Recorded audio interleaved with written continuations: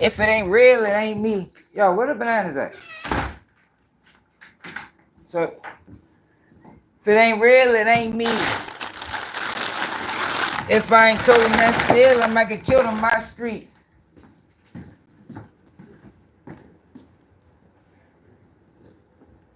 Yo, what the heck?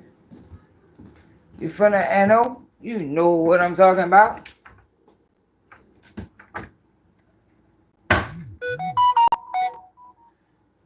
Hit that like button, y'all. Subscribe to the channel if you new. Send me to jail or post bail, I'ma make it out. That's what Soldier Slim said. My man said, send me to jail and post bail, I'ma make it out. So Yellow Beezy, man. Yellow Beezy gonna make it out? That be the thing about rappers, y'all. Like, you spend all that money on George. I think he gonna get out eventually. But when they came through with a bond, he supposed to have that off the rip. Y'all, I bought some bananas at the market, y'all, and I don't see them.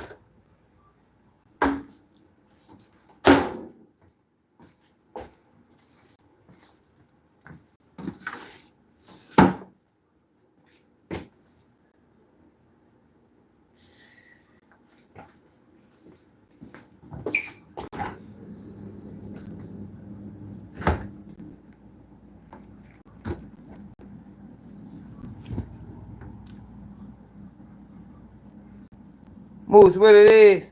Sub 45. Man, you know what it is. If it ain't real, it ain't me. I ain't gonna lie, yo. Soldier Slim was my favorite rapper for real. Probably all times. Soldier Slim, Pop. You know what I mean? Boosie was up there, but I bumped him down since he found out how flawed he is. How he selected politics. So I had to put a man Smirky, yo. What up, y'all?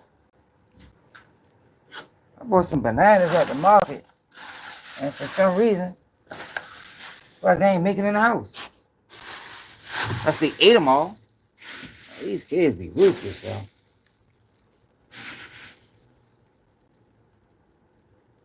But y'all, we got a good one today, man. Sauce Walka. Well, that's not good. Sauce Walka shot in Memphis. His artist killed.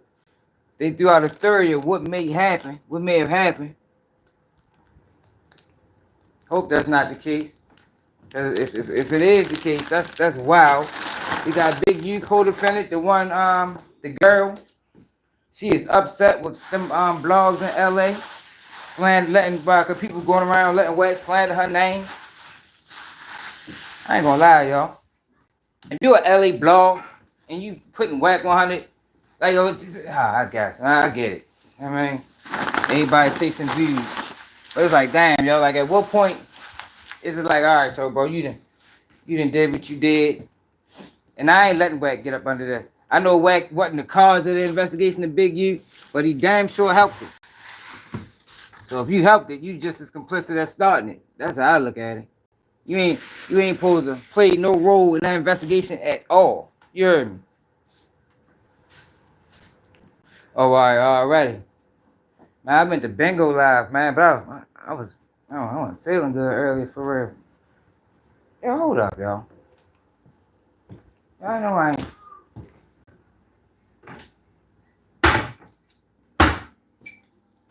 These just must eat all the bananas. I know that's probably what happened. I know I bought them in the house.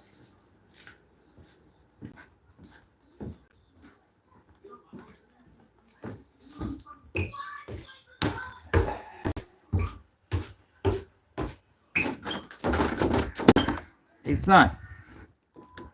Do you see the bananas? Nobody's saying bananas.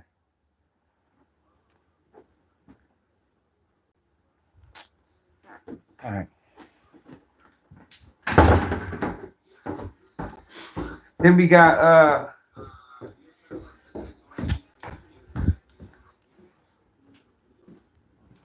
it's a lot to talk about for real. But the girl is the one that's free. I think all of them is actually almost home. I think Brick Baby even home. No, what would be ironic, right? Let me tell you what would be funny, right? Not funny like in a laughing way, but funny in a you should have known better way. If when they release them boys on bail, the ones that do get a bail, like a brick baby, what if they tell him he can't get online? Yo, that would be hilarious, y'all. Knowing that they got some information offline. If they was to release him on bail, and part of his conditions is you can't get online, that'd be a smack in the face. For real. Y'all, I swear that would be a huge smack in the face, y'all. That's what I heard. Heard a lot of them out. I think only one still in there is Big U and Loose Cannon. They're the only two left. Big U, they ain't letting Big U out. I'd be surprised. He too powerful, man. But ultimately, our Big U is moving crazy. Like the way he was operating, like yo, it's crazy. Nah, somebody told me. I mean, ain't nobody telling me specifically. I'm gonna show y'all what I'm talking about. A dude from Cali. I think he a part of that same family. He said it's only two of them left.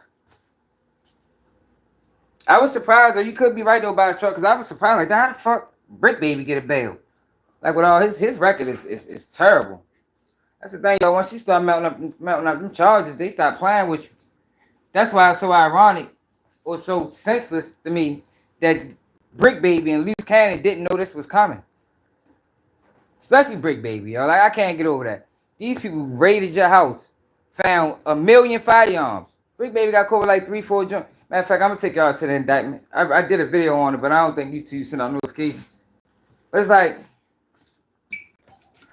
these people came in your house, found all that firepower, and you just thought that it just was gonna go away. Like, it's no way. Even with these people paying y'all visits, y'all gotta realize, yo, they was paying them boys visits for years. So it's like, yo, you know they on y'all radar. They just locked you up because you talk too much. Because I still believe, like I said originally, that when Brick Baby did that no jumper interview and he said what he said on that platform, they raided his house. They raided his house. They found them firearms, and who knows what happened after that. But I think this is just the beginning. You got another girl.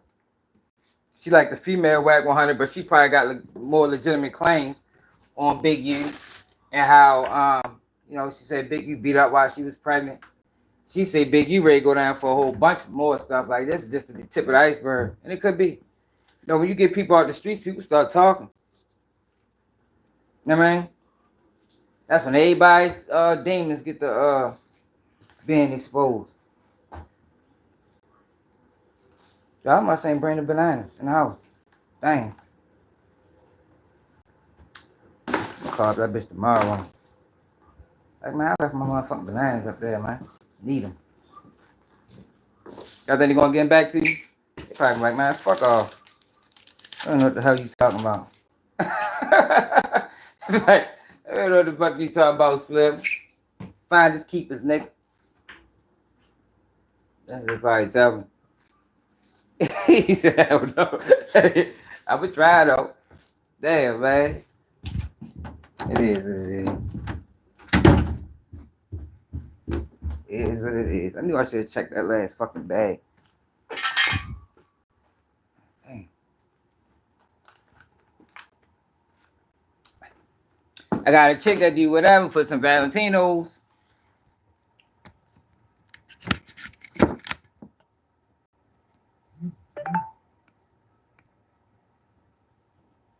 It is box truck. Man, rest in peace to Say So P, man. It is a box truck. Like, I just don't know what it's gonna take. For real. Like, we done seen March for indictments, March for arrests, and people ain't stopped yet. It is what it is, though. Hey, that's how, if they don't mind going to prison. Every time I see somebody going to prison, that should make my stomach turn. For real. Or jail, I mean. Put them cuffs on you, man, and you walk in that precinct or that motherfucking detective's office or whatever the fuck you walking into. Oh my gosh, yo, that shit is like the worst feeling in the world.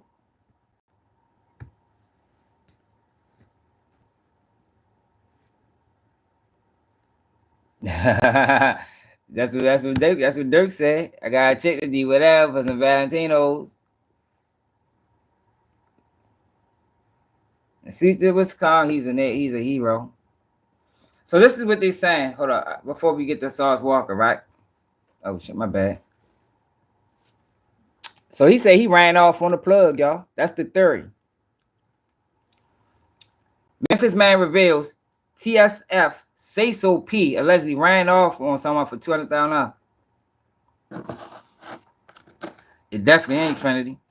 I can't do it. That's why I ain't commit no crimes. I know I can't do it no more. Fuck that. Especially not some shit that, one of them situations where you might not come back home ever. So it say, let me find a better one so y'all can see it. Shit's sad out here, man. Niggas, motherfuckers out here just losing their life. So you got Loose Cannon wife going back and forth with Tokyo Tony. We're gonna check in on that too.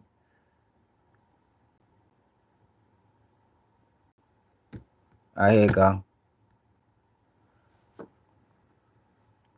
So it say, now he's supposed to have security with him. Ain't no way you thought you had that much rank in the city that nobody was going to try you, especially after pulling out all that money last night. And you had beef here already. Them folks been waiting on you to come back. Come on, man. You ran off for $200K. Shaking my head. If you having money, motion, and a millionaire with armed security should have been the first thing you got. Folks got to stop trying to prove they can move around and not get touched. Shaking my head. I'm praying for his family, though. Yo, man, my home. What's up, Hot Mo? Ask what it is.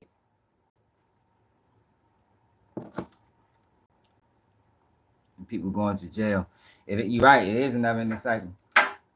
Me and my man was just talking about this, y'all. If you're a rapper and you getting some money, like some real money, yo, you need to be riding around with bulletproof.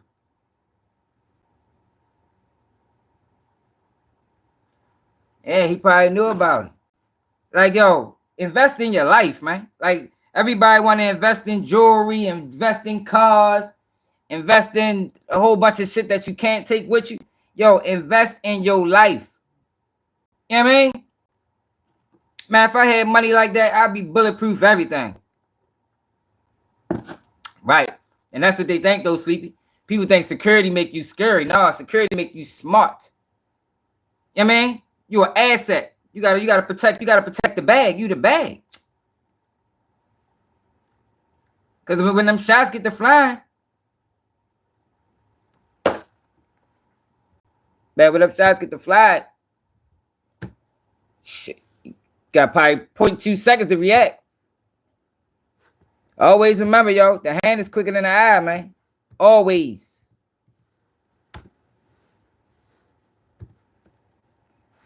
Always. I don't think some people don't really understand what that means. The hand is quicker than the eye. Look how they moving out Memphis. Look at this right here. Shootout caught in Memphis with a child in the middle of it. Look at this. I don't even know what this is.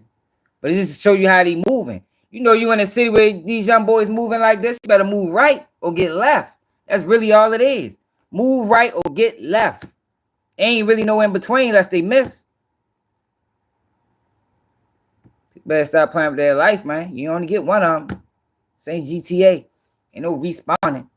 For real. I'm thinking these boys think they're going to respawn sometimes.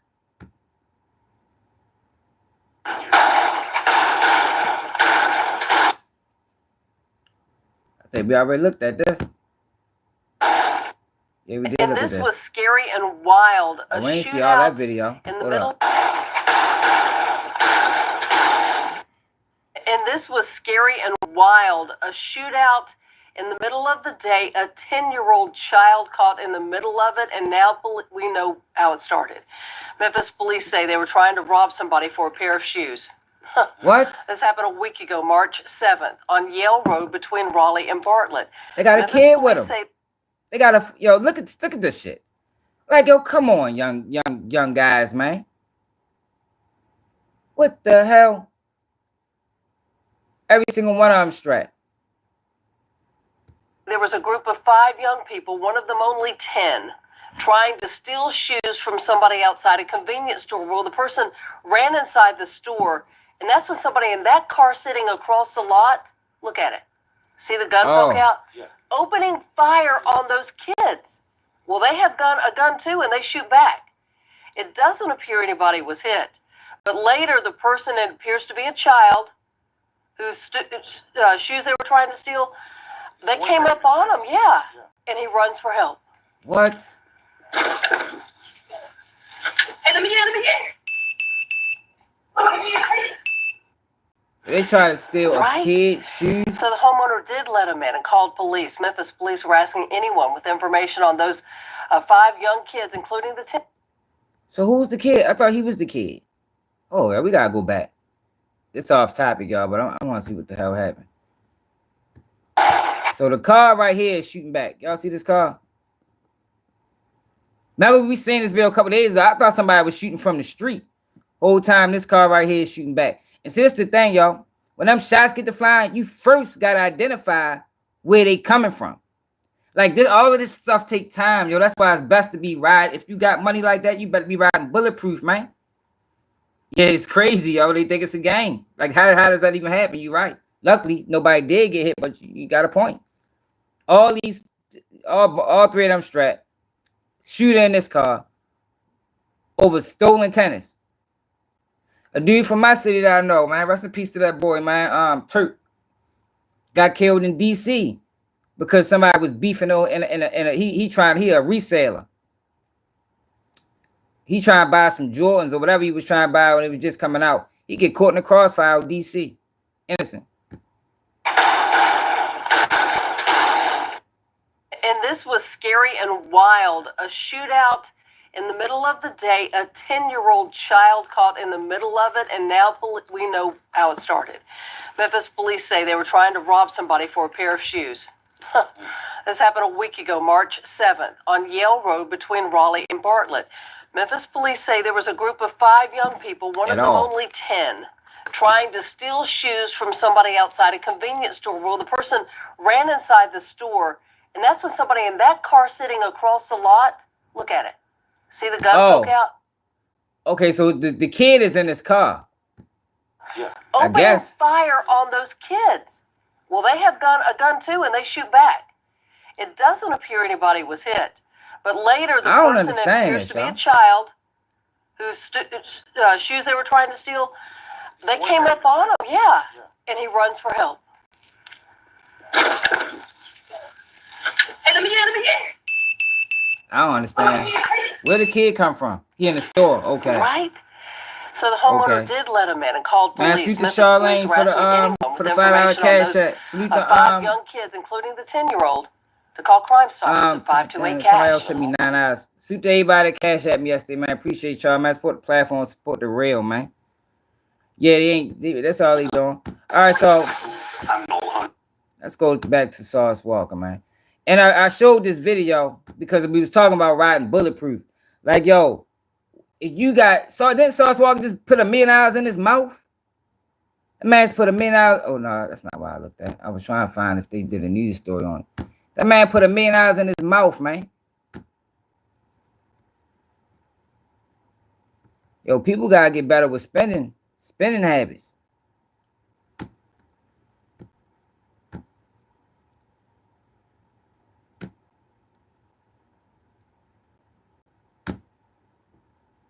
Two people shot in Memphis. I got the latest for 2 people shot in Memphis. It really is, man. The first headline from WREG.com on MSN.com is shooting in North Memphis leaves 2 injured. It really is pathetic. But see, that's the thing, y'all. Like I was telling y'all yesterday, It's exploitation, man. It's exploitation. Remember yesterday we was talking about the live. I mean, we was talking about the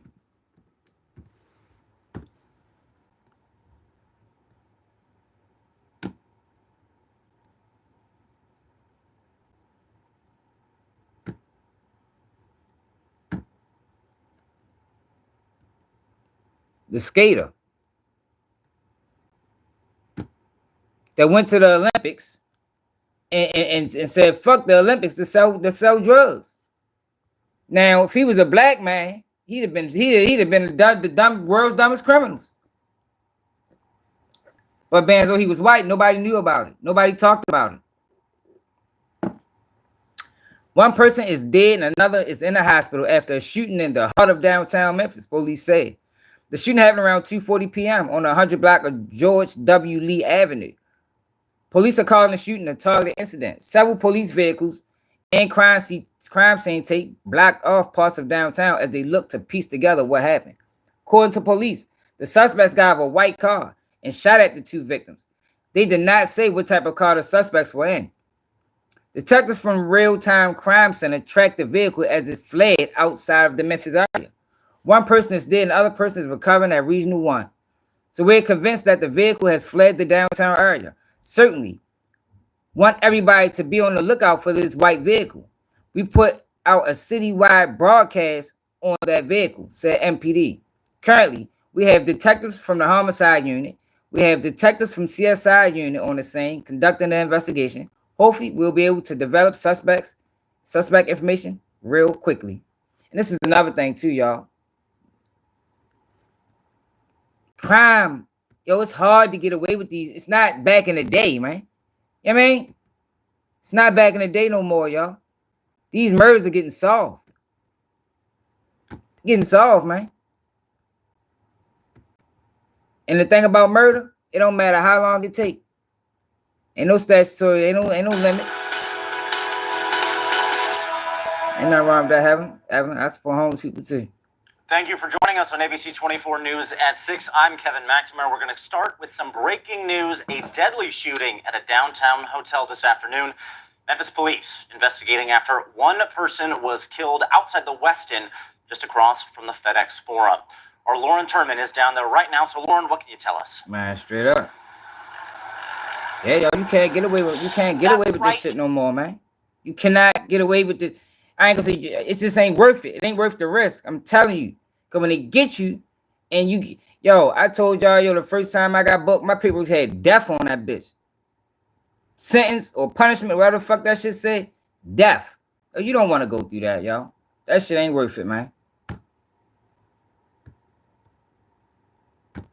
Kevin, one man is dead in what police say was a targeting shooting that happened just before 2:45 this afternoon. I want to step out of the way here so I can show you that the scene is still very active. You can see at least a dozen police officers are still down here at the moment investigating this scene. Again, Assistant Chief Don Crow spoke to us about 45 minutes ago saying that this was a targeted shooting, happened just before 2:45 p.m.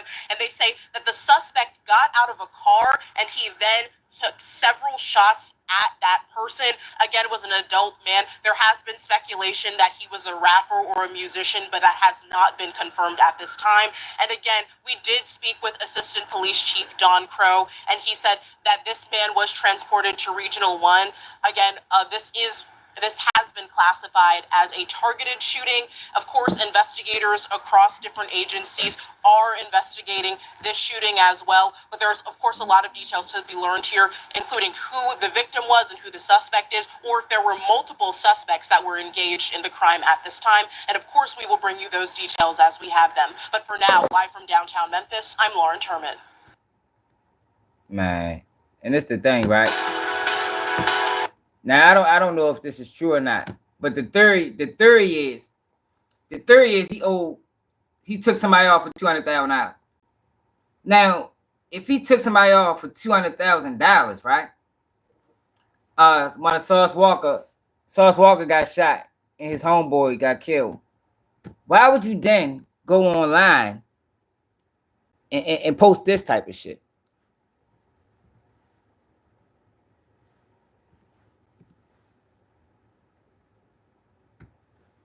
Look at this, y'all. You took somebody off for 200,000, and this what you and you letting everybody know you in the city. Tell them people, man. Got this shit on bankroll, go yard, Memphis, Tennessee. Shit, man. We have this shit, man. See what the fuck going on. Hold of this shit. The sauce waves, man. Hold of those. Forever holding and putting it. Man, you never know, Trinity. G-Unit. Sauce shit, man. It's so regular, man. Get all the... Look. Let everybody know where you at.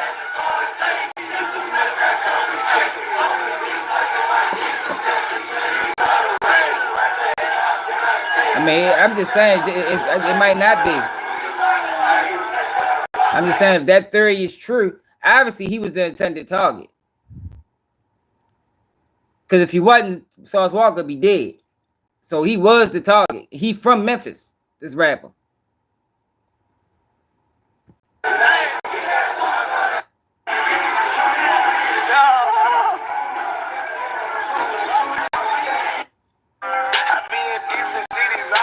State to state, fresh off a jet. Bitch, Look. love them niggas who get money, keep they pussy wet. Can't fuck no. Niggas probably was watching his stories. Oh yeah, he in town. Oh, I know it's getting real. Shooting dice. Hey, Moses, what they doing? Yeah, B. The real CP. Happy birthday, Joe Motion, man. Yeah, man, I brought sauce to the city for this shit, man. You did. Yeah, you did, B. CP.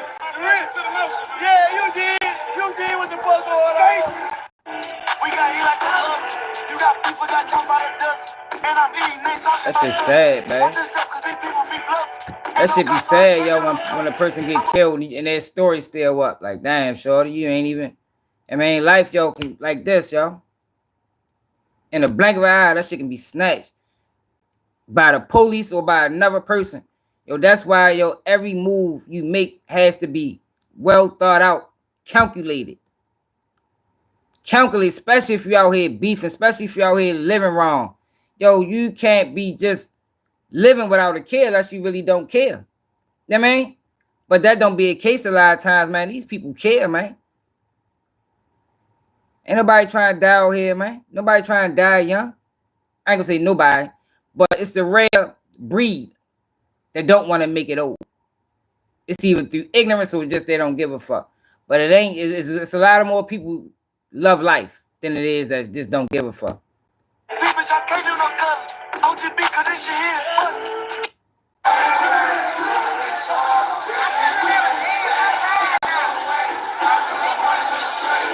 No, this wasn't no robbery. This was a murder.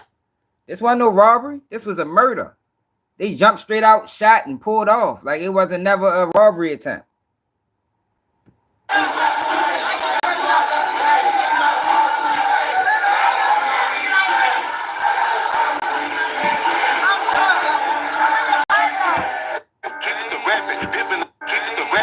Trying to park the Rolls Royce truck, it Look, barely fit. Memphis, Felt Tennessee. the same way the other day when I hit the bitch. When it come to putting on these clothes, I can.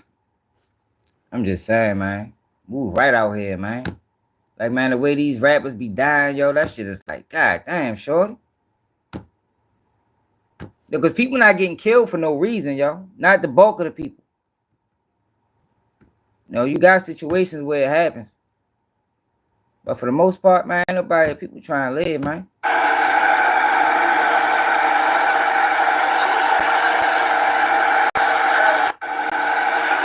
the crime scene right there.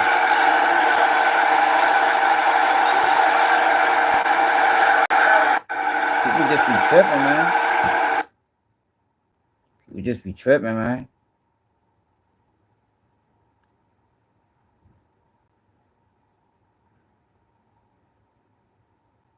I ain't gonna show that video because he's blocked his face out.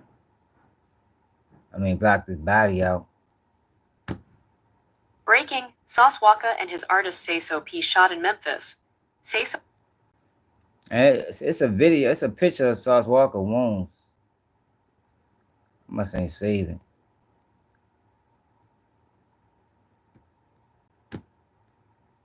Looked like Sauce Walka might have got hit in his foot or something. I don't know. I couldn't really tell. Oh, here you go right here. It's stable. I don't know if that's his leg or it looked like maybe his foot. Who knows? But whatever it was, that was a big damn firearm. God damn. You know, them boys out Memphis riding around with choppers. You know what I mean?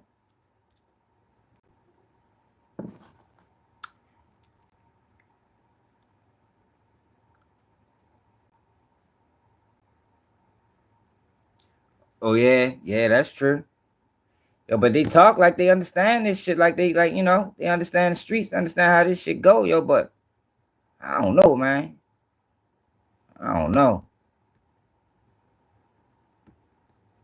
Damn, shorty.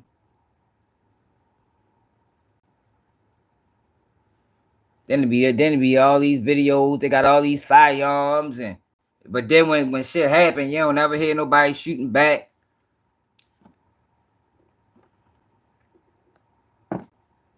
Yo, if I was a rapper, y'all, I probably wouldn't even be rocking all that jewelry and counting money and doing all that shit. You know, because all I do is put a target on your back. Yeah, hell yeah. We ain't have none. That's how I would say real. Like in Baltimore, we ain't used to have, like when we looked at them New Orleans DVDs back in the day, all them boys had choppers and shit. Man, we had handguns. You know, we might have like little Macs and shit like that, but yo, we ain't had no, you know, on a large scale. But that's why it wasn't a lot of innocent people getting hit, because we ain't got that shit that's going to pull up and lay down the whole block. But now shit's starting to change, man. We living in a different time now. In a different time now. All right, so rest in peace to y'all. Yeah, man. Rest in peace to yo, man. Hope Sauce Walka pulled through. You know. Yeah, for real. Before the live, and remind me, we can look back into it, see if we can get another update. But that shit crazy. Then we got Loose Cannon, y'all. Loose Cannon and his wife. Loose Cannon is still uploading YouTube videos. Y'all saying this? What? Oh, shit. Hey, Javante Davis, right? What's good, brother? Hey, man, I was just trying to catch a friendly fade with you. I know you do all that boxing shit. Hey, what? You feel me? For some money. I got money. You ain't doing no more money. Like, a little fade. Something that's not orchestrated on live TV, but just on some hood shit. You know you recording, right?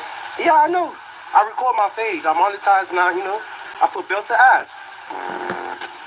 Well, God bless, man. It looked like you're turning down the fade. God bless. Jesus is good, whatever. Whatever you worship, Buddha, all that. I'm a zoo. God bless everybody. Man, everybody playing games with you, man. It's not that deep. All right, bye. God damn, it was not deep. What's up, Nate, baby? Like, what are you tripping, kid? Yeah, we don't really play like that, man. He lucky Tank ain't knock his dumb ass out for being stupid. People always want to chase clout. Yo, clout is a serious drug, man.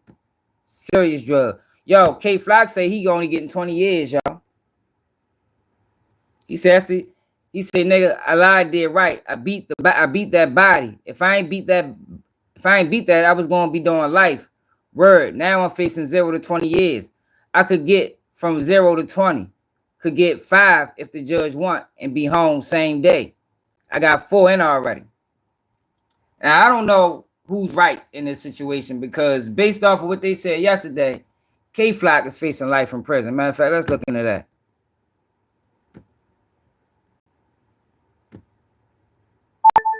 K Flock found guilty. I got the latest for K-Flock, RICO.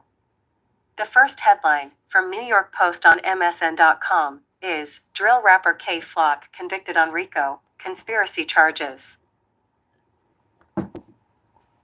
So say Bronx drill rapper K Flock was found guilty on several federal charges this week in relation to a 2021 fatal shooting in the Bronx, including attempted murder, but found plenty to brag about. I beat the top count, the rapper born Kevin Perez boasted in an Instagram post. I made the judge cry. He said now he not forced to give me life. Never fold, never will. Okay, so all right, K-Fly. So K-Fly made out for real. He sentenced in July 16th. The rapper and 7 of his associates were alleged to have been behind a series of shootings that unfolded in the Bronx between 2020 and 2022 and resulted in the murder of a 21-year-old Oswald Hernandez. Hernandez was gunned down outside of Harlem barbershop, but he beat that charge. He was shot in the neck and back after trying to flee the barbershop. Perez's defense team argued the shooting was done in self-defense. Jurors returned their verdict Thursday following 2 days of deliberation. Perez was convicted of racketeering conspiracy, use of a firearm resulting in death, attempted murder, assault for dangerous weapon, and aid of racketeering, use of a firearm for attempted murder, and assault for dangerous weapon. The rapper was the leader of a neighborhood street gang called Southside DOA. And with that gang, he committed a series of gang-motivated shootings. Perez, a drill rapper, installed fear across the community with his violent actions and then threatened rivals, bragged about shootings, and taunted victims in his rap lyrics. But as a unanimous jury has now found, Perez can no longer hide behind his music and instead will be held accountable for his violent crimes. So K-Flock made out then. He made out.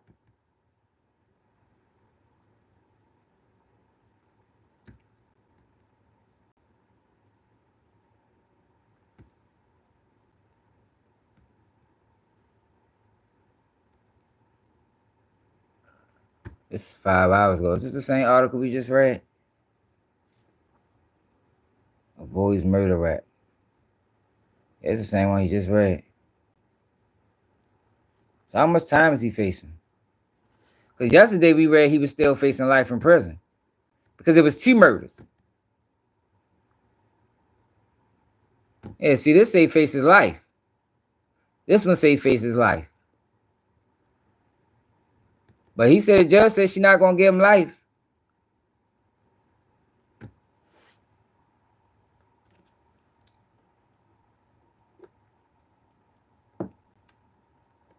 He did 5. He might do another 3, and that's a bet.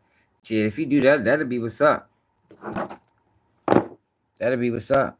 Salute to yo, man. Hope you learn from it. Don't come home being stupid. Because them people, they won't hesitate to send you back. Better believe that. But if I wanted to host Boosie Bash as a gay man, could I host?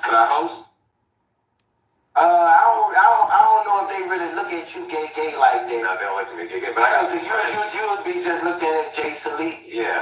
You know, because I didn't know you were gay. You didn't? I didn't look till Jay told me. I didn't know you were gay. You didn't? But I looked at kind of, when you was on, I was like, okay. But when you start talking, I said, yeah, you gay. You think I sound gay? Yes. Me? Yes, when you was young, you say, Lucy, I've been trying to get you. I say, oh yeah, you can't hand about. I can't see you out you. I said, oh yeah, it's a gay convention at this motherfucker stage. Wait, I ain't gonna lie. When I get on FaceTime with you, I thought I was sounding a little bit more masculine. No. I felt comfortable. Yo said no. I told you I'm your new gay best friend. And then now I know you've been stalking, you gotta come back. But if I wanted to hold. Man. So let me show y'all this real quick before we get the loose cannon in there. I got a whole bunch of videos on them. You got Tokyo Tony going back and forth with his wife. Matter of fact, before I get to that, let me show y'all this. Remember we talked about these 2 twins that they said committed suicide and the family ain't buying it? So now the firefighter or ambulance worker got charged with posting their dead bodies on Facebook. Firefighter is facing charges for posting a photo of a deadly crime scene on social media. The pictures were of a double death investigation of 19-year-old twin brothers. They were found shot to death at the top of a mountain in North Georgia. And Channel 2's Taisha Fernandez is in Towns County in Hiawassee, where all this has the community talking. If you've never been up here, I just want to show you how difficult it is to get to the top of Bell Mountain. This is the one road you can take. It's narrow, it's steep, and it was very, very windy. People in this community who come up here They found often, them all way up they there. were shocked that twin boys were up here, both shot to death, and it's just hard for them to believe that this was a murder-suicide. Them boys is As a murdered, man. parent, that's a hard buy. Shane Bray is puzzled by the deaths of murdered, these man. twin brothers, especially after the DVI said this was being investigated as a murder-suicide. I can't say what happened. Wasn't there, but that's a tough sell. Quadir and Nazir Lewis were 19-year-old identical twins from Lawrenceville. According to their family, they had lots of love between one another and lots of life plans, including a trip to Boston scheduled the day before they were found dead. They all be up Investigators there. found them both shot to death at the top of Bell Mountain, nearly 100 miles away from home, with the plane tickets to What's up, Boston bud? in their wallets. Tuesday, the GBI arrested a Towns County volunteer firefighter, Scott Curlin, and charged him with misdemeanor obstruction. They say he took a photo of the deadly crime scene and posted it on social media. We knocked on his door in Hiawassee. We saw him, but he wouldn't open. You see that? See how he got charged with impeding the investigation, gave him obstruction? How the fuck is Wack doing all this shit and he ain't get charged with nothing? That's why I keep calling that boy agent. He is sticking himself in the middle of this investigation with Big U and has been for years now. And they just don't seem to care. In the door. We just want to give you I'ma a listen chance to it, Al. explain your side. Investigators say there's no evidence that suggests there's any other person involved. The Lewis family doesn't believe this was a murder-suicide. They want answers, and the community does too. Well, you just hope that they do their due diligence, and you got to put your faith in the system and pray the system works. But bottom line is, it's two young men that had a bright future that their parents don't have them anymore. There's no good end to this story. So Oh, okay, lots of people are okay. waiting for this extra So you familiar forensic with this? testing that the GBI is doing. It's a huge Are you? mystery in this community, and everyone wants to know what happened to the twins. We will stay on the story. We're in Hiawassee, and They probably ain't gonna get no justice, man. They're gonna try to sweep that shit under the rug, man. Yeah, that's what they trying to say. But the family ain't buying it. The family ain't buying it at all. Y'all want to see some funny shit? Look at this motherfucker. Man wanted for sexual assault contacts police tip line to ask them, why is he on the news? Yo, this world we living in is wild, y'all. What the fuck this type of shit is this? Look at this though, yo. Listen to this. Yo called the tip line asking why was he on the news and posted it.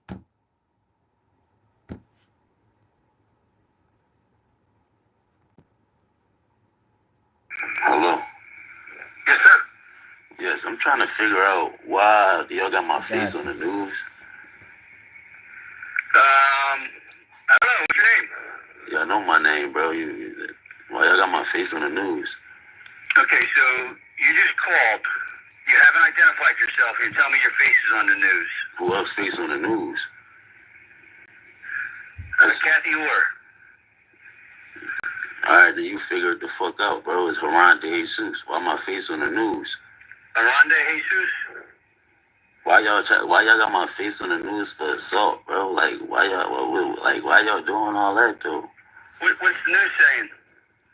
Y'all saying I assaulted somebody. Why would y'all do that? Well, I mean, if it's not true, you can always come in and give a statement and we can work it out. But to say I did that though, like that's crazy. That's not something to play with, bro. Like, hello. Yes, sir. Bro, like, you know. What's your date of birth? Joe Ride going, yo, wow. Why would y'all say I assaulted somebody, bro? What's a good contact number for you? You don't even give a fuck, right? Well, I mean, you talking to me the way you're talking to me about why the fuck and all this nonsense. Because y'all just putting my face on the news saying I assaulted somebody. Y'all just putting my face on the news. But you just putting my face on the news saying I assaulted somebody, not getting us nowhere either, though. Is you coming in and talking to us? That's You just putting my face on the news saying I assaulted somebody because y'all can't find me where you want to find me at. Ain't gonna figure nothing out either. Is it, little motherfucker? Whatever you say, man. Well, fuck you too, bro. Like, you know. Yo, wild as a motherfucker. Yo, I told you, we living in some wild times, man. So it say Philadelphia police have arrested the suspect wanted for sex assault earlier this month in the city. Investigators released photos of 31-year-old, whatever his name is, on Saturday morning. It was announced that he was in police custody. Police also located the vehicle in question. Yo, if he did all that shit and his face belonged on the news, like, yo, come on, bro. That is crazy. But this is album. Ready, Crip.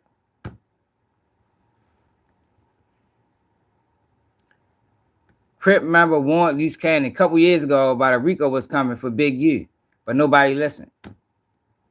I told you, I can't believe, like, it don't make sense. They had to know. They was questioned years ago. Like, once these people start questioning you, they coming. Because you can't talk your way out the shit.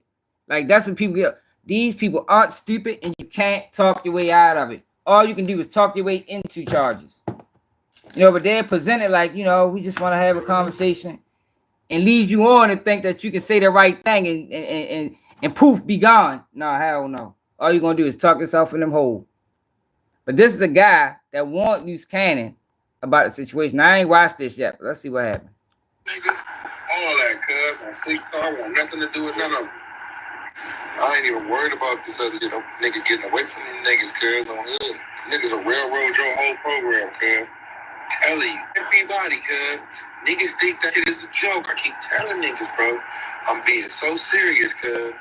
If you think cuz finna go down after cuz son just got to the NFL and all that, if you think, nigga, you think cuz finna go down like, they gonna give cuz a deal. Tell cuz, give me these 200-300 niggas, and we gonna let you slide. I don't think that's happening. I don't think they even want the rest of the guys. I think they want draws down. Tiny draws. If y'all notice, that's why they called it that. Drawers down. They didn't took tiny drawers down. You heard me.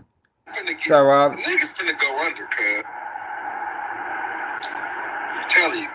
You see the whole on right now, nigga, where J Stone, I heard cuz supposed to get, I heard cuz wrapped up in it. That's why niggas ain't seen cuz around. Nigga on hood, nigga like, bro, it's supposed to be wicked right now. It is. That's why the hood's so dry. I know, cuz. Before, if this would have happened a couple years ago. That like button, y'all. Share it live, y'all. Come on, y'all. We should be having hundreds of people on here, man. You two be playing a dirty game with Keep It G News, man. But you gotta think now, cuz kids in the man, that nigga trying to get up out of here, cuz is not one of the homies like that. It is sad, Chance. And if you think cuz is, you crazy, nigga. This ain't no purpose. Nigga, 10 years, nigga. This is a RICO. They finna try to bleed cuz for the rest of his life. He gonna be behind bars if he don't play it out right. And nigga, any nigga next to cuz, if it go bad, how it's going down with cuz. Yeah, but any nigga is unique organization. Any nigga in that organization that's associated with cuz, any type of business, anything, cuz. So you gotta think about that. Nigga, all that into play, nigga. Like, nigga, and it's gonna tie into the game. So, nigga, like I said, all them numbers is deleted out my phone. On hood, nigga. I done blocked all them niggas on social media. Nigga can't call me right now, nigga. Only reason why I ain't changed my number into this job. After that, my number's changed. I don't want it calling me 6-0. Cause I don't even know who, like, the niggas I've already told. Like you said, you niggas still with them niggas. Like, this niggas in a RICO. All them niggas in a RICO. AD is supposed to be, they got cuz on paperwork already from what I'm hearing, nigga. So all you niggas still cuz. Their homies, all you niggas deserve was coming to you. Like, nigga, on crib, nigga, until everybody's name is clear, whoever got picked up, you niggas shouldn't be around nobody. Nigga, you niggas are still hanging with these niggas. You playing them close, playing this blessed game. All you niggas get wrapped up, nigga. All y'all phone calls is tapped. Damn. Any nigga that's talking to them niggas, cuz your phone. Fuck, he was CI? This motherfucker knew everything. Nigga ought to be a part of investigation. Don't even think it's not. Like, you niggas watch TV all day, but you don't think it's gonna happen to you? Like, yo, didn't I just say that the other day? I just said that, yo, that's, I don't know what, yo, nobody is exempt. Whatever can happen to the next man can happen to all of us. That's just, yo, that nobody's exempt. Pick up, cuz, on hood. And niggas like you, that's really a nigga out here, nigga, you gotta get out the way. On hood, cuz cuz is And he got more in the way. Yo ain't take that advice at all. You heard me? Yo ain't take that advice at all. Yo got all the way in the way. Like, if he'd have listened to that phone call, we would have never seen these kind. But I got a whole bunch of clips about Deuce Cannon. So earlier today, let's start with this girl. Now, Shorty is like the female Whack 100, but she got legitimate beef with Big U, like legitimate. She say Big U beat her up while she was pregnant. So TMZ caught up with her earlier today or yesterday, and listen to what she had to say. He is facing a lot of serious charges right now. I mean, you've spoken out about him in the past. I mean, do you think there's any truth to these allegations? All the allegations are true, yeah. I mean, why do you say so? Because I was a victim, and the things that he has done to me, he's a monster, and everything that he's getting right now, he definitely deserves it. Can you share what happened between you two? Well, you know, he jumped on me. He lured me over to Nipsy Hussle's shop. He jumped on me while I was pregnant, beat me up, made me go to another part of the neighborhood. I got jumped by 3 girls. I still have a scar on my back from that incident. He lied on me. He extorted me. He threatened people not to work with me. I mean, he did a lot. He did a whole lot. And it wasn't just a singular thing he did. He did this throughout the years with me, with events, with people, with situations. He's just a monster. He's a bully, and he deserves to be in jail. He should have been in jail a long time ago. I know one of the allegations against him is murder. I mean, you think that one's true then? I don't understand why the family would lie. The family reached out to me, and I did speak with the family, and it's a sad situation because we're talking about a child. This was a child. Big U is a 60-year-old grown man, and you have 2 different type of people in this world.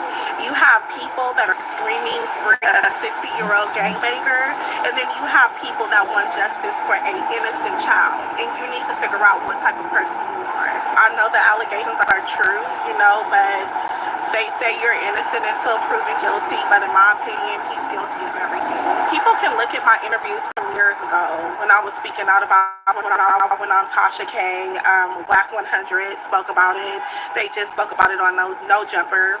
I've been speaking about this for years, and as a woman, you know, you should never let a man think it's okay to put their hands on you. A person should never want to extort you or harm you just because they feel like it. That is crazy to me, you know. And for me, it makes me feel good that my story helped other people tell their stories. That's what I'm most happy about. No, would him, you know, going to jail help you, you know, sleep easier at night? Do you feel like the LA streets are safer now? Well, as far as me, I'm going to be safe regardless, if you know what I mean. Oh, wow. I'm going to be safe regardless because I'm not playing. I'm going to protect myself. But I definitely feel like a lot of people, they're happy. I've had a lot of people reach out to me, and they're like, we are so happy that he went to jail. I mean, this morning someone reached out to me and told me that he was extorting the food vendors. And I'm like, what? They were like, yes, he was extorting the food vendors at Crenshaw High. And I'm like, God damn, like, he just extorted the whole city. So yeah, I think a lot of people are happy. I know. There's talk about you. From what I heard, people aren't happy. But I'm sure there is some people happy if he was putting pressure on them. I just don't understand at 60 years old what the fuck Big U was thinking. You understand? It's like, yo, if all these things is true, how long did you think you was going to be able to do this? Like, this is not something that can last a lifetime. You understand what I'm saying? So for Big U to have been operating like this for however many years he been doing it, like, yo, that shit is just like, Eugene.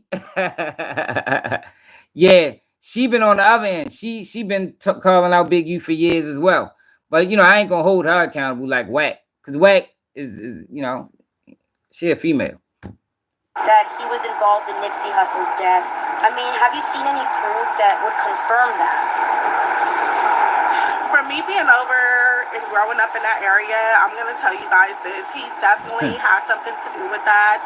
Wow. And justice for Nipsey. And I know that justice is coming for Nipsey. And I think people are going to be shocked once they see everything that really happened and how he played a part in it. So yeah, you guys are going to start seeing stuff soon in regards to the part that he had to play in the demise of Nipsey. And he was very jealous of Nipsey. Me and Nipsey both went through stuff dealing with him, and we went through the exact same things with him. So he was very jealous of Nipsey. How Big U is facing. That's right. My theory with Nipsey hasn't changed. My thing with the whole Nipsey Hussle thing, and I ain't saying this Big U or whatever, but Shitty Cuz wasn't a snitch. You understand me? So if you're a manipulative type person, yo, it's easy to play people against each other. If you know the character of Nipsey, right, and you know the character of Shitty Cuz, it's easy to run that play. So basically what I think is, you know, and I don't know who did this, but whoever told Nipsey Hussle that Eric Holder was a rat, put them together. Put them together. Because if people familiar with the Eric Holder, the whole Nipsey Hussle case, Shitty Cuz ain't been in the hood for years. He was gone. They ain't seen him for 2 years at least. The first time they seen Shitty Cuz is when he killed Nipsey. So what I believe is somebody gave Nipsey bad information intentionally. You understand me? And when Nipsey came down the marathon, I think a phone call was made. Yo, Nipsey down here right now. Because if you remember, Eric Holder, excuse me, hold up. Excuse me. Eric Holder drove 45 minutes to the shop. So he drove there to see Nipsey Hussle. Is it? And I think whoever put this play together knew that if Nipsey seen Shitty, he was gonna call him out for being a rat, which he wasn't, and they knew how Shitty was gonna react. Now I don't know how this played out, far as if it was a bag dropped or, but I do think it was a situation where somebody played them against each other. Played them against each other. It's fucked up though. Because at the end of the day, and I think I was first person, Nipsey, though, you can't just be calling a motherfucker a rat and you ain't never seen paperwork. Because in that little altercation they had, the conversation went from, if you listen to the girl testimony that drove Shitty Cuz to that area, the conversation went from, you heard I'm a rat, to now, are you saying I'm a rat? That's what Eric Holder said. Now you hear Cowboy testimony, he makes it seem like the conversation was a, you know, low tone, nobody was screaming. But the girl that brought Eric Holder to that scene said it was an argument. Said it was an argument, and it got intense. And that's what she heard. She heard him say, are you saying I'm a rat? And things went left. Rest peace in Nipsey Hussle, man. Big U did that, that's fucked up. But I think somebody definitely put bad. I think somebody did line him up. Based off of that information. Because who told that man he was a rat? And he wasn't a rat. No.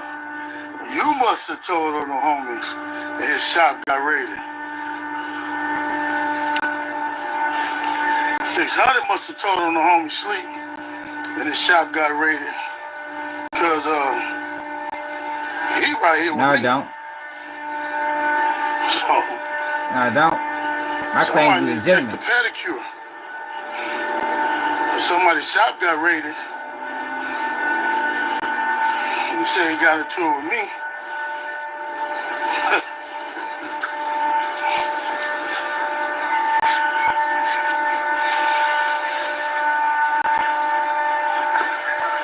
No, I won't really entertain that clown, but he was talking about 600. 600 say Nipsey got somebody shot raided. I mean, Big U got somebody shot raided. So Big U was right there with the people. Like, what the fuck you mean? I'm with the guys right now. But Listen to how Big U tried to warn Brick Baby and Loose Cannon about speaking gang politics on the internet. Gangbanging from dudes in my whole entire life. I'm sorry. In my life, where people are just telling on themselves on the internet. I ain't never seen that before. And I'm talking about my own boys.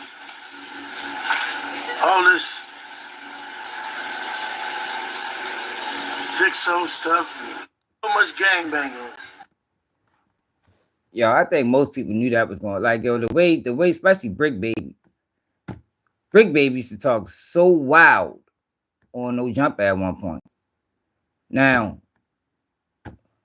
Yo, so this is an affiliate of Loose Cannon and all of them. Listen to what he had to say. so quick update on the Big U case, man. Only 2 are still detained at the moment, Henley and Martin. We all know Eugene Henley is Big U. Robinson has been granted release on conditions. The other 3 are released on bond. Loose Cannon is pending arraignment as we speak, man. I'm going to keep y'all up to date. Make sure y'all stay tuned in, man, to see if the homie is getting the bond and see if the homie will be home soon. Let's go, IBM shit. Let's go. Yep. Now, I don't know if this is true or not, actually, because his wife has been speaking out. And she actually went to the courthouse. Where that video at? I ain't sure that I didn't get that video.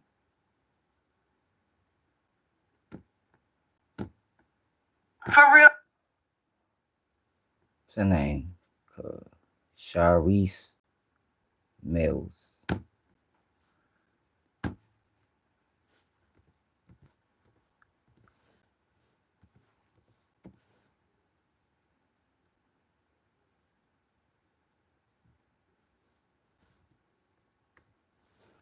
Spell that girl name. For real talk? CHARISSE.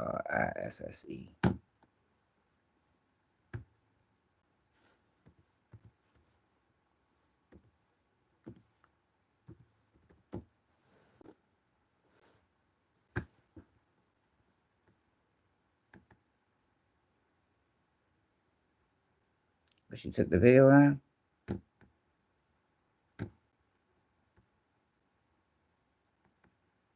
She wants to take the video down. Damn, man. I fucking saved that bitch.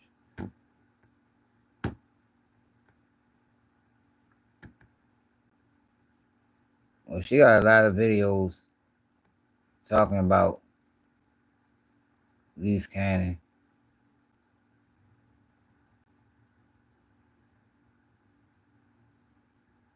Well, she addressed Tokyo Tony. So let me show you how her and Tokyo Tony been going back and forth. Because Tokyo Tony is alleging that Loose Cannon stole $40,000 from First of him. all, let's address this dude's piece of pussy. First of all, sweetie, he was dating my daughter. And we was cool as fuck. My daughter gave me $40,000 on a mood that she was in, called intoxication. I thought she was just whatevering, didn't know. She brought the money into me. I was in bed. I just said, thank you. He was right there. He came back about 20 minutes later after whatever the fuck they was doing. But anyway, that's not my business, and I ain't putting nobody's business out there. And he said, you know, she a little lit. I'm just going to put it back. He said, she, you know, she just, I said, okay, because I think she fired up. So this whole time, she thought she had did that, and it wasn't done. No. He never put the money back or anything. But I told her, and guess what she said? Oh, fuck it. Don't worry about it. Let's move on. That's the truth on everything I am. Also, since we're on the subject, girl, your husband is nothing more than a scammer. Yeah. He even got $5,000 extra dollars to do some shit about something. I cannot say it. Yeah, I went with him, but I had no participation. I had no idea really what was going on. He just asked me to ride. So, no. And as far as it's just dirty, yo, how people, like, if this is true, right? Is this really the time to say that now? I mean, like, yo, I mean, is this the time to come out now and say that, yeah, he stole 40,000? The man locked up for extortion. Locked up for robbery. Trust me. Me and Cannon was cool. And he's still cool. 40,000 under? Shit. It's called hustling. It's called scamming. It's called you should have been more aware of your surroundings and environment. So to his wife, you big head red bitch, do something with yourself. Something like maybe get a job and stop looking me up and worrying about anything I'm doing, because bitch, if you was watching, you would know better. Sorry, I don't put all my business out there, but bitch, let me tell you something. You still wear the same motherfucking dirty clothes that you recycle. You still get money from a nigga to get fucked, to get your hair done, nails done, and some more shit. I don't never scream my husband's name on a motherfucking thing. We've been married for 15 motherfucking years. Bitch, if you right now want to, let's match. Now what the fuck she was doing with loose cannon then? Money. Show me yours, I'll show you mine, and I promise you I'll show you a sad, broken ass bitch on your end. Not only that, my dear, since you wanted this little bit of clout that you could never get because you don't understand the word of clout chase. Clout chase is only when a bitch is somebody they can gain something from. First of all, let's address this dude's piece of pussy. All right, now, his wife spoke out. And this is her reply to that situation. And I'm leading this up to the whole Big U and the whole Jeffy. I want to talk about this this Toya, her family situation. Her brothers has been going off on her for years. For real, Tokyo? For real. Don't be going out there spreading lies about my husband, Loose Cannon. You know damn well he ain't take no 40 bands from you. You don't even have a pot to piss in. What you mean? Where you get the 40,000 from? I think she from New York, y'all. Where did you get that from? Because truth be told, I recall when I first met my husband and we started going about to film this TV show, you were on the phone talking about you want to come on the show and talk crap. Should I even say that? No, let me not say that. You wanted to talk some about your daughter. Why are you making up these crazy allegations? We got enough to deal with. Why wait till now to say something? You, of all people, we would know. If somebody took 40,000 from you, you would have been all over the internet talking about it. All over. You would have probably tried to get it from your daughter. Who knows? Because wasn't she dating my husband at the time? Yeah. So please, miss me with the BS. Okay, we know you just love to clout chase so much because right now my husband's name is all over the news and all over this. You know what I'm saying, Lord? Y'all, please pray for my family. We don't need this nonsense and this lies spread on the internet. He already got enough lies being spread. Okay? Stop already. You know damn well my husband didn't take no money from you. You ain't got it like that. You don't have it like that. Let's keep it a buck. She sound like you can. Stop already. I'm tired of y'all dick riding my husband. Real talk. And when I say dick riding, I really emphasize it. Because I seen y'all messages, all right? You love to chase younger man. That's completely not in your league, okay? Clear as day, you want to sleep with everybody your daughter deal with. It's really nasty. I mean, nasty. Ain't nobody want your crackhead self, girl. Please, go sit down somewhere. 40,000. Girl, bye.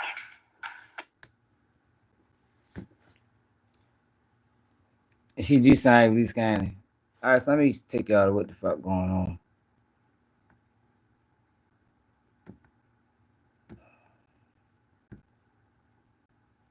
That's crazy.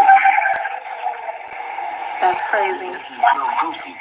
Because I remember y'all talking when we were supposed to be filming the show, and she was wanting to get on the show to make a bag and basically talk crap about her daughter. Yeah, they all do that shit. Of course. So I don't know why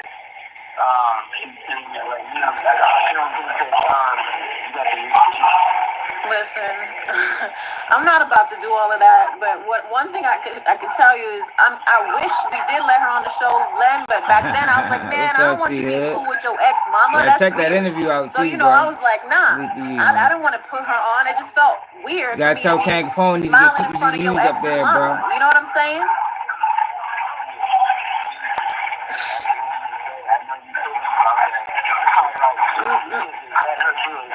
Man, listen, she got me hot. I literally just came out the shower. I was getting myself together, and I get a phone call. They're like, yo, did you see what Tokyo Tony said? I said, what? Who? What? Crazy. You had to what?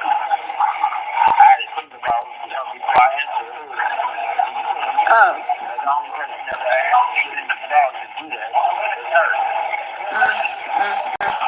Well, he's denying it. It's hard to hear. AC Hood, man, you gotta tell Kang Capone, man. Like, man, get my man keep his G News up there, man. So she been doing a whole bunch of interviews. So I stop over there, got her right up on me. When did this happen?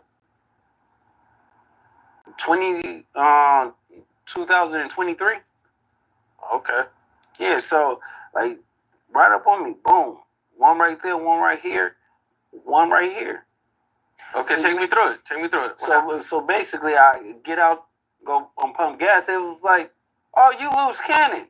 Had my jewelry on and shit. I'm like, I don't know what you're talking about, cuz I was slipping like a whoop. It was like, that is you.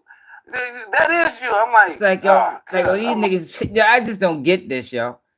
Like, I cannot just be on camera just talking about crimes. Now, this crime, I guess, is solved, you know, because once he gonna explain it in detail, I just couldn't do it. What's up with the neighborhood or whatever like that? Oh yeah, pump fake, and he had a Santa Claus outfit on. Dead homies, right?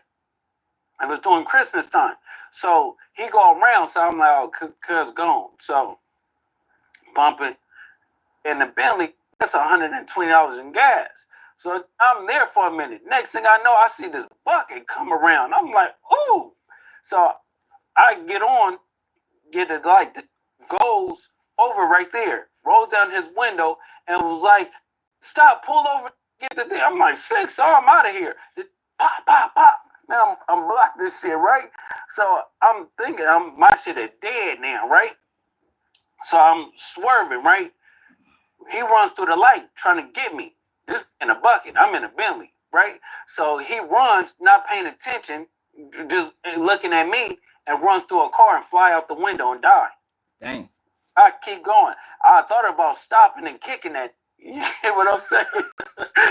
Bitch, that dude shot me. So I'm like on crib, like, bro, I had to get to a hospital and everything. Like, bro, that shit was through my door and all that stuff. Shut my window. I'm mad as straight up, Charlene. After I get out and shit, right? I get robbed by a bum because I'm telling this to park my shit, right? He was like, "You got $10?" I was like, "Yeah." It took my wallet. I had like $3,500. That took it. I don't think you gonna make it. And got on. I'm like, "Oh, this shit is a double whammy." So I stop over there. Got her right up on me. When did this happen? So he got shot and robbed the same day. that's some loose cannon shit for you, ain't it? Shot and robbed the same day. Now listen to this. B-Rock got killed in the Roscoe's. Yeah, see, so I felt it was like clout chasing is crazy, y'all. Messed up because at the end of the day, it was me and Big Useless in there when it happened. So when it happened, I wish I could have just told him, like, bro, just give up the jury and we get it back to you later. But it just happened so fast and he wasn't corroborating. So he is saying that him and Big U was inside the Roscoe's Chicken and Waffles when P&B Rock got killed. And that's when they took it off of him by force. You get what I'm saying? What do you say to a person who won't give up their jury when something like that's happening? No, give it up and then check in with the real people. So we're going to find the jury and we're going to get it because we know all the pawn shops. Yo, he is doing a whole bunch of talent. That's going to melt it down and everything like that. So someone said comes on their table, we got it. Okay, get it, go in that back room, make that phone, put them on the phone. Now, I told y'all, I think Wack used him, which is crazy because Hassan Campbell repeated. I don't know if y'all watched him. He repeated everything I said about the situation. Now, I don't know if he got it from me or not, but this sure did sound similar to what the fuck I said. I think Wack 100 used Loose Cannon, and I don't understand how Loose Cannon didn't realize that, yo, you are implicating yourself in crimes as well. You're not just telling on Big U. You're telling on yourself, bro. That's how it works. B-Rock got killed. Yeah, in the Roscoe's. Yeah, see, so I felt it was like super messed up because at the end of the day, it was me and Big Useless in there when it happened. So when it happened, I wish I could have just told him, like, bro, just give up the jury and we get it back to you later. But it just happened so fast and he wasn't cooperating. And that's when they took it off of him by force. You get what I'm saying? What do you say to a person who won't give up their jury when something like that's happening? No, give it up and then check in with the real people. So we're going to find the jury and we're going to get it because we know all the pawn shops, we know all the people that's going to melt it down and everything like that. So someone said comes on their table, we got it. So if you don't check in, you got to buy your jury back. Yeah, I guess that's how they operating out there, man. Let me see what else I had to show y'all about that. So Wack 100 is still on this, before we get there, Big U.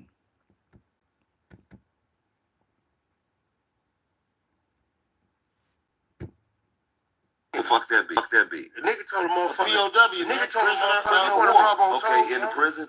Yeah, when I was in prison, Old footage of Big U and Wack 100 on Men Out of the Game resurfaces. Wack was trying to send him to prison in that motherfucking interview. Now, y'all, one of these girls is home, right? No, before I get to that. So when did you tell the homie, man, Monty from Trap Kitchen was a snitch? Now, Monty is home, and she do not like how her name is being drugged on social media. And I don't blame her. For these guys, and I'm going to let her speak for herself, but listen to what Wack 100 had to say about this girl. About a year ago, call Spain, call me. I say, she's a rat. He said, Wack, what you mean? I said, she's a rat. He said, could I get on the phone? I said, get on the phone. She got on the phone. Hey, nigga, hey, look, lady, I don't know you. I ain't never fucked you. I ain't never ate your tacos. You are cooperating with the feds against Big U. I don't know exactly what you're doing, but you are talking to the feds. Right? I say, this is all I'm going to tell you. You've been sucking a couple Crips dicks while you're drunk, bitch, and whether you talk in your sleep or talk before you went to sleep, they called me. Call Spank right now, and he gonna say, Wack ain't lying. Spank called me 2 days ago and say, good looking out, bro, because I took your advice and kind of got away from her and kept it simple, because I'm reading it all right here. Big U would call her, tell her to bring the bitches to Vegas, fuck some niggas, and they paid. So how they knew to get to her, I don't know. But the homies from the Hundreds called me and said, hey, Trap Kitchen bitch telling Wack, what you mean? And they told me, because the bitch told either one of them or their sister or something. So I called the homie and told him. What you think niggas is gonna do right now? Because it look like she back at it, you know what I'm saying? Cooking chicken wings and some more shit. What's gonna happen? They ain't gonna do nothing. listen. Big U ain't got the power. She telling on Big U. We broke him down. Don't nobody give a fuck about him like that over there. Right? They don't care. Right? That ain't what I heard. On an operation when niggas was making $1 million a week, she just lined Big U up. That's the case. What you gonna do to Jermaine? I ain't told on you on a murder, nigga. A body of a child you killed that used to live in your house, who mama passed out oranges and Capri Suns to your pop on the football team, nigga.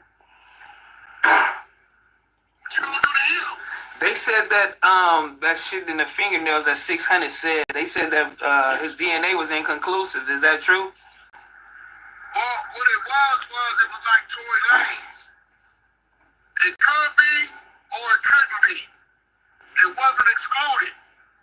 But guess who made it solid? Oh. Hey, the Rolling 60. The one that you had drive you to Vegas, go over there with the kid, snatch the kid, shot him in the face, and drug him in the field. They told the police that's how they was able to triangulate when What? you turned your phone off and when you Triangulate. turned it back on. See, it's in the paperwork. Yeah, because when you making these statements, we all got to get it clear that you're just not saying anything. You're reading the paperwork. You're reading the paperwork off. I'm reading the indictment. Yeah, that's Yeah, crazy. the need for clout is wild. Like I wouldn't even be able to talk to y'all on no phone after all of this shit. He been he been snitching on this man for years. And the need for clout, like I said, it supersedes everything else. They still have him on a platform to keep talking. Because this girl didn't cooperate. She didn't cooperate. Right. For sure. Hey, Wack, lock my number in. We're gonna tap in. So when she went to the and talked to FBI, and they wanted to extract some information from my phone. She supposed to came back. She never came back.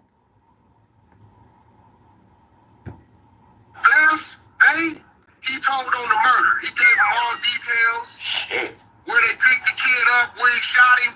Damn. Where they drug him. He told everything. You hear this shit, bro? How is he getting this? Like, yo, who in the federal government is feeding whack information? Because this had to happen post being arrested. That ain't in paperwork. Who told? Hold on, Terrell. Who told on me? Hey, whatever that is. Sylvester, is it Sylvester Robinson or whatever? That's Bay. I know Bay. I've been knowing a nigga for years. That Beyonce, people, Red Mike Brothers, Scrooge them up. I know the nigga. Damn. He was one of the niggas in the underground parking lot where I had them standing like statues and I caught Bay 3 weeks later. Oh, okay. I talked with him. Right. I said, Bay. He said, Wack, I swear to God, the nigga lied to us. He told us we were just gonna go up here and handle something. He never mentioned your name, Wack. I go back 26 years with you, bro. I know how you played. That's why when you popped out and I realized that what it was when we left there, all them niggas was mad at Big U. He never told us what he had us going to do. He rounded us up because they ain't like that. So when I'm reading the paperwork, he got Bay going to collect the fucking extortion money for 2 years. And he doing pump shit. I think Baltimore always had a bad name. How you extorting a nigga for $1,000 a week? Right. What you want? Right, that's low budget. When I went the other way and got away from him, all them plugs and I agree, connections Tim. that know how that business was going. He went back to 87. Shit, when you read the paperwork, this nigga operating like it's 1987. Wow. Hold on, Terrell. I think the rise of Whack 100 was orchestrated. It's orchestrated. Nobody gets paid off of Clubhouse. Clubhouse doesn't pay people. So how the fuck is Whack still on it? I'm sure he's not on there not getting paid. Spend too much time on that bitch. So when did you tell the homie that Monty from Trap Kitchen was a snitch? About a year ago, call Spade, Paul Rowe. I said, she's a rat. He said, Wack, what you mean? I said, she's a rat. He said, could I get on the phone? I said, get on the phone. She got on the phone. Hey, nigga, hey, look, lady, I don't know you. I ain't never fucked you. I ain't never ate your tacos. You are cooperating. All right, now this is the girl he's talking about. She home now, and she been very vocal. Y'all niggas in these podcasts is weird as fuck to me. Y'all niggas with y'all little platform and using my name as clickbait to get views. Weird as fuck to me. I'm very disappointed. Cause a lot of y'all niggas come on my truck, eat my food, call me sis. And then allow this bitch ass nigga to come on y'all motherfucking page and tarnish my motherfucking name. Calling me all type of bitches and wire-wearing bitches or whatever the case may be. Y'all niggas know me. Y'all letting a nigga y'all don't even know, that don't know me, come on there and talk shit about me. That's what the fuck Black Sam was mad at too. Now I understand. Y'all call me sis. Let a weird-ass nigga say whatever about me and I didn't hear nobody defend my name. Like y'all don't motherfucking know me. And that's the part that hurts. Like, damn, y'all just let this bitch ass nigga say whatever about me on y'all big ass platforms. Nigga, that's weird. I cannot believe. Now this is the girl that they saying was she provided the females. You know, they called it prostitution. T-Rail and S Mac, y'all motherfucking come on my truck, call me sis, y'all eat my food. You know what I'm saying? For all these years, y'all know me. I've never been none of those things. This nigga is coming on y'all page, on y'all social network, and calling me. Y'all allowed that. Y'all helping this nigga tarnish my name. And then y'all, you know what I'm saying? Cutting it out and making it, you know, that's fucked up. 9-ball, you weird. Posting that shit, nigga. Leaving room for speculation. Nigga, when your arm got gone, nigga, I never laughed at that. Nigga, I never kicked nobody when they was down. Bosco, you weird, nigga. Because when they was beating your ass up and down these streets, nigga, I let you come on my podcast and try to put you in another light, nigga. Not kick you while you was down. Nigga, y'all weird. When I had my internet radio show, I used it to uplift people. To put people in a better light.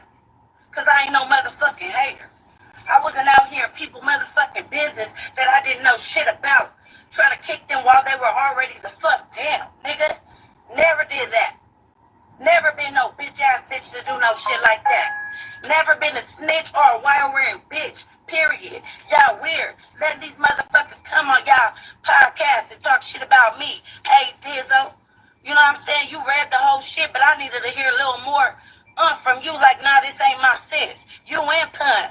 Nigga, and you was on my internet radio show. And I uplifted you, your music and everything. Y'all niggas call me sis and let these motherfuckers come on y'all podcast and talk shit about me. Y'all eat my food. Ooh, that's burnt out. It's weird. Come on, guys. I can't wait for you to do your thing. You know what I'm saying? With people playing on my name. I can't wait, Lord. I got faith. It's good. And when the truth and all this come out and the smoke clears, y'all stay the fuck over there. Y'all, nigga. I agree. If they know her personally, they shouldn't be that's what I'm saying. They shouldn't allow Wack to do that. They know this girl personally.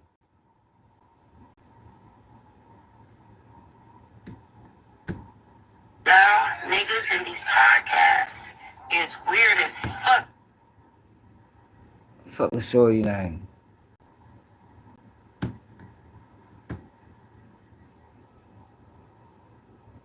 Here we go. So like I say, y'all, she is home right now. She say, I'm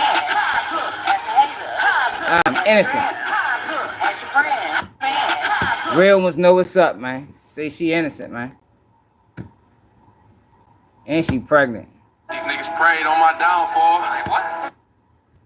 She say, dear family and friends, supporters, I want y'all to know I'm out for now and I'm okay. I apologize to you guys for misinformation being put out. Sometimes some conversations can be taken out of context and make your life complicated. I work hard every day, and in my spare time, I am not out committing no crimes. Family, friends, and bike scene, all I love to do. Now, not the time to, all right, now not the time to doubt me. Prayers and supports are still, it's still all I need at this time. Now, she said more on her story. All my young niggas and everybody else. I cannot believe y'all Oh, no, that's the same shit. I am trafficked once again for those that don't love her. Yeah, so she home. All my young niggas and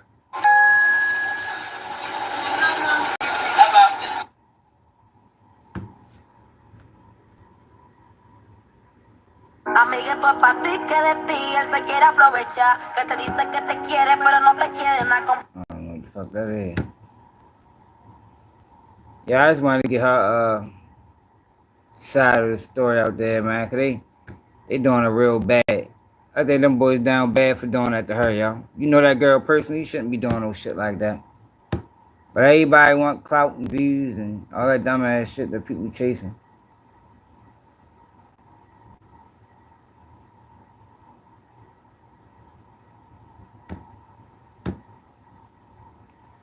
L22 was just talking about the alleged Big U murder a week ago on his podcast. Did y'all know that? Rick, the one who told 600 first. Who? About what? About Big U's alleged body, maybe? Huh? Well, I'm not we got finna 600 talk on the about, line. listen, I'm not talking about big, listen, Adam. I'm finna walk up, I'm not talking about no fucking murder. Wait, I just want to hear, let's hear what 600 says. Wow. What the fuck is that?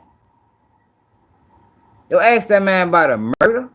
Who's seen this? Y'all seen this? Y'all know I don't be watching y'all. I never even knew he died. So Rick never told me that. Rick, the one who told... Joe said, I didn't know he died until Brick Baby told me that. Yo, these guys is crazy.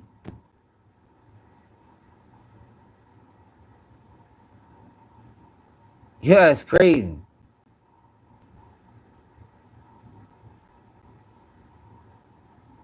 Yeah, that was wild, y'all. Brick Baby walked off, and Brick Baby willing to talk about damn near everything. He ain't want to talk. We want to talk about that shit. Rick, the one who told 600 first. Who? About what? About Big U's alleged body, maybe? 600 told Well, me. I'm not we got finna 600 talk on the about, line. listen, I'm not talking It is, about OC. big, listen, Adam. I'm finna walk up, I'm not talking about no fucking murder. Wait, I just want to hear... Look, it's all fun and games, and me over there laughing and all that shit. Like, yo, these guys, you need to stay clear of these motherfuckers, man. Anybody that got a podcast, yo, and they'll sacrifice you, your safety, your independence, your freedom for views, man, stay the fuck away from them, man. I just want to hear... Let's hear what 600 says. I never even knew he died. So Rick never told me that. Rick, That's crazy. No, yo, no, they don't, cause it's open source information. That's why I keep trying to get people to understand, yo. These guys are telling on interviews intentionally, but since it's open source information, which means information retrieved from open sources, they don't have to testify to it. They don't have to testify to it. All they got to do is bring it to the table. So Dirk, 051 million, Dirk in the same room 2 months after Newski death. Did y'all see this?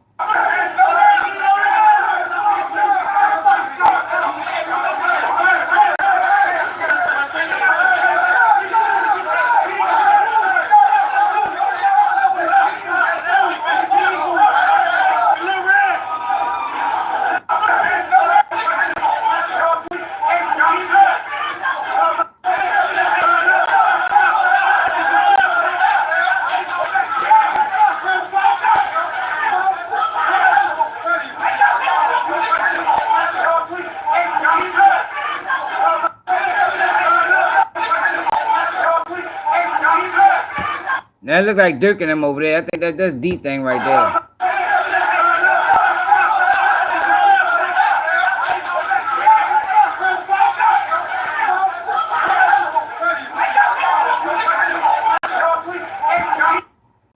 Yeah, that shit crazy. Yeah, we live in the wild times though, y'all. So this right here is, I'm not gonna click that video, but this is Shorty, Sauce Walker peoples. Look like they left him in the gutter.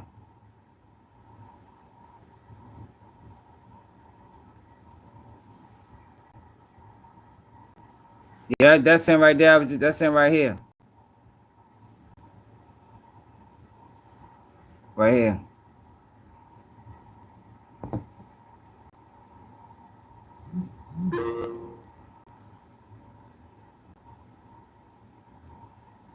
Shit crazy. Rest in peace to that boy, man. Man, hold up, man. Salute to Grove Hero, y'all. Grove Hero got a street named after him in Memphis. That's solid right there, y'all. That's some solid shit there. Shorty doing what he supposed to do, man.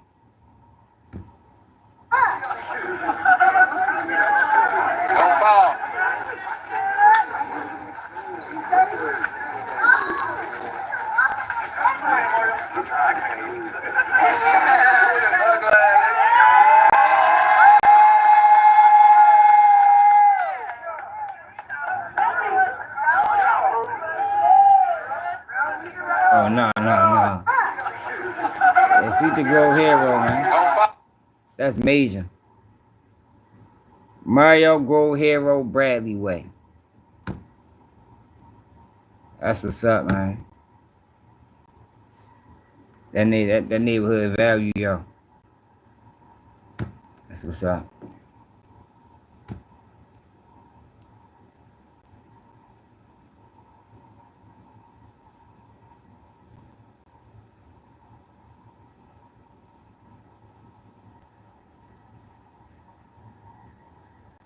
Have y'all been seeing what been going on?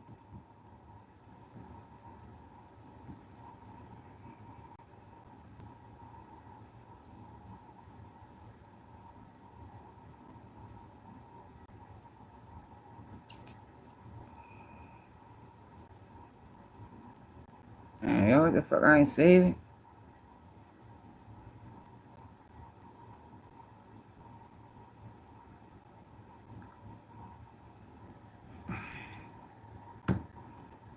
It's one person really started the whole war from Fort Worth to Dallas. And let's go, yeah. Yeah. You know, Yayo started a whole lot of drama that night in Fort Worth. Mo3 would never been into it with Yellow Freddy if Yayo went down there doing a Pick 6 song. We blowin'. Rich on my channel, you dying, little nigga, you know I ain't going. Play with LB dead in the morning. First shot in your head, we ain't sending no warning, bitch. All over music, yo. Yo, what I tell y'all, yo? Remember I told y'all a while ago?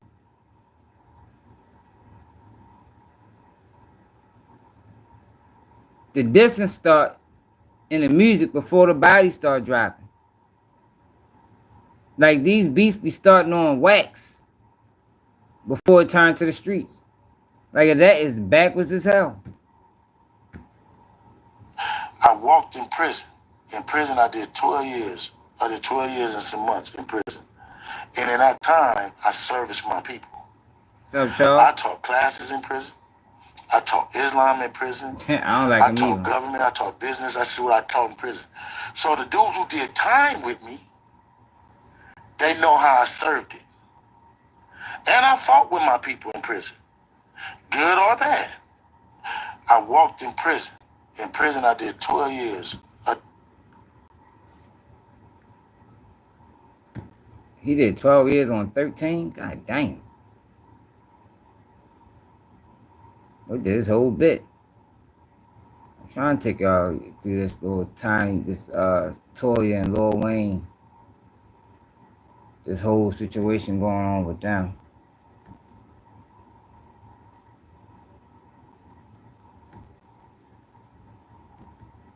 Hold up.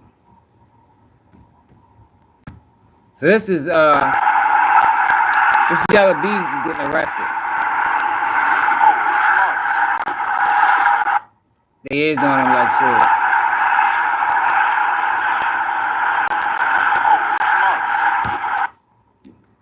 Suge is actually in the paperwork. They basically is accusing Suge of, Big U of copying Suge practices.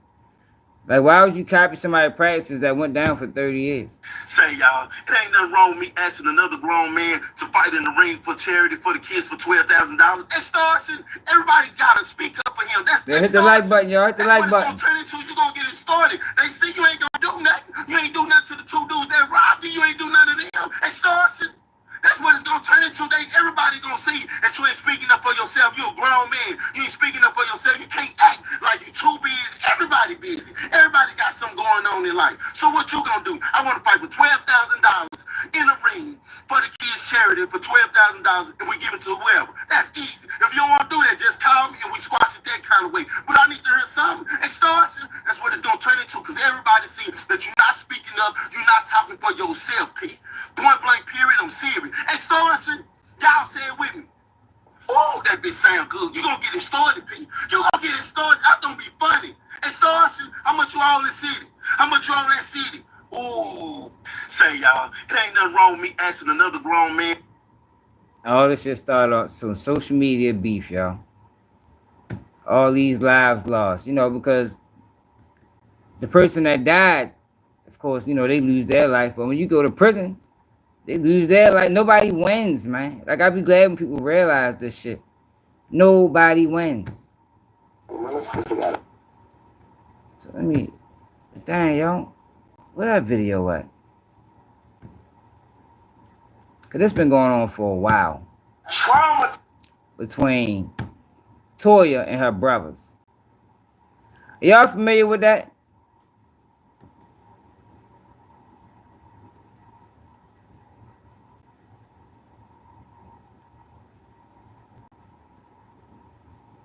Toya and her brothers been at war for the longest time.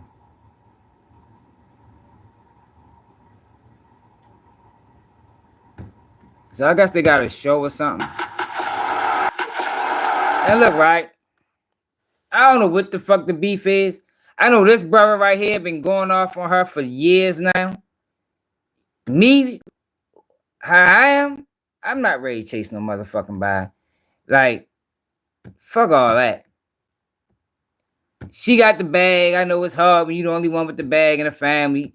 Like, I get that totally, completely understood. Yeah, but I ain't doing that. Fuck you and that money. That's how I would carry it. I don't know who right and wrong in this situation, but the other brother spoke out, the one she was just talking to, and then her husband spoke out. Traumatized for real. I'm talking about all the kids. And some of the kids, the majority of the kids ain't the problem. It's my parents. My parents the problem. I'm gonna be real with you. But if they ain't trying to change, for real, you gotta fall in line. Hey, LeVar, I was reading the comments and they was talking about how Regina be talking to them like she don't respect her elders. Start with me falling in line first. That means Toya next. And if you don't want to fucking fall in line, guess what the fuck gonna happen? You getting kicked out the fucking line. You gonna get kicked out the line. Ain't no more show.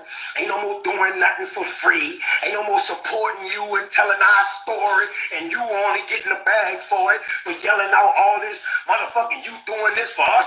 Bitch, you're supposed to if I'm giving you my life. I'm stop dead, bro. Let people live their life and stop thinking you can control it, man. And this is not about no Toya, because some of y'all love my sister, and I love her. You can't love her more than me. That's my sister. It is. But damn, know what you're saying, bruh. Stop trying to wreck people's lives just because they chose to be transparent and not scary like you to tell their story. Damn, bruh. Like, ain't nothing wrong if Beta said she was messing with that little girl. I was gonna wait on her. I follow God. I'm not into all that. But I'm not going to stop messing with my sister just because she's having a learning experience in her life and she's young. And if that's the case, we could blame fingers on everybody. Walt left his wife and his children. Toya been married 3 times. Casey a fucking knucklehead. Oh, Nita and Big Walter really the problem. We could throw blame around everywhere, bruh. But it ain't about that, man. The check ain't come to us. The check went to you once again. And we keep being ducks wanting to bend over backwards and saying that, okay, it's a new time. It's a new story. You know what I'm saying? We done lost 2 brothers. Man, let's throw all that bull crap aside us and come together and try to amend this and be some type of medicine for people that's going through the same thing. Why am I mind the only one there? Ain't nobody said nothing about me being mad at Toya, baby. I'm mad at my family. Me too. This is what I'm saying right now. Stop doing it. She only say it when it's time for a show. We got receipts, is what I'm trying to tell you. When we was filming, we was together. When we stopped filming, there was no more hanging out. When Casey got a show to do or something, Toya is not attending. When Beatty got a birthday, Toya is not there. When Toya got something going on, we supporting. What part you don't get? Huh? What part y'all don't understand, bruh? Ain't nobody mad at nobody. What we saying is stop being fake with the rat and shit, with the pleasing y'all is what traumatized for real. So what's crazy is she confided in him about the other brother, but it sounds like he feel the same motherfucking way.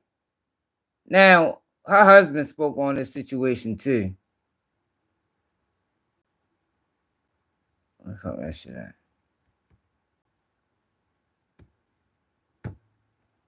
I'm coming to y'all, man.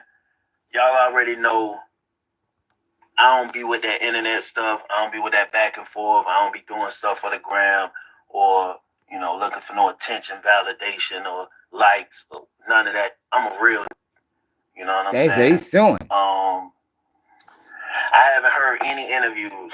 I'm just hearing stuff here and there. I haven't listened to any interviews or anything like that. But, you know, I heard something today and it was disturbing and it hit me. And, you know, I ain't really want to wait till I get home. I just wanted to address it. So I hear today that Toya got $1 million for the show. And didn't pay me. No, all right, let me say, I'm coming to y'all, man. Y'all already know I don't be with that internet stuff. I don't be with that back and forth. I don't be doing stuff for the gram. Or I'm not saying she didn't pay me, because every single person on that show got paid. I mean, I seen the contracts. Everybody got paid. Like, that's a fact. Like, ain't no ifs, ands, or buts about it. But how you get $1 million and you ain't tell your husband? Oh, he joking. Because when I sat down and saw the contracts and stuff, y'all hit me with red. You're doing such a good job this season. The budget is this. We would love to pay you this, but we can't because the budget is this. We bring in other people. Boom, boom, boom. All this stuff. And you showed me what you made. I saw your contract. I even see the deposits. I even see the deposits coming in. So you playing in my face, Toya. You're playing in my face. Because those deposits don't equal up to $1 million. So you got to be getting cash under the table. Oh, and Rick, you got to have something to do with it. He playing. We TV. I'm not saying she didn't pay me, because every single person Oh, yeah, on that he show, playing. or whoever, So he's just mocking the brothers. Coming in that house is not $1 million. So stop playing with me. How the hell you gonna make $1 million and I make that show? I make that show. I fill the seats every week. It wouldn't be a show without me. You should change it to Toya, Regina, and Red. He looks like Orlando Brown. I've been popping before you. So basically what he doing is mocking the brothers. Basically saying y'all is irrelevant. The show is about Toya. And y'all beefing over nothing. In New Orleans, Kevin Hart, my friend. You want me to call him? In New Orleans, I took you to the show. We backstage at Kevin Hart. I don't care you spent $10,000 for courtside seats to see LeBron play. 2 people LeBron talked to on the sideline. Me and 2 Chainz. At the party, Brian come through, walking through with security. Where he stop at? My section.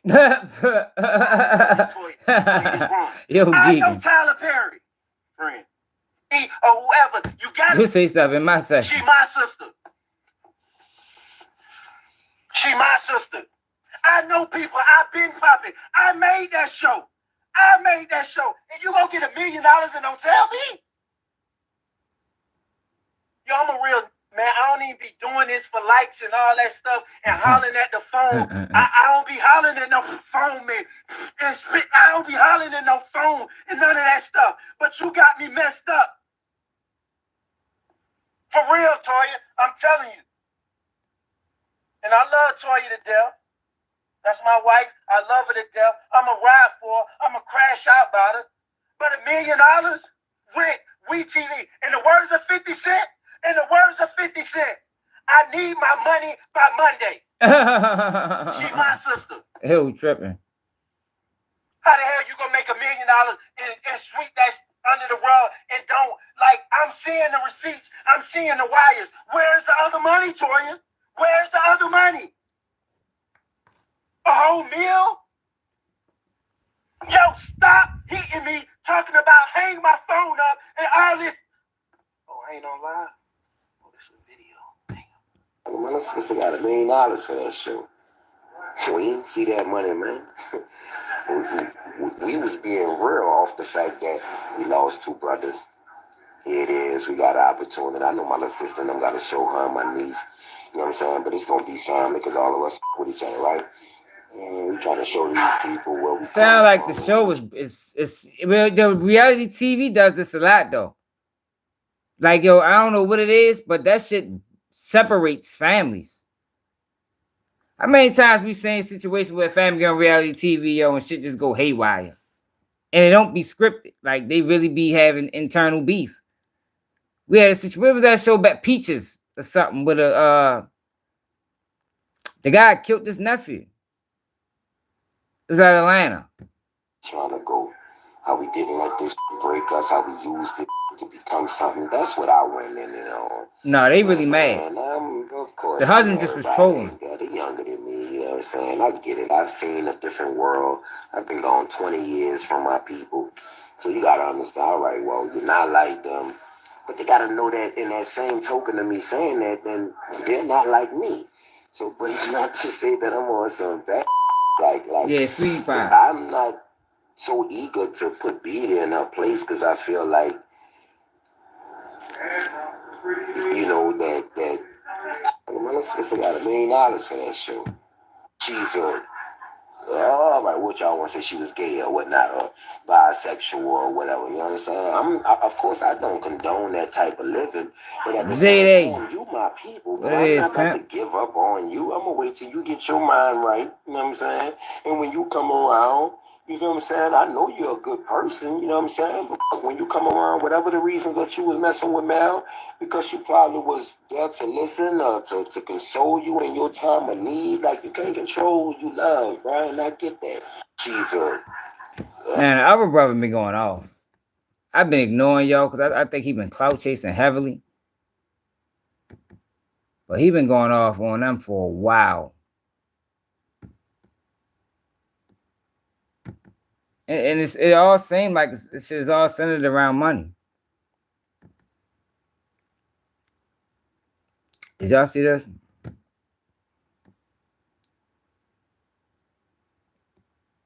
He got new charges.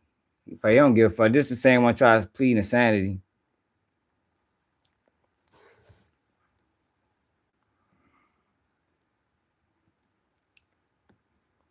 Inmate, this Julio Fulio suspects.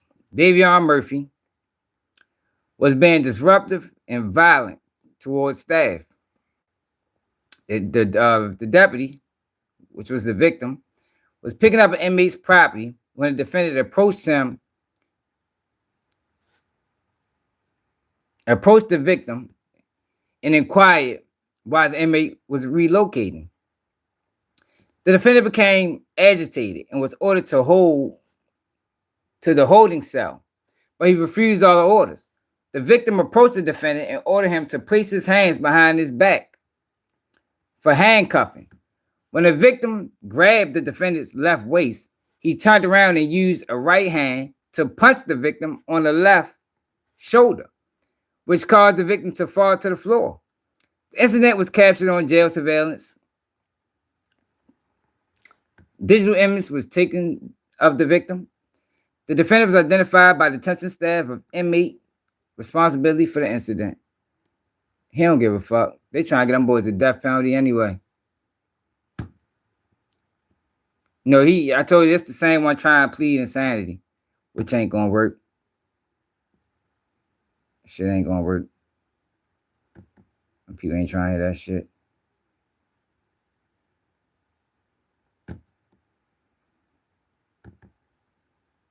People is not trying to hear that. Now, are y'all familiar with this story?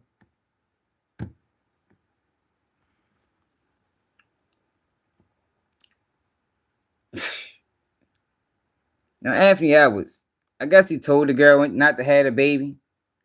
And now he's trying to come to an agreement where he doesn't have to see the baby. He don't want to pay child support. He ain't trying to do shit. Yo, but my thing is, what you fucking for? I mean, why you fuck with it, yo? If you want trying, like, yo, people act like there's not a chance.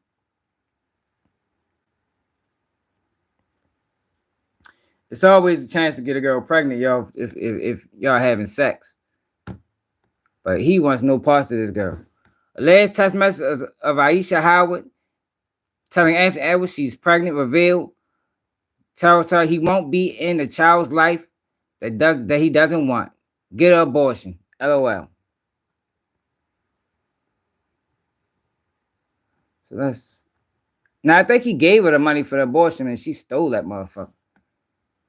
We both may have intended in being childish, running away from it. Won't make it go away. I'm pregnant. Wanted to tell you in person, but you gave me no other choice. We probably should have kept it cordial, but here we are now. He said, okay, LOL. Get an abortion. I don't need hush money. My intentions aren't to blackmail you in any way. I'm being upfront and honest. I'm not getting an abortion. It's not an option. I can keep you updated through the process, or I can disappear until the baby here. It's on you. Either way, I'm done going back and forth with you because you still think it's a joke. So he said, OMG, bye. Damn, yo. Motherfuckers be vicious, boy.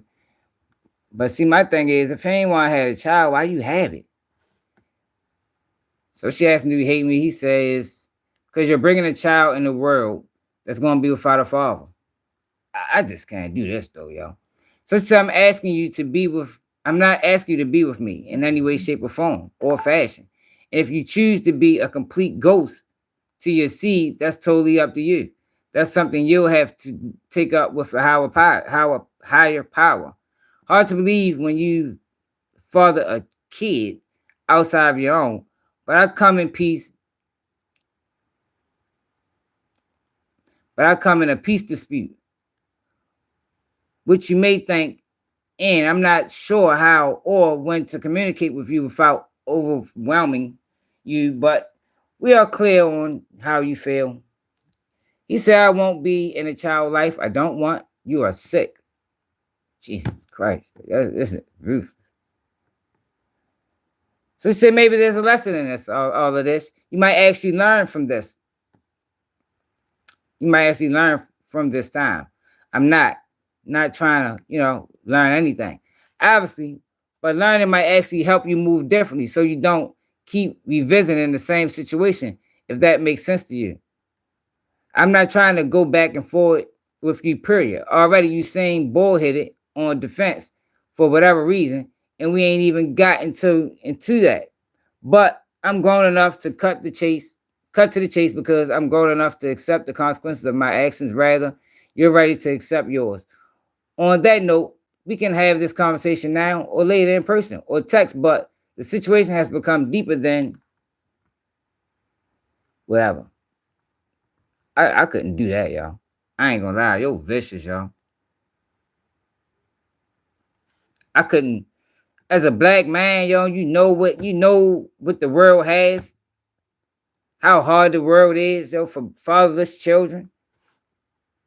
Regardless if you wanted it or not, we here now.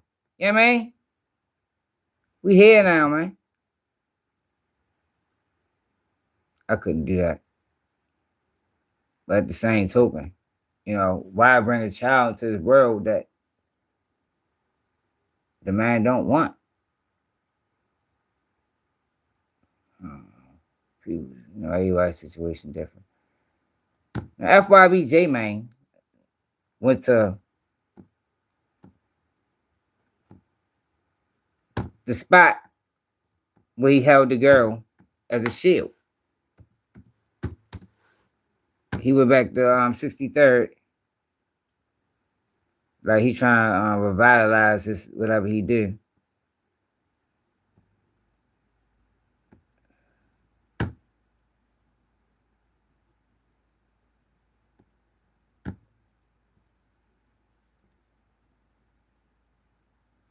Yeah. Yeah, I can show you what happened with Lotto Savage. Yeah. They locked up the dude that killed Lotto Savage. We can go to that next. Dude actually got booked for it. You know Harbor Freight for affordability, but durability goes right along with. Yo, the thing is, Anthony Edwards like, yo, you gonna lose, bro. Like, she ready to sting you in child support.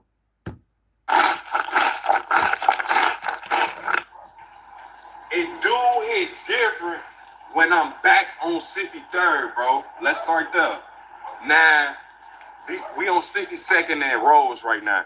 Y'all know that viral story that I be telling y'all? I'm hit. I just joking. When me and Butter got blue at on the porch. Do y'all homework. Fredo in the cut. That's a scary sight. Men down. Do y'all homework. So this the porch, bro. This the porch.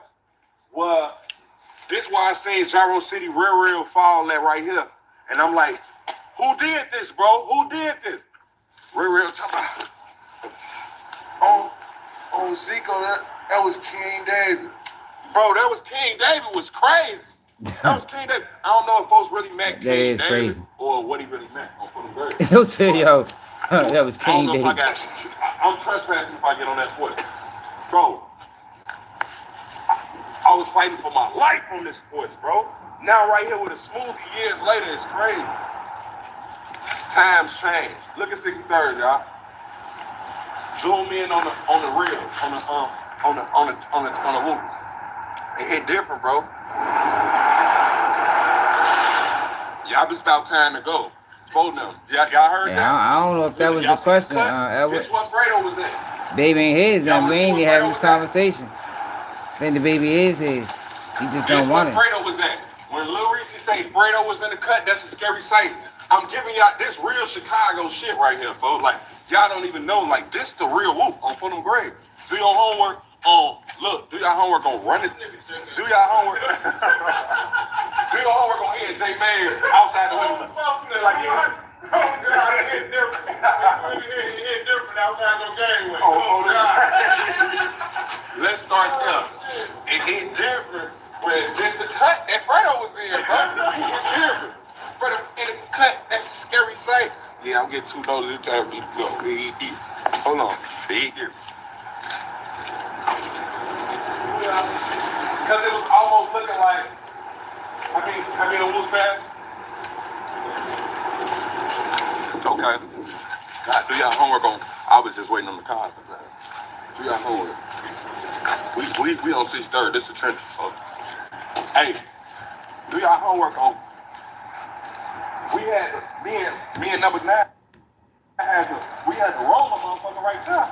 This death rows, bro. This death rows. We on death rows right now. For Them Grave. So many memories on For Them Grave. Long live all my brothers on my kids, nigga. I lost a lot of real niggas, a lot of friends, brother.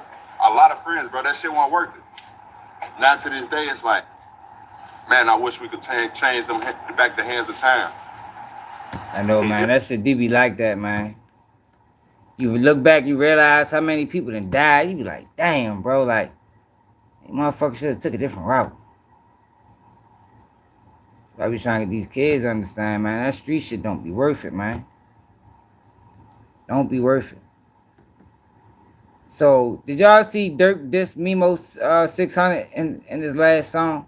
Well, on his next album that's coming out?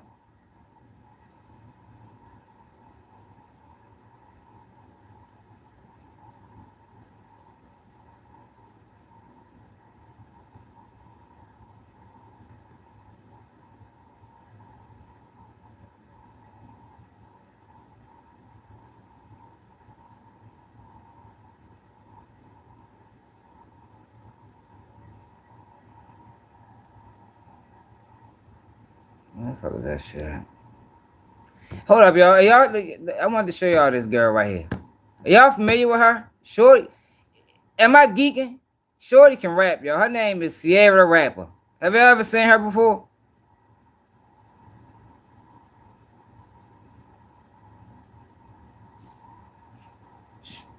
Check Shorty out, man. She from out Kentucky.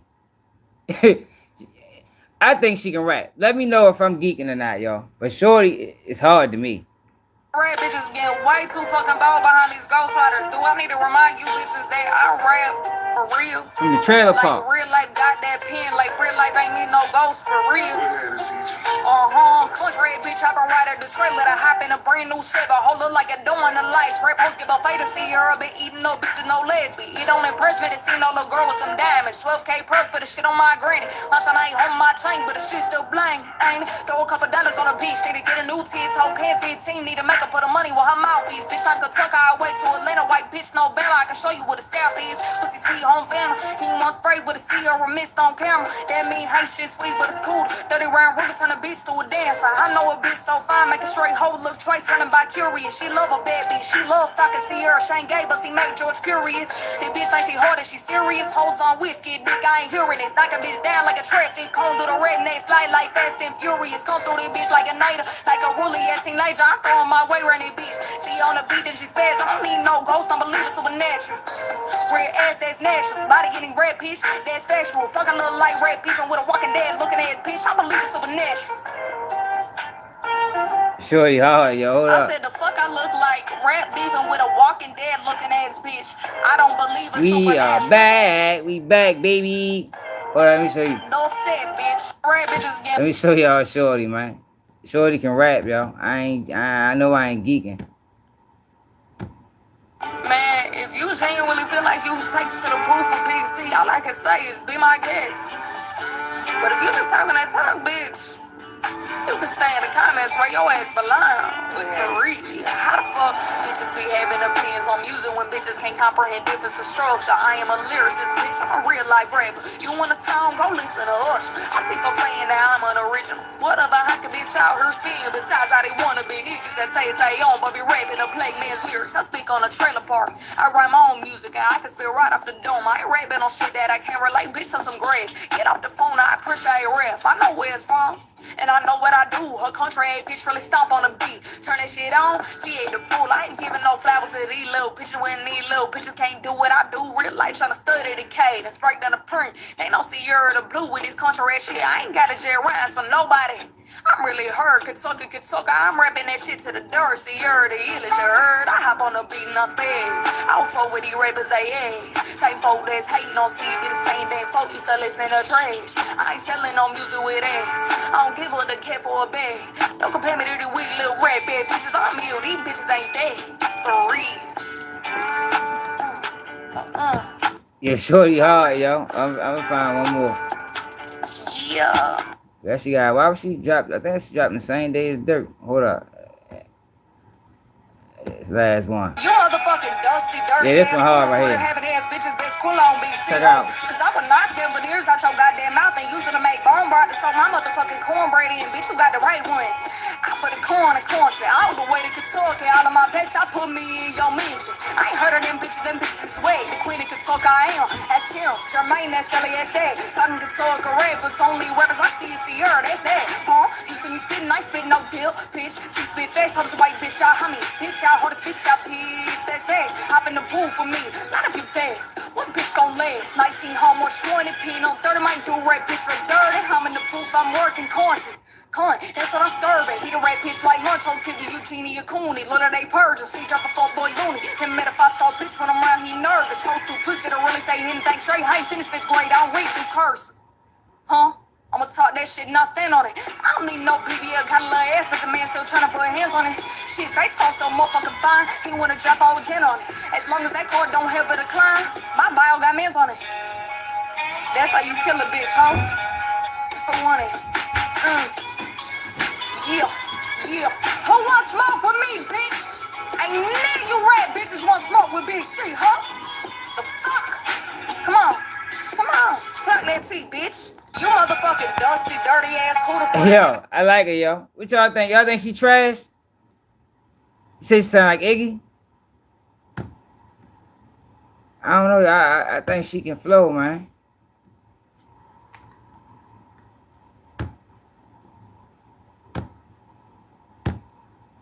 Y'all wanna go back and watch that fucking Charles White interview? We turned that shit off yesterday.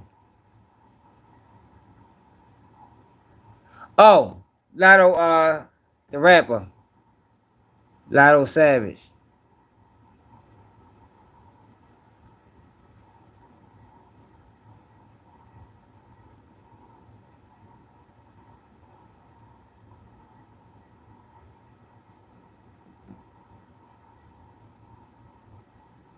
I hate when I don't save shit.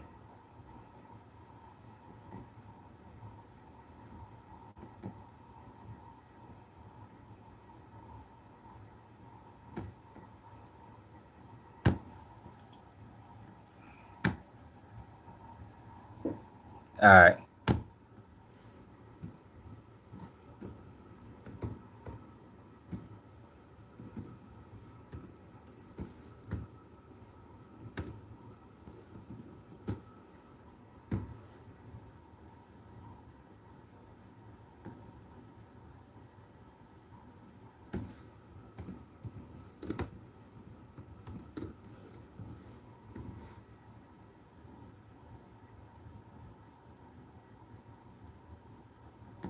Nah, not okay. That's though.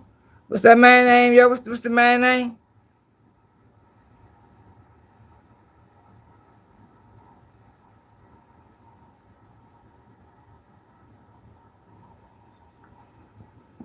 Alright.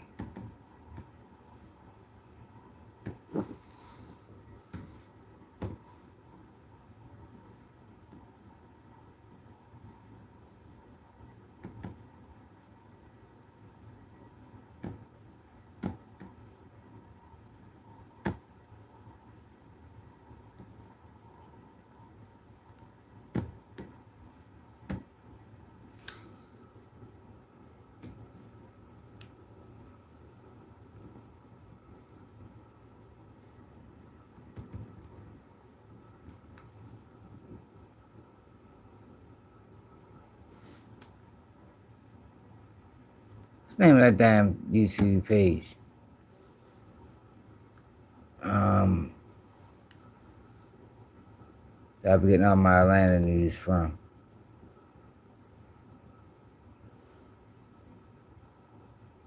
Damn, what the fuck is the name of that page, y'all? I get all my Atlanta news from there. Somebody got arrested for that. Yo, Gotti, say your prayers. You better say your prayers. Oh my God. Coming, don't you? He tender and he That's old. vulnerable. Let me see if I don't have music club posted it.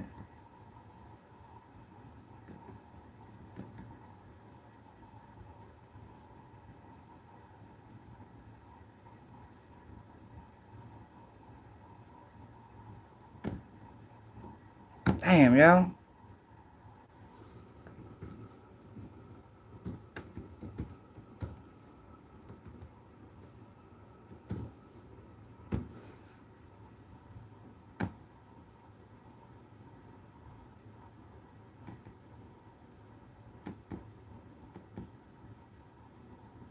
Here go the page.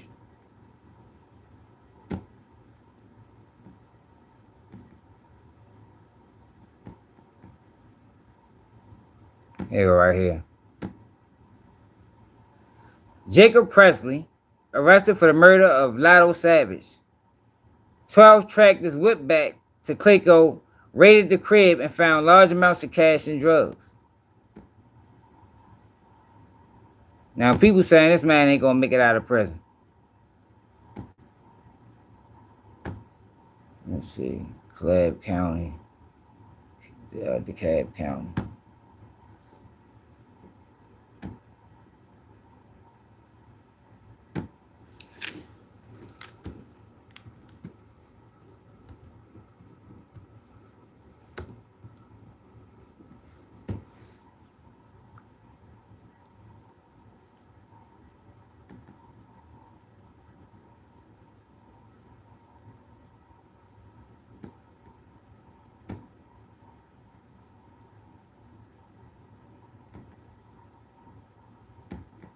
Dang, dang.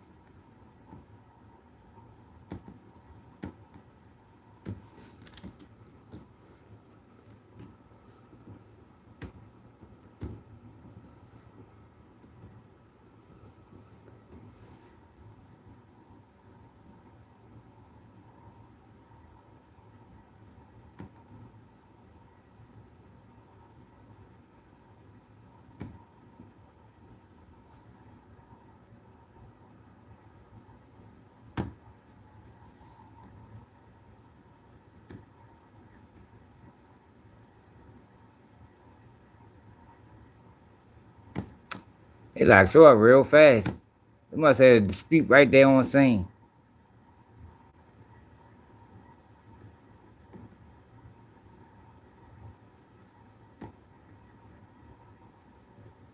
So he was cool with 21 Savage? Oh, I guess so, Lotto Savage. Okay, that makes sense.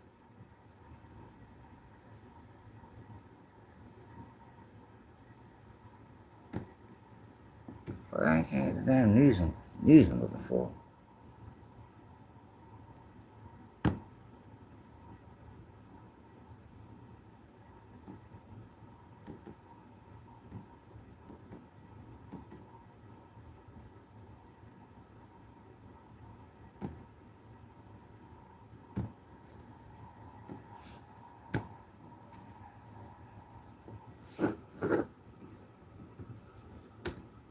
Yeah, people say, man, I was reading the comments.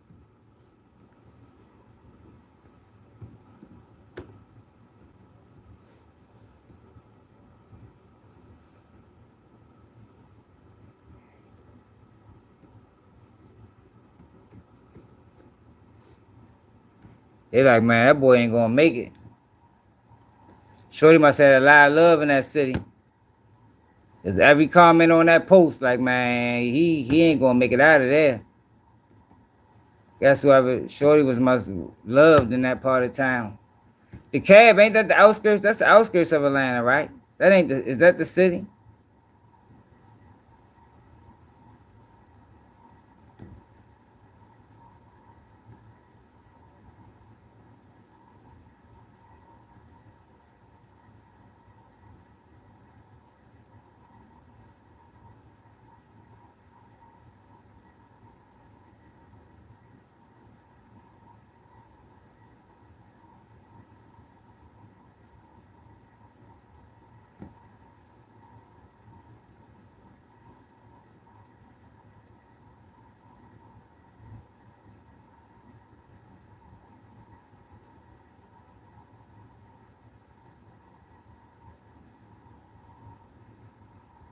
I don't know, man. People better stop playing with these people, man. You said it's in East Atlanta?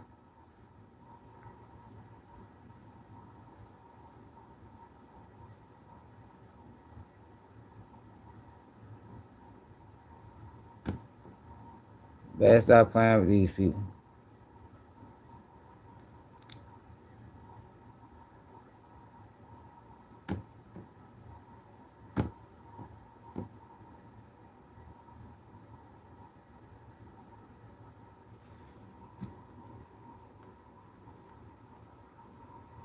So I say DeKalb County police have arrested a suspect in the deadly shooting that happened at Glen Hollow Apartments off Glen Hollow Circle on Wednesday afternoon. Officers have since identified the victim in the crime as 39-year-old Damian Clay. On Thursday, police said they identified the suspect's vehicle and were able to locate it in Merrill. Joining forces with the Merrill Police Department, the DeKalb County detectives were able to serve a search warrant at the location, where they found firearms, drugs, and a large amount of cash. Officers added that 5 people were at the home at the time of the search. It's unclear their connection to the alleged crime. The suspect is charged with murder and has been booked at the DeKalb County Jail.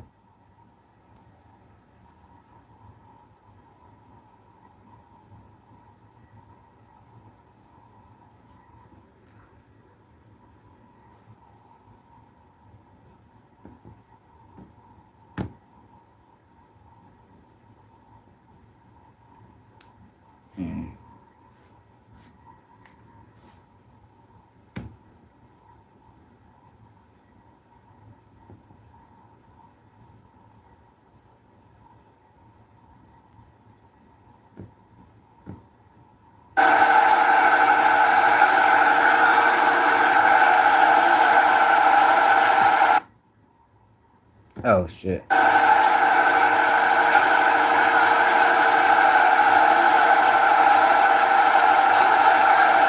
Damn.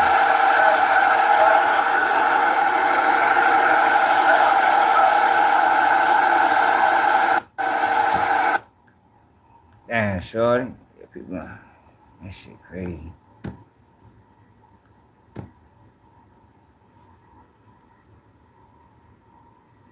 One person has died. Yeah, man, I don't even get shit, man. What you talking about here? I'm gonna get starved for real. She break it for all tomorrow for real. I don't know begging shit, then that little bitch really playing up hard for real. Smash it, I'm going hard for real. Having it ain't got a flaw for. He was telling the whole world he was in Memphis. Like, I don't understand, if you had problems in Memphis, like, why would you be posting everything?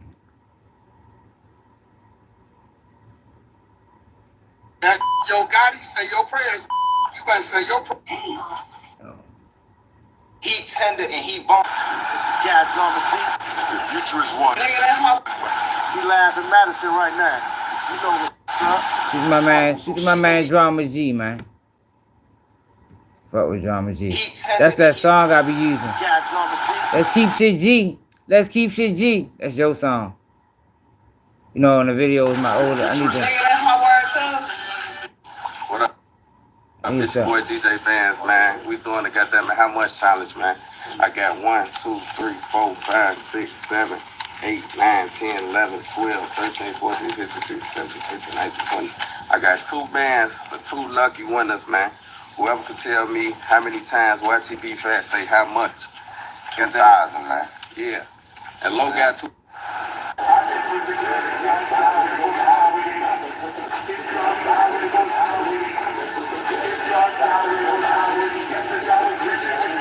There was an insatiable appetite for sour, you know, yeah, but in the mid-2000s.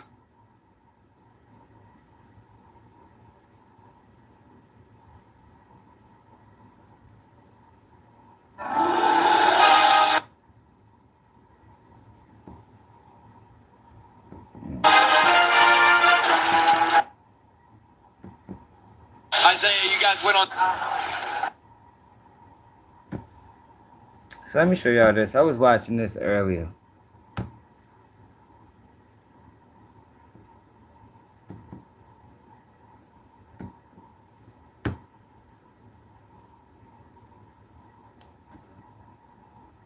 Yeah, that's this song. I just ain't been doing videos on my computer lately, yo, because it's a lot faster doing it on my phone. You know, when I was doing videos on my computer, that shit used to take hours, man. Sometimes days. A lot of times days. A federal grand jury returned an indictment charging 6 Baltimore men for conspiring to participate in a violent racketeering enterprise known as the Black Guerrilla Family. And federal agents make big moves in Baltimore City to get criminals off the streets. Prosecutors say 6 gang members are indicted on a wide range of charges, including murder, and a man is sentenced for a string of carjackings. It comes nearly 4 months after state leaders announced a plan to fight crime in Baltimore. This Al Capone model of prosecution is designed to take violent people off the streets by any appropriate legal means necessary. Well, this sweeping indictment goes straight to the core of the Black Guerrilla gang family. And it is a family with a very strict code of conduct that can be lethal to anyone who fails to comply. Among those indicted was YGG Tay, a pretty well-documented rapper, White Bread, Taz, Barack, and Michonne. The indictment further alleges that the defendants committed acts of violence, including 6 murders, 11 shootings, attempted murders, and armed robberies. According to the indictment beginning in 2014 and continuing until the date of the indictment, the defendants are members and associates of the Black Guerrilla family, BGF, also known as Jama, and participated in the BGF criminal enterprise. BGF is a nationwide gang operating in prisons and in cities throughout the United States. Founded in California, BGF appeared in the Maryland correctional system in the 1990s. Although still a prison gang, BGF is involved in criminal activity, including murder, murder for hire, robbery, extortion, drug trafficking, obstruction of justice, and witness intimidation throughout Baltimore, in Maryland, and elsewhere. BGF members in Baltimore are organized into regimes corresponding to particular regions or neighborhoods. Each regime is organized and controlled by a hierarchy called the bubble. BGF members are required to follow a code of conduct and includes never snitching, never stealing from or lying to Jemiah, never participating in homosexual activities, never revealing BGF secrets, and never running during combat. BGF members who violated this code or who disobeyed an order from a superior were subjected to disciplinary measures, called sanctions, which included fines, physical beatings, stabbings, and murders administered by other BGF members. The indictment alleges that BGF members and associates operated street-level drug distribution spots throughout Baltimore, primarily distributing heroin, cocaine, crack cocaine, marijuana, ecstasy, and other controlled substances. They also had meeting spots where the gang would conduct business. For instance, during Michonne and Whitebread's plea deal in this case, they would admit that some of the violence was plotted in a Safe Streets office. The irony, I know. Participating in BGF meetings in 2015 here at this now shuttered Safe Streets site along East Monument Street. The Safe Streets location managed by Living Classrooms at the time. The court documents detail 2 BGF members who attended the meetings at the Safe Streets site were employed by Safe Streets as violence interrupters. Used the site as a de facto BGF clubhouse, storing drugs, guns, and plotted violent crimes on behalf of the gang. As for Michonne, he was also making his way on the rap scene and had an extensive criminal record to back his claims. He was involved in 7 hits, 3 murders, and 10 other shootings between 2015 and 2018. He had been in the streets since a jit, a young man, and had his first real brush with the law when he was 14. However, he's a lucky, unlucky son of a gun, as charges were frequently dropped against him for some reason. Seriously, he might be the luckiest violent criminal in Baltimore history in a very long time. In 2006, Michonne was charged with attempted first-degree murder. The charge was later dropped. In 2009, he was again charged with attempted first-degree murder, plus robbery, burglary, and assault. The charges were later dropped. In 2010, police arrested Michonne again for attempted first-degree murder. Again, the charges were dropped. In 2011, Michonne was found guilty of stealing a car. He received a 10-month prison sentence. Later that year, state and federal prosecutors implicated him in an East Baltimore drug gang that carried out a series of retaliatory shootings, some of them fatal. The violence stemmed from the killing of Darian Kess, a 27-year-old who was a champion wrestler at Powerhouse Archbishop Curley and Overlea High School. Once named Maryland's best by Wrestling USA, he broke record after record for takedowns and fielded college scholarship offers. But a felony assault case and subsequent conviction derailed those plans, and he struggled to find work after his release from jail. Arrests followed for marijuana and cocaine possession. He was getting money, tens of thousands. We don't want to go off the rails because that's another story. We'll just say that Kess's cousin would exact revenge on who he thought was responsible, resulting in the death of Alex Venable and the shootings of several others. As for Michonne, he'd be charged in the murder conspiracy with others, although his specific participation is unclear. Now, yo used to be hella cases, man. Like, I did a video on this as well, but he went a lot more in depth on his video. Now he ain't get everything right, but I think it's a good video overall. And I be talking about YGG Tate because a lot of people be talking about Dirk and how he done and da-da-da-da-da. But YGG Tate made out for his situation. He ain't got half the much money as Dirk, so let's see what happened. However, He still got a whole lot of prosecutors years in ended up dropping prison, their though. first-degree murder charge against him in that case. In 2013, he pleaded guilty to committing an armed robbery. A judge gave him 15 years in prison, with all but 5 suspended. He'd be home by 2015, and wasted no time jumping back in the streets. On May 27, 2015, Michonne and other BGF members acting at the direction of a senior BGF member fired upon a group of rivals who were attending a candlelight vigil for a deceased rival, Daryl Alston, aka Nasty, near the intersection of North Rose and East Monument Streets. The shooting was ordered as a preemptive strike, as the senior BGF leader believed that the rivals were planning to attack BGF members that they believed to be behind the murder of Alston. Stephen, aka Porky, was shot during the attack at the candlelight vigil. Porky sustained injuries but survived. The attack was planned and coordinated at the Safe Streets office in the 2300 block of Monument Street. Please, find our daughter. I'm not stopping until I...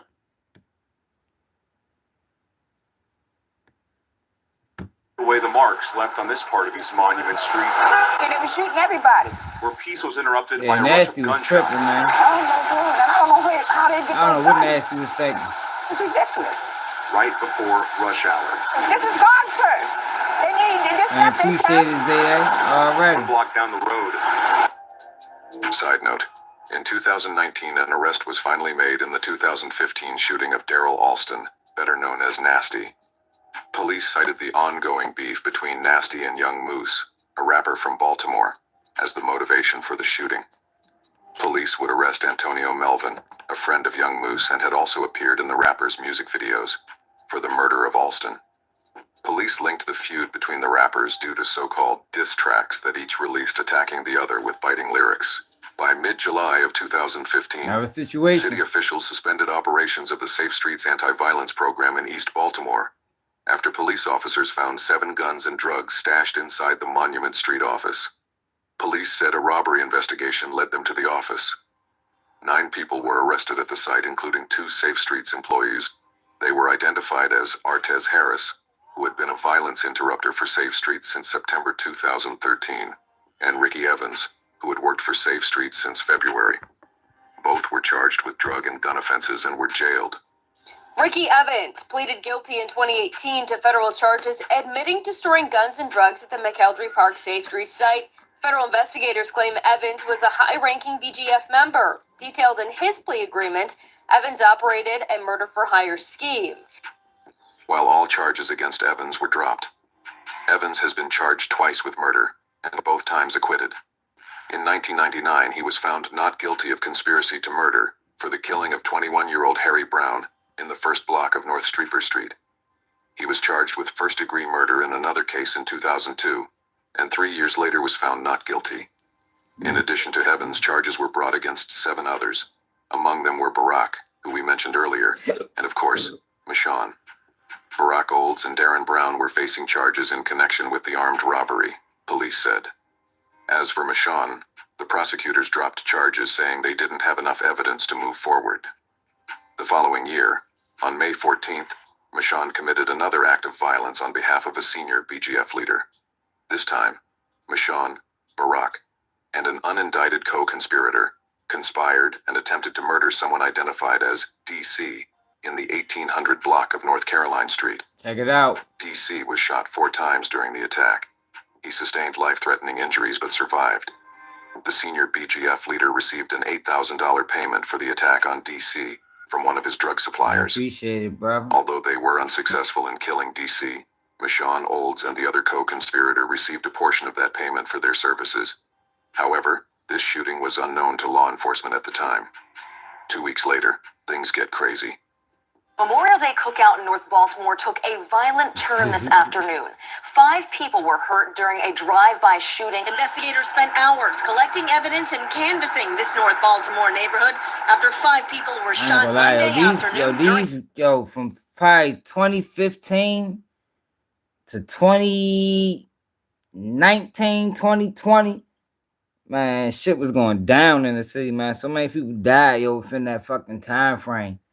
You probably can take it probably from 2015 to like 2022. And Baltimore was out the chain, man. I attribute that shit to the rise of the opioid epidemic. Nobody likes to talk about that when you talk about the rise in crime, yo. Opioids played a major role in that shit, man. Major role. During a cookout, shocking that 5 people were shot, ironically, on a day of remembrance. Police say this was no random shooting.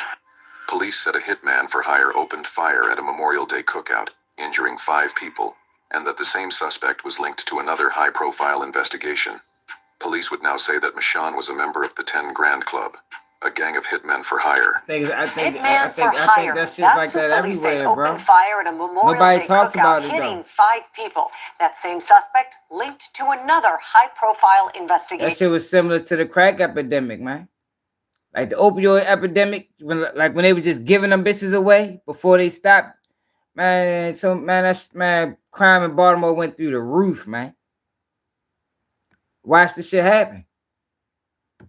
Police say 23-year-old David Warren is a member of the 10 Grand Club, a gang of hitmen for hire. He's a person of interest in more than one crime of violence. Investigators say Warren was inside a car Yeah, and opened fire on 5 people who were having a cookout along East 43rd Street. I wasn't paying attention. I was just trying to get out of there. This victim, who didn't want to be identified, tells WJZ he never saw who shot him. He was hit in the arm. I'm still living, so I'm happy for that. Hit the Cash App, yo. I react to your music. It's right here at the bottom. But don't yeah, Reed. You did tell me that. Yeah, that shit crazy. Yo was a menace for real. Police say Warren had a fight with one of the victims the day before. Investigators tracked him down through a tip from the community and say he was carrying these 2 guns when he was arrested. One of the victims, a 30-year-old man who was shot multiple times, identified as TM, was believed to be the intended target of the shooting. 2 more men, ages 20 and 25, were also wounded. Also injured in the shooting were a married couple, a 56-year-old man and a 60-year-old woman. The woman was shot in the face. He was now facing 5 counts of attempted murder, and investigators were looking into whether he was responsible for a number of other shootings. However, at trial, the state's lead witness gave contradictory testimony, and a jury acquitted Michonne of 5 counts of attempted murder. There was also federal firearms charge dropped against him in September 2017. With all that, he was back on the street. That brings us to YGG Tay. We want war with a plan, we want war with a plan. Got them choppers with me, got them hoppers with me. They gon' drop you silly, cause I just dropped the 50. We want war with them, we want war with them. We want war with them, yeah, we want war with them. Breaking news, I just signed the top shooter in the city to a deal. All them years he signed to me, a lot of people get killed. Tay rhymed, according to the indictment. If he get caught, don't stress about it, his lawyer going on my bill. If somehow he lose at trial, got one word, appeal. When Tay boasted about hiring the city's... YGG Tay had so much talent, yo. Like, this is not one of them situations, yo, where motherfucker couldn't separate from the streets. If Tay was still on the streets right now, ain't telling where he would be musically. Ain't no telling where he even had the connections. Fuck with Trey Songz, Pusha T. He was damn near in the industry. Was damn near in the industry, man. Your probably was one hit away. And end up going down like this. It's like, shit be crazy, man.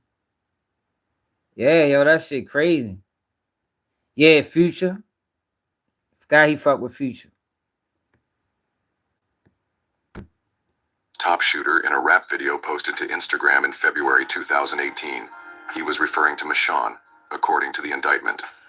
About a month later, Michonne allegedly sent Tay a picture of himself carrying an assault rifle and proclaiming in a text message that Michonne had a lot of power.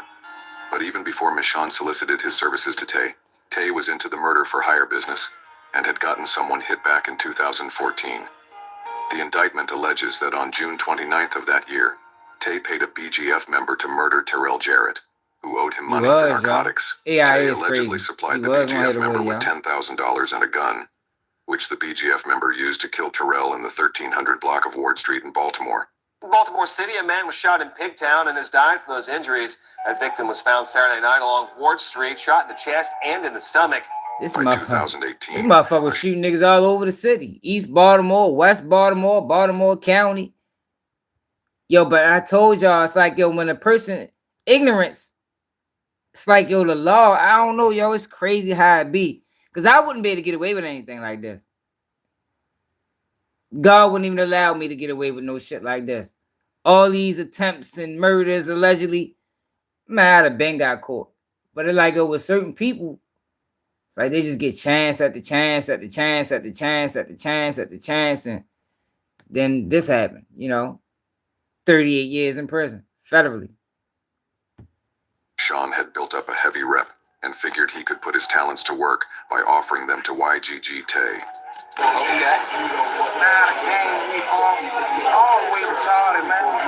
Everybody got them people like, oh God, how the fuck you keep beating everything? Like, motherfucker beating how you beat 11 attempts? Joe beat 11 attempts before they got him. Man, I'm a Lafayette nigga down here showing love to my brothers. Everybody else, boom, they know my name. Michonne expressed his willingness to kill if Tay accepted him in his inner circle, and that's what happened. He'd become a hitman for Tay. One of Tay's rivals was J.A., a BGF member who burglarized Tay's residence in November 2013. On February 23, 2018, Michonne and another person attempted to murder J.A., who was sitting inside his parked vehicle in the 6700 block of Bonnie Ridge Drive. J.A. was shot at multiple times. He survived the attack. In the days leading up to the shooting, Michonne exchanged text messages with another person about J.A.'s whereabouts. The co-conspirator provided Michonne with J.A.'s location and the make, model, and partial license plate number of J.A.'s car. Minutes after the attempted murder on February 23, 2018, Michonne sent a text message that read, check. Tay had other beefs within the city as well, RB and 2 Raw. 2 Raw was another rapper from Baltimore. Yeah, I want it. Catch that big face on it. Yeah, he was. My team don't want for none. Nigga, we stunt. We ain't worried about none. Long that might keep coming. We hunt. Thing was, it's like, yo, he had to know that shit. I think most people in the city knew, yo, that shit gonna end, bro. You can't move like this forever. Similar to the Big U situation. It's like, yo, it gotta get to a point where you be like, man, I gotta switch things up. Or you gonna go to prison, federally or state. There's no getting around it, man. Very few people, yo, live like this for 10, 15 years and die of old age. That shit don't happen. Don't happen. Out in the south, all out trap still jumping. Getting dope, been moving that blow. And we got it for the low, stacking on the low. Watch it grow, now I need more. Now 2 Raw and Tay had been feuding about who had the most money. On the surface, it just seemed like rap wars. But on April 2nd, 2018, yeah, for real. 2 Raw and RB went on Instagram Live and publicly accused Tay of cooperating with law. Yo, like, I remember in the video I did, that's why I was talking about, like, yo, he had to got this narrative for me. Because only way you know this is from the city. Beefing over who got the most money, yo. Who got the most money? Like, yo, that is crazy, man. And I had that video. Somebody sent it to me. Let me see if I can find it. Because that shit got wiped off the internet. Motherfucker took that shit off the internet so damn fast. Let me see something. I had that video. You're like, yo, I got it. Somebody in my comments sent it to me. Come on, yo. Why they always doing this?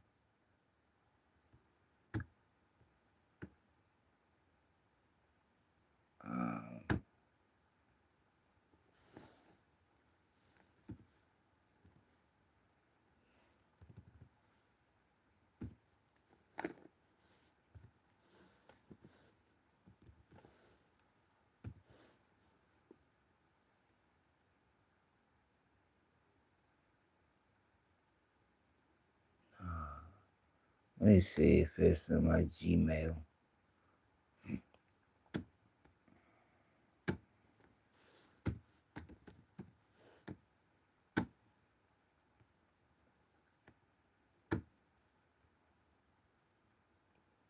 God damn, man, why the fuck they keep making me do this every time I log in? Hold on, man.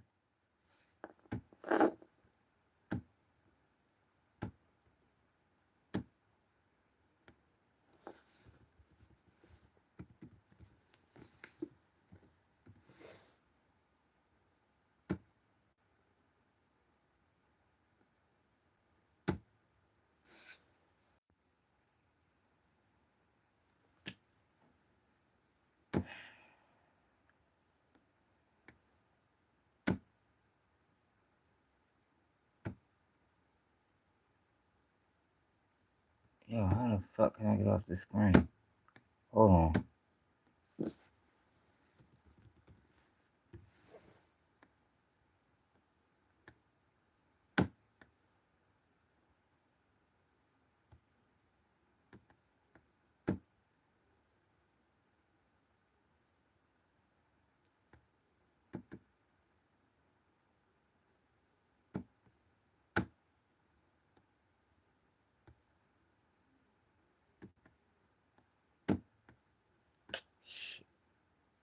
Hold up, man.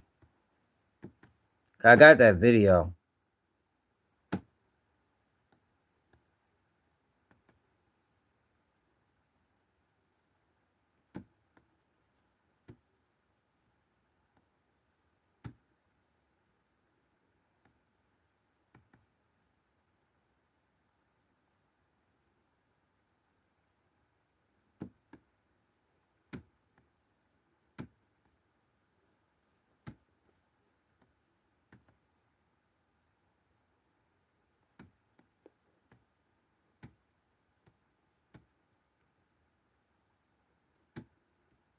I don't want to delete this shit.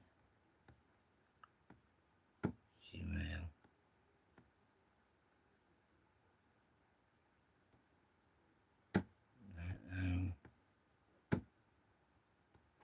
How can I get to the fucking? They be getting over you on Gmail, man. They just keep trying to get you to buy more and more space, and like I don't nobody want no more of my fucking space. Let me get to where I'm trying to go. Can't even look up the shit you trying to look up without them trying to make you buy more space. If we know you done spent 1,000 hours with Gmail.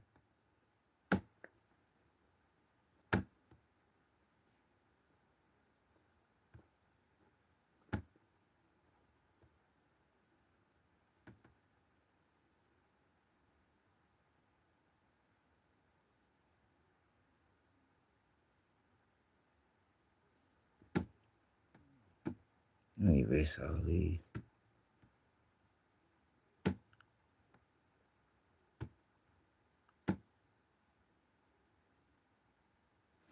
Hit that like button, y'all. Subscribe to the channel if you new. But I'm just trying to find something.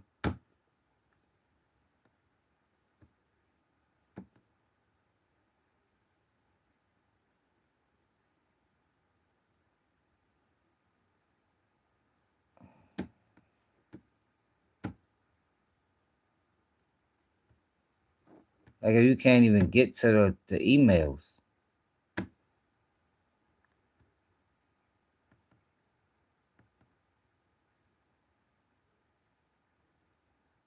He's trying to make you pick a plane. Like, I don't want a plane. This shit is crazy.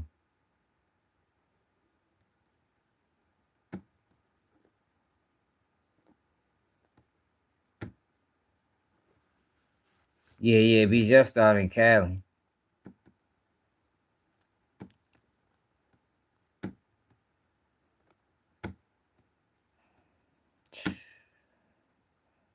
Hold on, y'all. I might have to buy more space. Because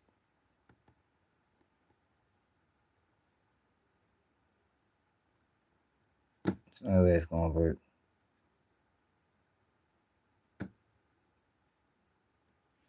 Fucking Google owe me some fucking money. Yeah, they Google owed me $114 for like 5 years, and they haven't paid me my motherfucking money yet. Every time I try to get them to pay my money, they make up some old bogus ass excuse.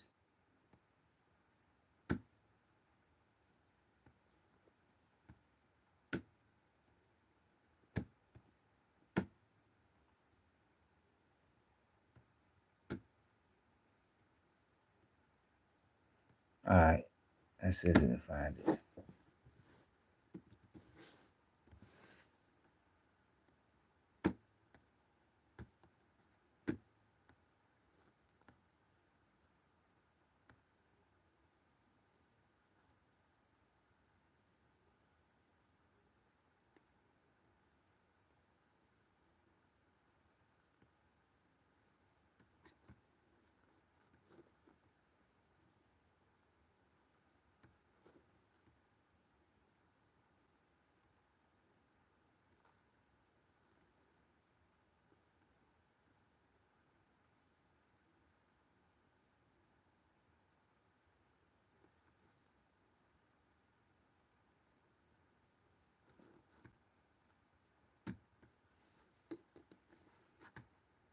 I got received.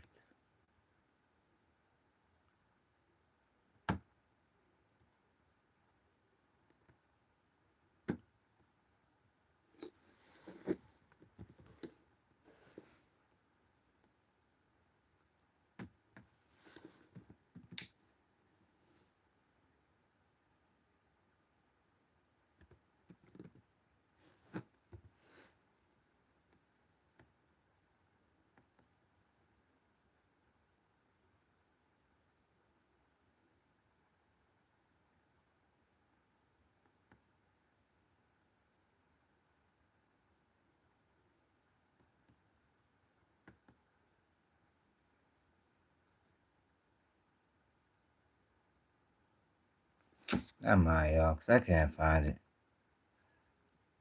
But yo had the only copy of the video that had them calling the whole beef was over.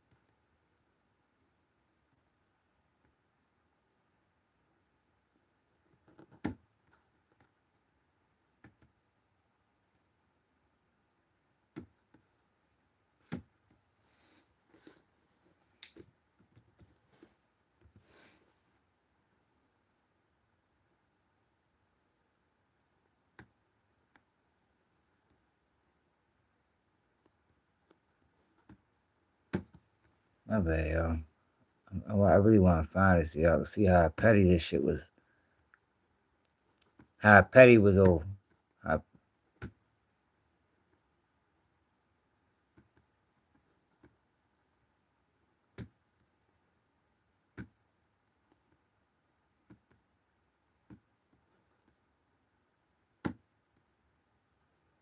let me see something. My man talking more shit when you.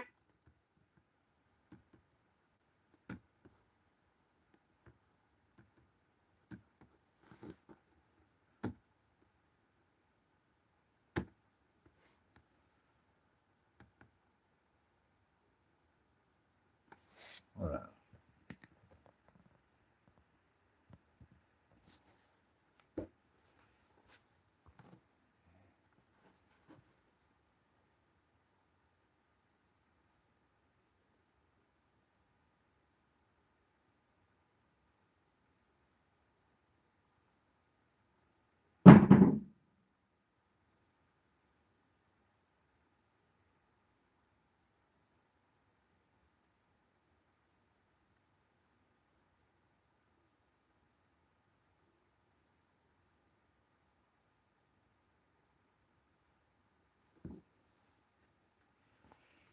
Dude, like, I got the paperwork.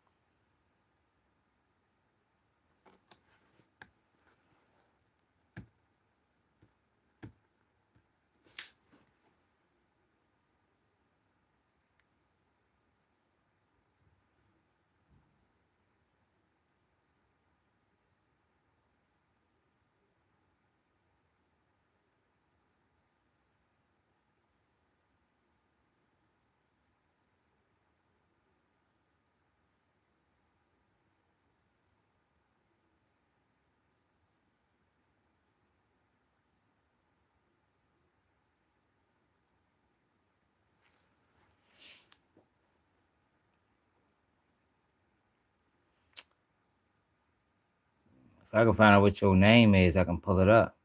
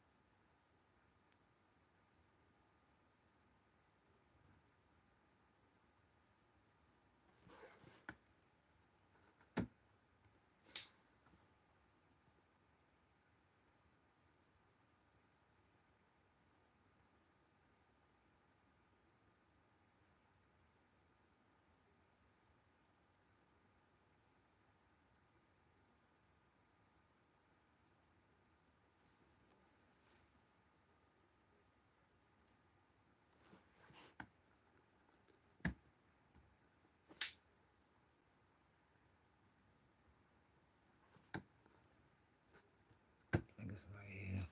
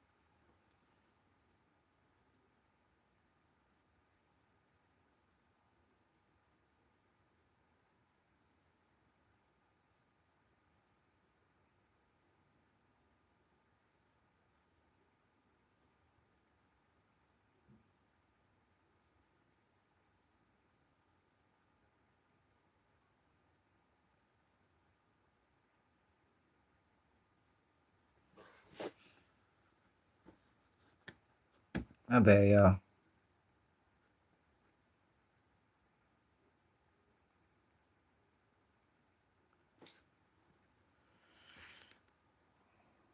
I was looking for this shit before. Let's go to newest comments.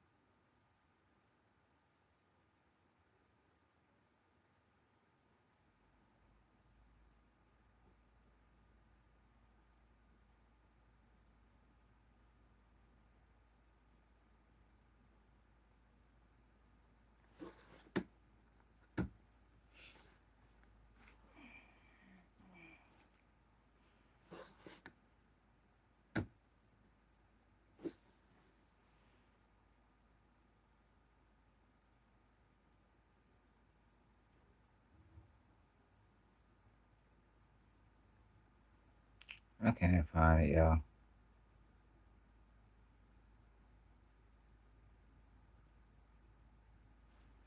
That's paperwork lost again.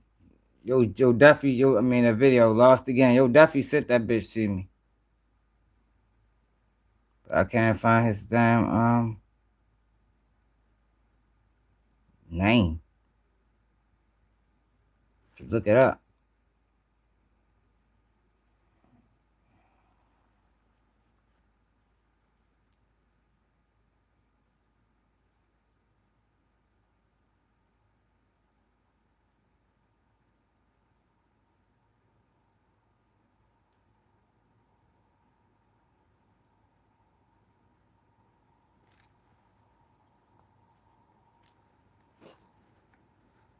Might be right here.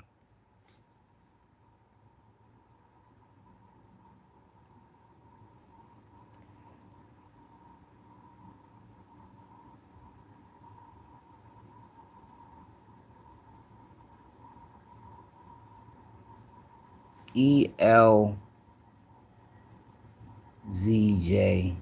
Hefe.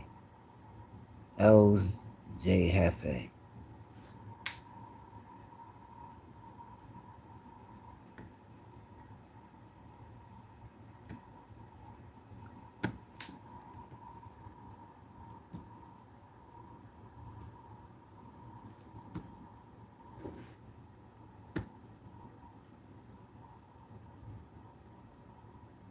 LZ.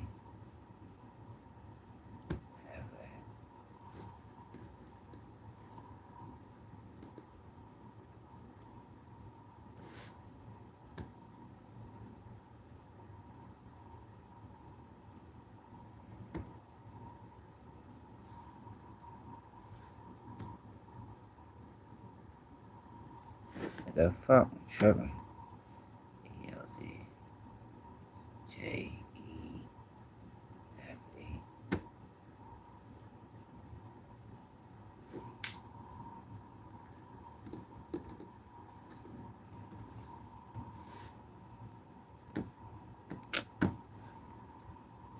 Should ask his ass what's his fucking email.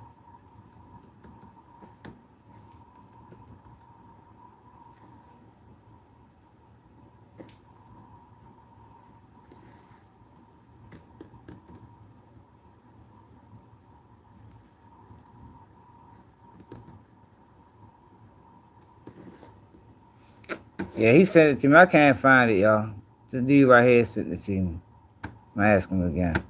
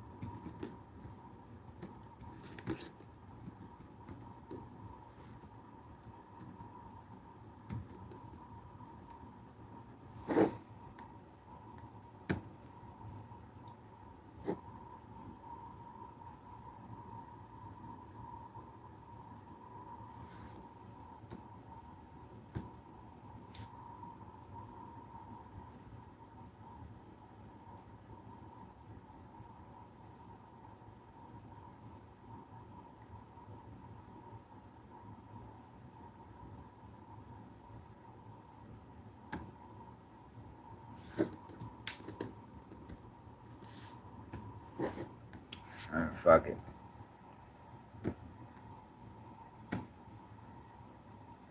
What's up, Shy? Petro, what it is? Law enforcement, in connection with the burglary of his home in November 2013.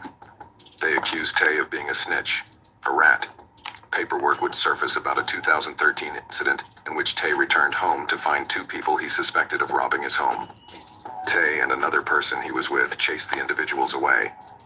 When they returned to Tay's home, they encountered another man, who they then questioned as to whether he knew the two men who just fled. However, the man would pull a gun out on Tay and his friend. Tay and his friend ran, but his friend was shot. Tay publicly denied the accusation, But the retaliation for these claims was swift and brutal. Michonne was on the job to hunt the accusers down. On April 4th, 2018, Michonne and unindicted co-conspirators sought to locate and murder R.B. at a residence on Gorman Avenue in Baltimore, occupied by R.B.'s mother and sister, Shanette Neal and Justice Allen. Allen was ordered to call her brother, but she could not reach him. Neal and Allen were then executed in cold blood. The day of the shooting, Michonne messaged a female associate that he was waiting on the bag, which meant a payment from Tay. Officers recovered 3 .57 caliber shell casings at the scene of the murder. Those casings were ballistically matched to a .357 Glock recovered by law enforcement a year and a half later in October 2019. Investigators later analyzed the cell phone that Michonne used the day of the double murder. The contents include a selfie-style photograph of Michonne on a couch next to 4 firearms, including a green Glock resembling the Glock used in the murders. The metadata indicates that the photograph was taken after midnight on April 4th, 2018, mere hours from the double murder perpetrated later that day. All of this information would come out later, though, and Michonne was on the streets for the time being. 11 News has learned through online court records that Neal has a son who is incarcerated and is a co-defendant in an upcoming gang-related trial. Records also show Antoine Benjamin is facing a slew of charges, including first-degree murder. Baltimore police have not confirmed if there is any connection between Benjamin's upcoming case and the murders of Neal and Allen. A mother and daughter murdered in their West Baltimore home, and now it's 2 years later and police still have no answers as to who did it. These are the flyers that the FBI handed out today, and they say this double murder that happened back... A rap out of Baltimore, YGG Tay, was one hit away, but couldn't separate from the streets. Ended up catching 25 years with the feds.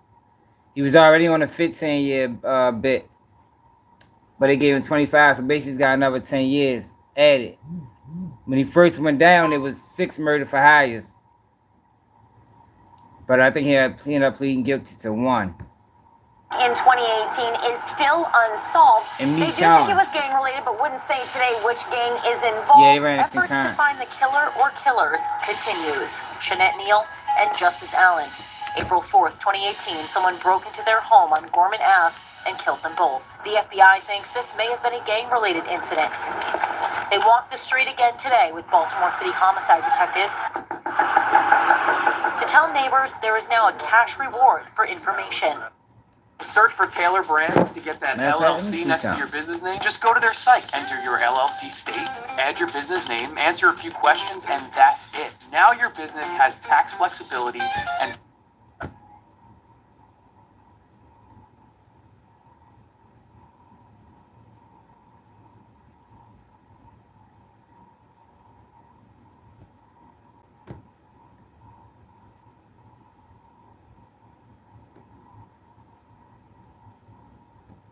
How long ago was that? 1 year ago.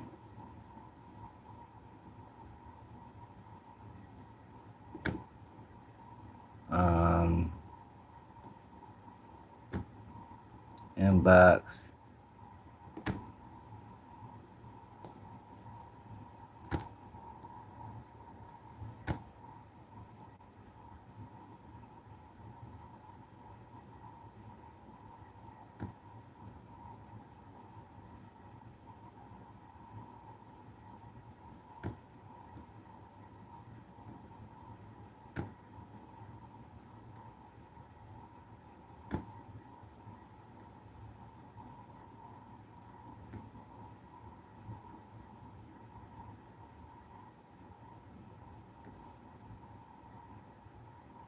Really want y'all to see how petty this shit was, man.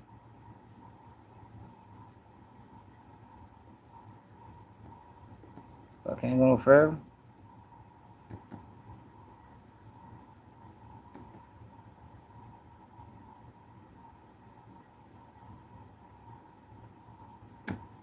The fuck did I do this video?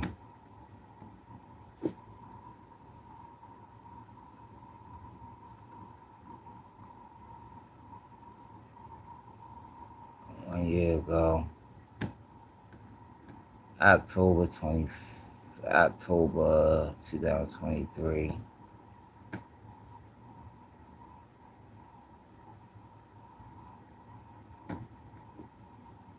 from 10 October 25th. 10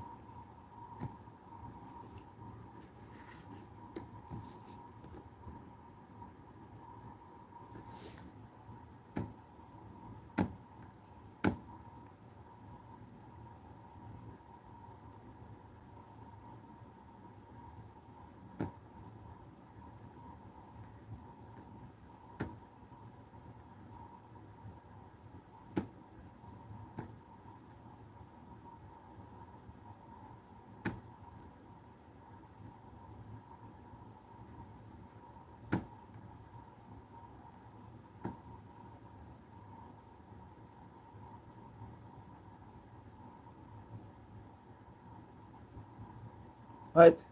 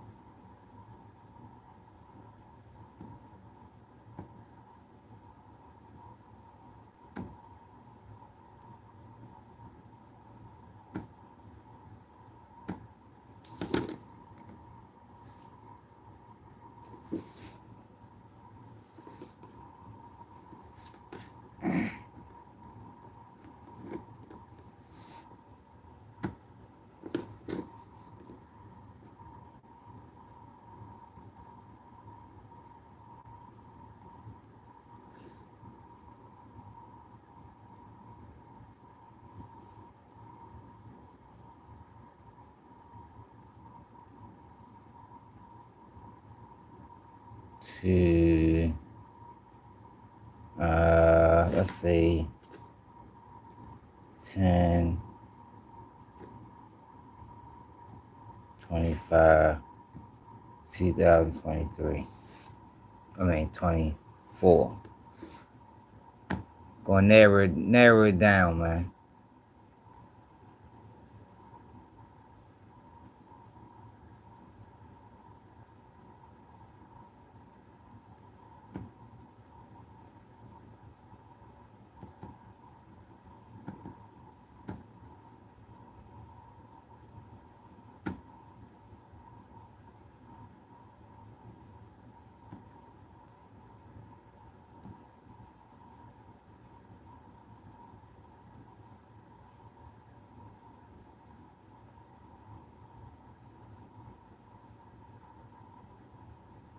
What?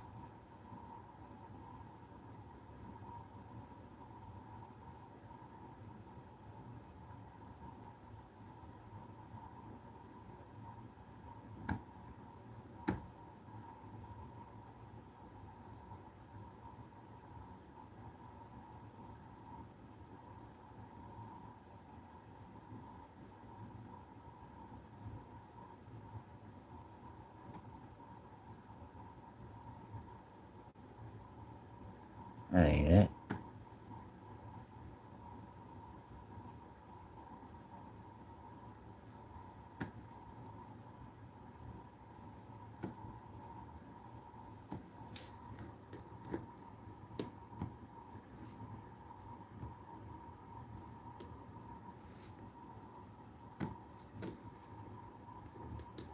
Two, 3, 5.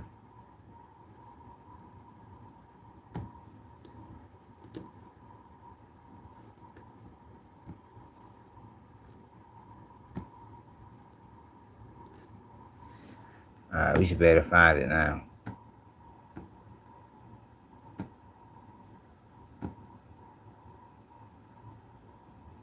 What? 10, 25, 2023 to 3,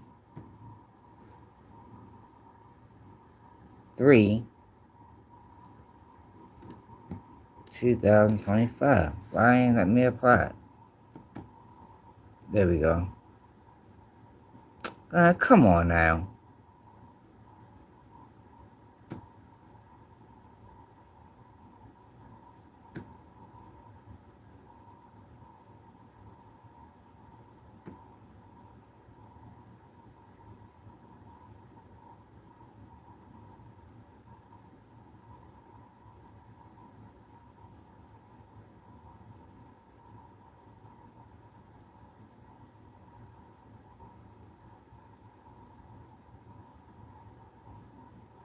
Man, that's bogus.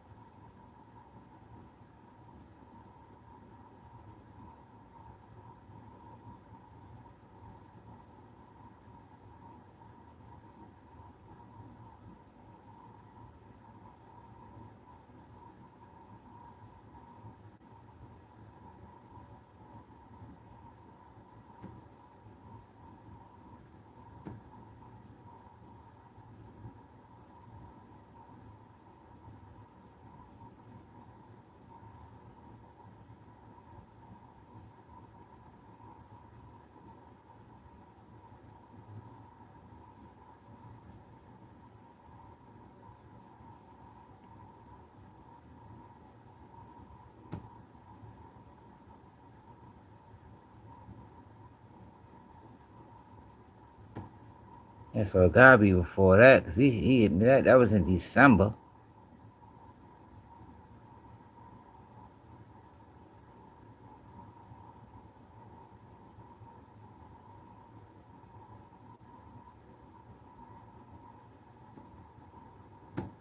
How I got show comment?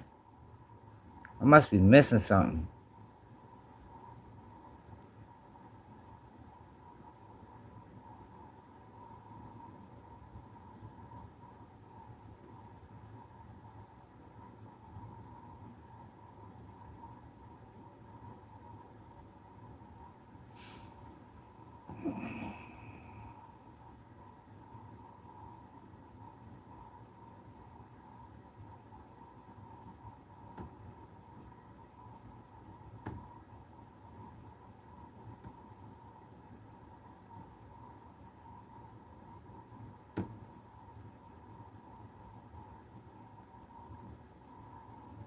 Why the fuck is this in January?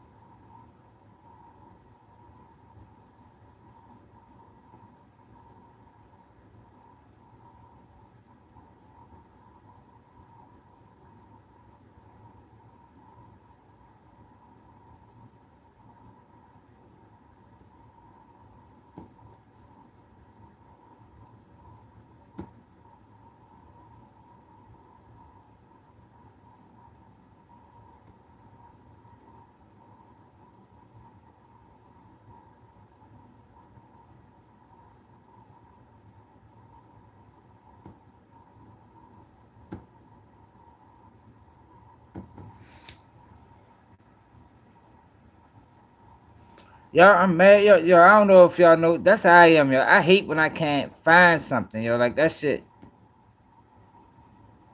bothers me, man. Like, for real. Like, I bet, y'all. I didn't mean to, put y'all into my mind, yo. But that's, like, I don't know how many other people like that. But if I can't find something, like, I don't want to stop until I find the bitch. Nah, my bad, man. Because I don't understand why I can't find it. No, yo sent me the motherfucker. He sent it here. I should be able to find it.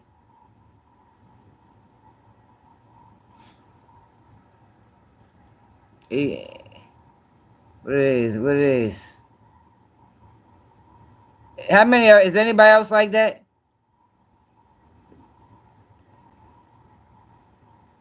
Like, I misplaced something, man. I'll be looking for that shit all day until I find that motherfucker. I might not even need it. Just because I can't find it, I ain't gonna stop looking for it.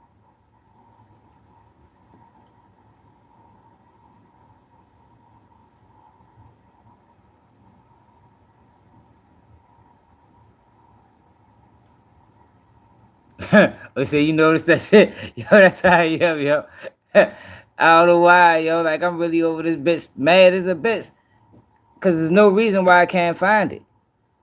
Like, they give me... The other dude comment popped up.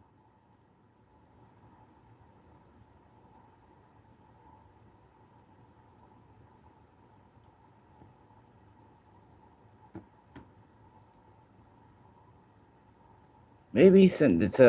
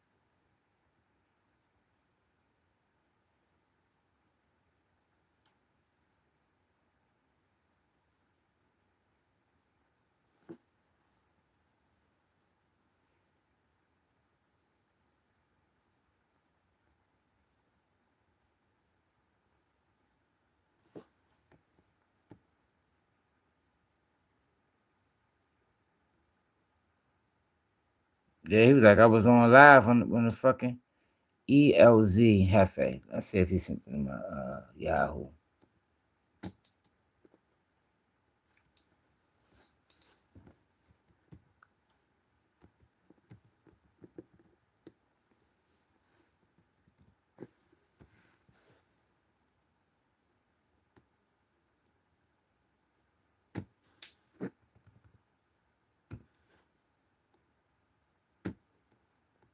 Oh, that's crazy, yo. That's crazy. Fuck it.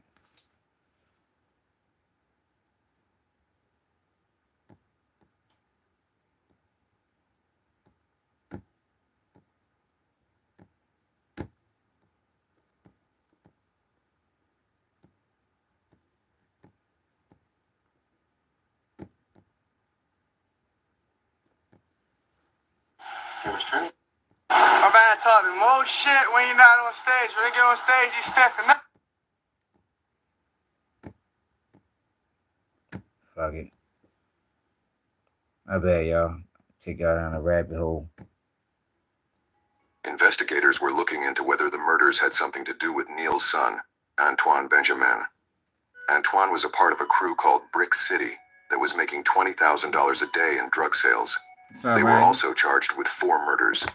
Not sure about anyone else, but the murder charges were dropped against Antoine. But less than a week after his mom and sister was killed, he was sentenced to 10 years on a gun charge. By May, a prior gun charge would be dropped against Michonne. More luck. That luck would soon run out, but not before he would get to commit more acts of violence. On June 27, 2018, in the 8500 block of Glen Michael Lane in Randallstown, Maryland, Michonne attempted to murder Jonas Ben using a Glock 22/40 caliber handgun. Ben survived, but sustained life-threatening injuries. When reports came out, it was said that Ben was hit 9 times. Side note, Ben would be killed 2 years later on October 1st, 2021, after being shot in the 2600 block of Dulaney Street. Not sure if anyone has been arrested for his murder. Anyway, on August 7th, 2018, Michonne again conspired to commit another senseless murder on behalf of Tay. That day, Michonne, co-defendant Taz, and an unindicted co-conspirator drove to the 4500 block of Woodley Avenue in Baltimore City with the intention of murdering 2 Raw. 2 Raw owned a home on that block that he was having renovated. A construction crew was on site at the time. Taz and the unindicted co-conspirator ran up to the back of the house and began firing their weapons, including a .40 caliber Glock handgun. They murdered one of the construction workers, Brian McKemmy. Another construction worker was shot in the head. He survived. Dang. Later, Michonne would admit that he participated in that murder conspiracy on behalf of Tay. On the day of the shooting, though, Michonne exchanged text messages with a female associate. The associate remarked, "Got busy, huh?" Michonne responded that he was waiting on a bag, which again meant that he was expecting payment from Tay for his role in facilitating the attack.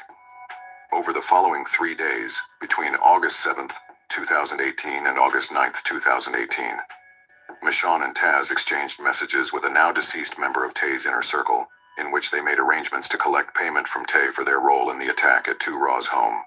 Meanwhile, Taz contacted his girl so they could relocate in fear of retaliation. Approximately 1 week later, on August 16th, 2018, law enforcement located Michonne in a maroon Toyota Avalon, which was the suspect vehicle captured on a ring camera at the scene of the murder on Woodley Avenue. Inside the Avalon, law enforcement located a Glock 22/40 caliber firearm located within a satchel. The firearm was ballistically tested. Law enforcement determined that it was the firearm used in connection with the murder of Brian McCamey and non-fatal shooting of the other worker. On August 7th, in addition, law enforcement determined that the Glock had been used in a number of murders and non-fatal shootings in Baltimore City and Baltimore County between March and August 2018, including the attempted murder of Jonas Ben. Michonne would later plead guilty to his crimes and admitted guilt to some of the charges that were dropped against him prior, such as the Memorial Day shooting. In September of 2024, he was sentenced to 38 years. Taz was sentenced to 28 years. YGG Tay had been sentenced 3 weeks later, on July 10th of 2024, the day Tay got arrested 3 days before Thanksgiving in November of 2019. Investigators recovered $9,277 in cash and a .40 caliber handgun loaded with an extended magazine containing 17 rounds, including one in the head. They also recovered a 9mm pistol loaded with 16 rounds, one in the head, a .25 caliber pistol loaded with 5 rounds, a container with 386 grams of a mixture of fentanyl and heroin, several clear plastic bags containing a total of 40 grams of cocaine, a clear plastic bag containing 50 grams of a mixture of heroin and fentanyl, a clear plastic bag containing 27 grams of crack cocaine, a plastic bag containing 71 grams of a fentanyl mixture, and drug paraphernalia. He was sentenced to 25 years in prison for his crimes. But a few things would happen. 2 murders on the same block in just 1 week. An 18-year-old last Monday, a 27-year-old yesterday. And in West Baltimore, 5 murders in a 7-day stretch. Some are calling it the Wild Wild West. Baltimore's 61st murder happened. It was a 27-year-old man who was found dead inside of a home along Appleton Street. You could still see the balloons and the stuffed animals. Police confirmed the man is a popular local rap artist. 27-year-old Ryan Brunson went by the name of 2 Raw. His death was just one of 5 murders in West Baltimore during a week-long period. But a few things would happen. The March 2019 shooting of 2 Raw happened days before another person, Taylor Davis, was shot and killed in the area during a shootout. 3 people were shot. The shooting death of Taylor would be linked to another gang we spoke about, the NFL crew. As for 2 Raw, from what we know, the murder is unsolved. Another person we mentioned, Barack, would also be charged for a murder that took place after all this. The girl will never be in her mother's arms again. 20-year-old Yasmin Wilson was shot and killed while walking down the street with her daughter, Charlie, right there in the stroller. Happened on Wednesday night. WMAR 2 News Eddie Kedem spent the night right there on North Rose Street where it happened, and right now he's live at Baltimore City Police Headquarters. Eddie? Yeah, Jamie, the kids in that community should be having fun, playing outside, talking about what they did at summer camp. Instead, one day they're screaming, running into their homes because they had just seen a young mother killed right in front of her little daughter. And the mother of that woman that was killed is calling the shooter a coward for ripping away this mother from her family.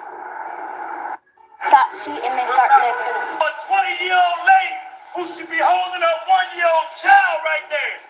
But because somebody didn't know what to do or how to do it, she's dead. The kids on North Rose Street shouldn't have seen what they did. We was out here going cartwheels and stuff, and I just saw a car run past, and a lady driving, strolling her baby, and so just shot her. Safe Streets, here to let them know the community is with them. people to start having fun and like having great times with their family instead of people getting shot. Stop shooting, start living. As the sun went down, Yasmin Wilson's friends and family started to fill the space where she was taken from them.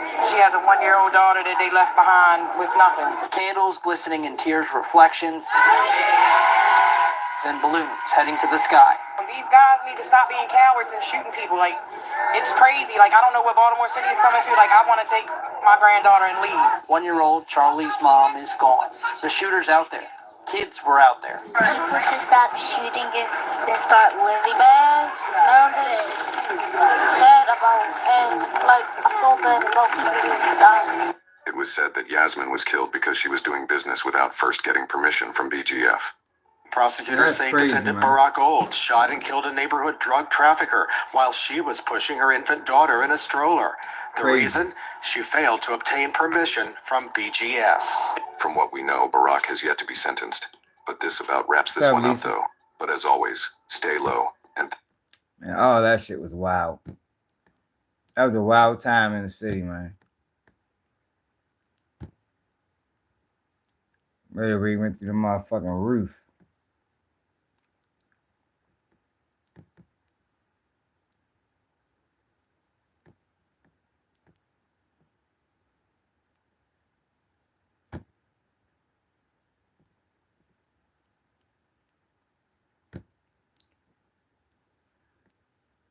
Huey Newton. I know he did an interview. Okay, your family moved from Louisiana to California, yeah, it was. Like many folks, they moved from the South to the Oakland area. What did your family hope when they moved to Oakland? Yeah, it was. Yo, that was a wild time. Yo, if you was outside, my family, for real though, yo, if you was outside and survived those years, salute to you. For real, because a lot of people died, yo, within them. From 2015 to like 2022, 2023, man, people was dying left and right. Like, shit was crazy all over the city. East, west, south, northeast, northwest. Shit was just crazy, man. See, that's the difference between Baltimore and a lot of these other cities. Like, it's nice spots in Baltimore, but for the most part, man, crime is everywhere. That should even extend to the county. When you factor that into places like Chicago is a good city for the most part. Just got bad areas. Fucking whole city in Baltimore is fucking crazy. Oakland, primarily seeking a better life. My father was a farmer in Louisiana and a preacher, and he moved out to the Bay Area in order to work in the shipping yards. It was a naval supply, it was called at the time. And that was the reason most blacks moved out for work, better pay, and a better life, You talked about the political aspirations that they had and the fact that you're named after Huey P. Long. Can you talk about that a little? Yes, my father was impressed with Huey P. Long, even though at the time in the South that blacks couldn't vote. That Huey P. Long was created the first black hospital and medical school. Real. And even though Huey P. Long gave the pitch to the white races that they needed a black medical school and hospital because he didn't want white women seeing black men nude and so forth. My father thought Huey P. Long was using tricks in order to improve the situation for blacks at the time. Yeah, I be trying to explain that shit to people. Like, yo, crime is everywhere. Like, it's hard to, that shit'll find you, man. Like, it's places in some of these other cities you can duck off, like the big cities like Philly and what we was talking about the other day. It's another big city. Like them cities that got 1 million people, man, it's duck off spots. Baltimore, man, ain't no duck off spots. Not for real. Relationships that have helped advance your political grounding. Street to Denver. Things that you remember. Blowing that dump strap to the channel. Well, my family they were always interested in politics, especially my father.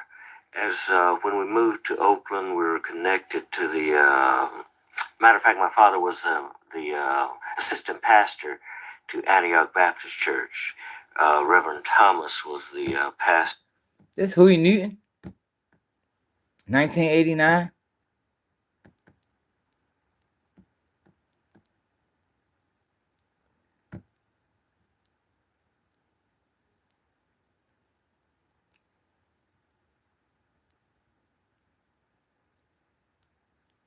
He got locked up for killing for shooting the police.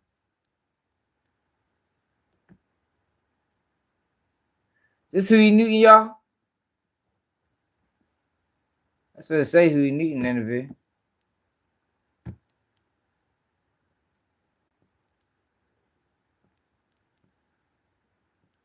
The real 1500. What you talking about? We just was talking about Baltimore for the last hour. This was out on 7th Street. That's what you like, ain't it? The church became a member of the NAACP. And matter of fact, in the early 50s, that King was invited out by a collection of churches. And that was my first time hearing King at the Oakland Auditorium. Saying anything. But my family was interested in improving the political and economic situation of blacks. How did Bobby Seale and you use the anti-poverty office as a base of operation for the early work of the Black Panther Party? Bobby Seale and I used the North Oakland Service Center as a the original work spot to put together our program. Oh, okay. They had all the machinery, mimeograph machines, and I ain't never seen this. Also, they were at the time the poverty program. The North Oakland Service Center was a part of the poverty program, and the service centers collected names of people on welfare, elderly people who needed aid. We use those lists to go around and canvass the community in order to find out the desires of the community. So we would go from house to house and explain to people our program. We printed up the first program at the North Oakland Service Center. Why did you choose to focus on the police as a major target for the Panther Party early on? They was targeting us. Well, the police throughout the community, not only the Oakland community, but throughout the black communities in the country, were really the government. We had more contact with the police than we did the city council. Why you be hating on me, bro? The police were universally disliked. In Oakland, there were. You just want me to talk about Baltimore every day. In '66, there was about October '66 when the party was founded. There was about 1% black on the world is bigger than Baltimore, bro. Shortly before that, I think in '53, Oakland had its first black policeman who was a friend of my father's. His name was Kenner. My father broke friendship with Kenner because of his membership in the Oakland Police.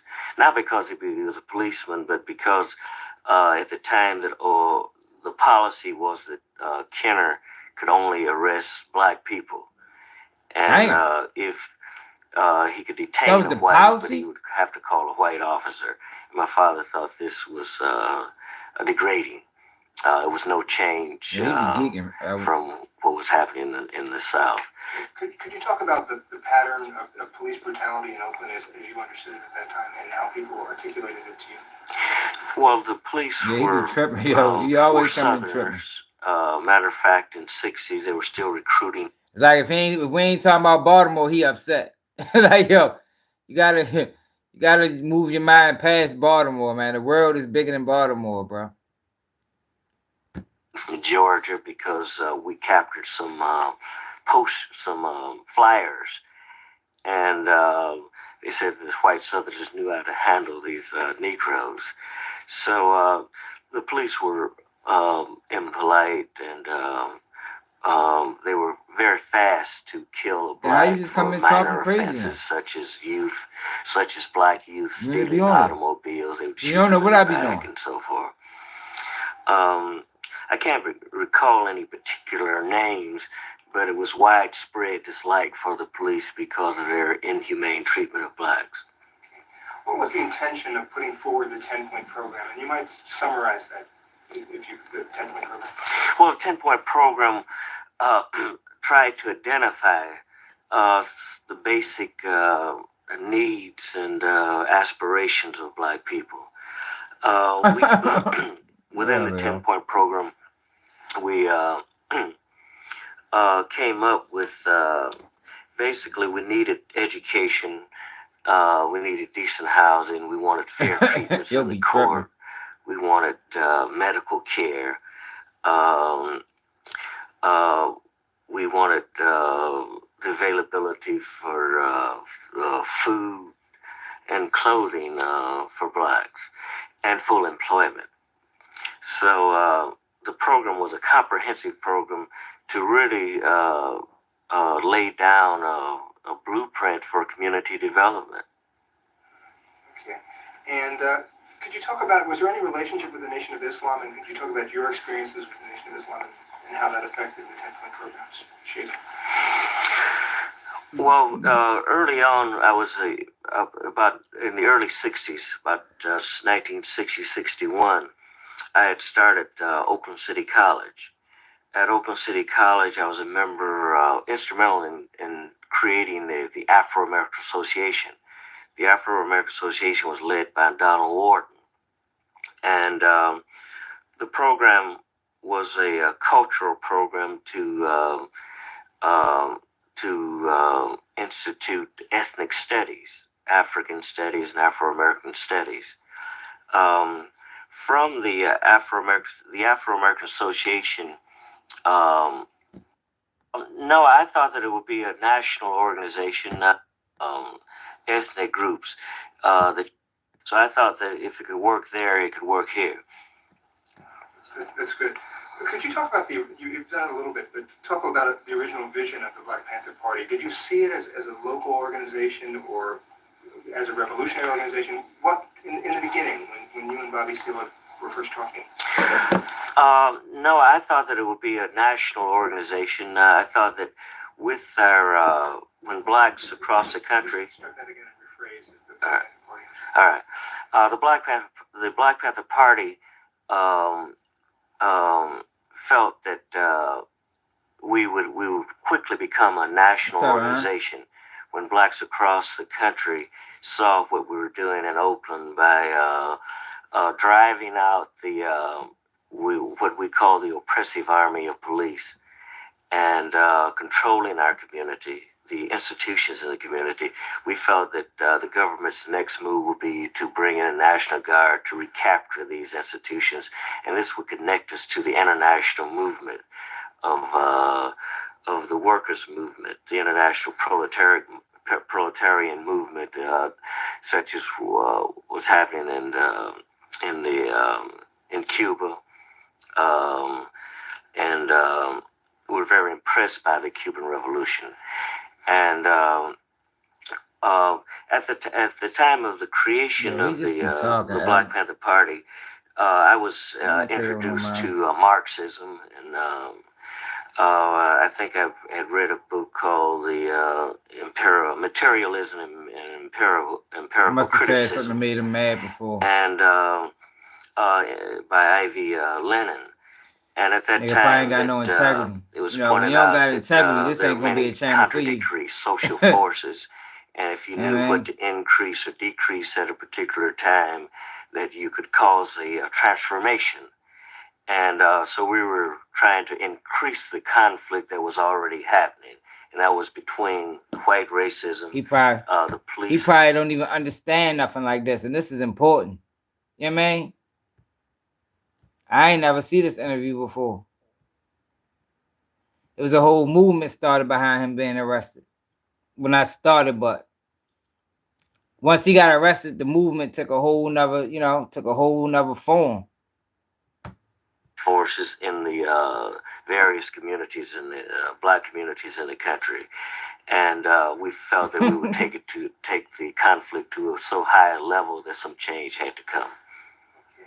Something very specific. Like, yo, just think, yo, if this would have worked, and that's the thing I'd be talking about, yo, like, yo, they did so much, yo, to put us in this situation, and then when we talk about it, they act like we complaining or we don't have valid arguments, yo. But we had several movements that if they was a still positive movements, not the bullshit, not no big U shit, positive movements, yo, that could have pushed the black community forward. And every time they took off, these motherfuckers, the FBI and the CIA and all these agencies made sure that shit ended. That's why, for the people that support the Charleston Whites and the WAC 100s, and it's like, yo, if y'all know what these agencies done to the community, how the fuck can you, like, yo, I never seen no shit like this. Like, yo, people just playing police games and acting like it's funny. Like, yo, police has never been funny to the black community. Law FBI has never, all they have been for decades is detrimental. That's all they ever been. But it's like now you got people that be like praising them and like, yo, what? Y'all must don't know the history. Traffic light in front of Santa Fe Grammar School. It was really dramatic. Could you just describe what happened, how that changed, and how you went about trying to do that? And also the use of theater, I mean, and drama as a way, and symbolic gestures in terms of political transfer, political acts. Yes, I went to Santa Fe Elementary School in North Oakland, and while I was there, many children were hit by cars and so forth. There was no traffic light in front of the school. It's a very busy street. There ain't no fucking traffic light in front of the school.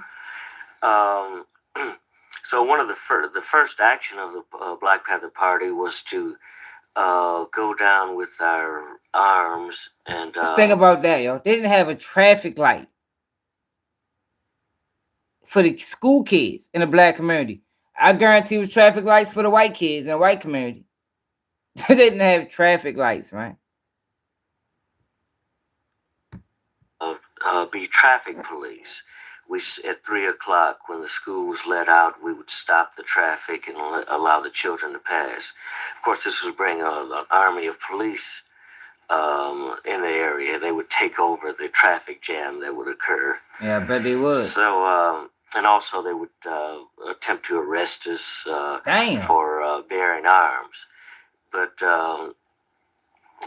they would become aware, which they were not, that the law provided for us to bear arms at that time.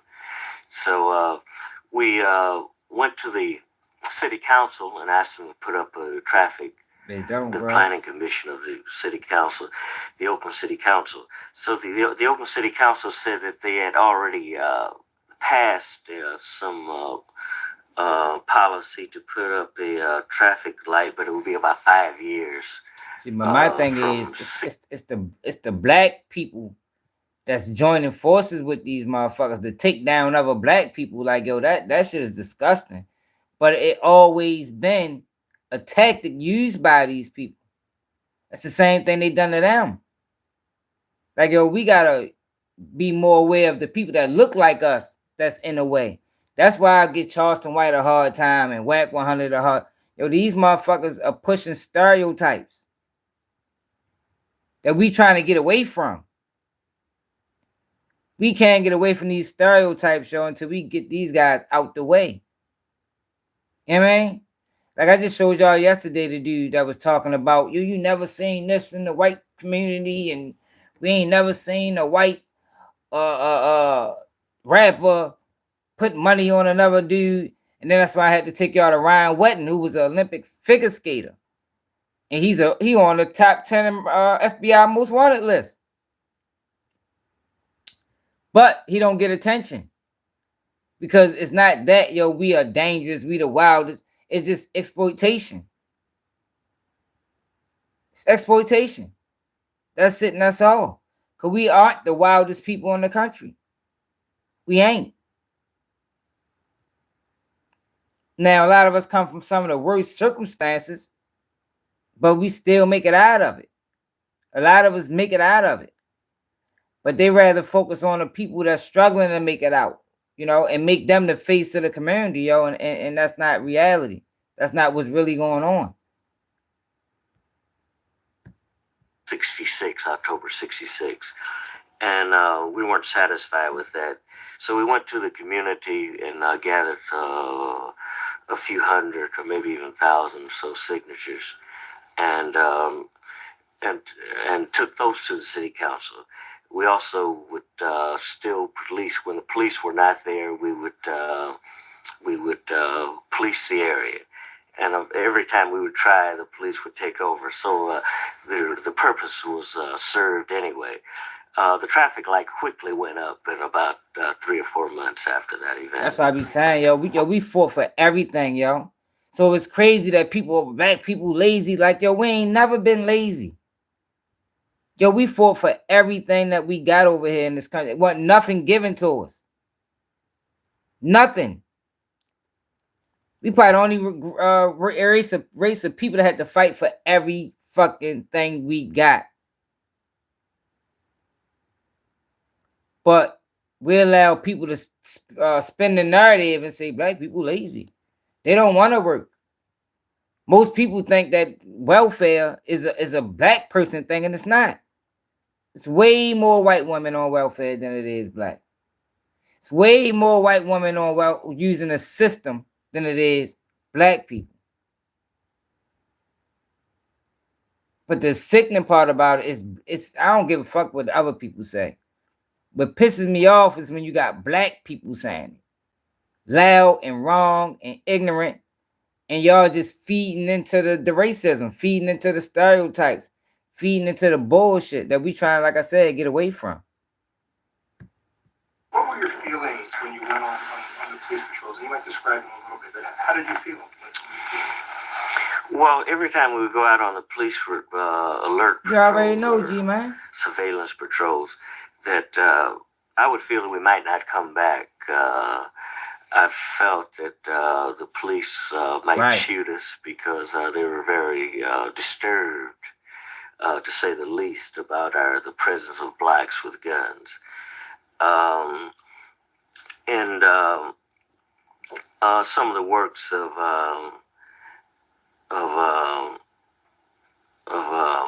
Fidel Castro, when he was in the Sierra Maestra. As a matter of fact, before he left Mexico, that he asked that everyone give their name of their first of kin or someone to be notified in case of their death. And when people had to do that in his guerrilla organization, everything became very serious. And so we would, before we went on our first patrol, and anyone who would join us after, we would always ask who should be notified in case of their death. And this would make it very serious to the person. Yeah, the Panthers often quoted the law. Could you talk about the importance of law, U.S. law to the Panthers? Was it tactical or was there a philosophical agreement? And what were some of the books that you read, and what were some of the texts that you read? Well, while I was at Oakland City College, I took a law enforcement course, and it was criminal evidence by Alicorn and Fricke, and criminal law. And this was the textbooks used by the local law enforcement agencies, and that in criminal evidence there was a section inside of the book on reasonable cause to search and reasonable cause to stop, and we would follow the police around, and when the police would arrest or detain someone, we would read their rights to them. Man, look at that. We would stand at a distance where the police couldn't say they were interfering with their arrest or their detention of the individual, and make sure that there was no brutality. And listen to the things that they was doing, yo. And they tried to spin the narrative like this was a radical group that was attacking, but yo, that was never the idea. They came down on them, and all they did was respond.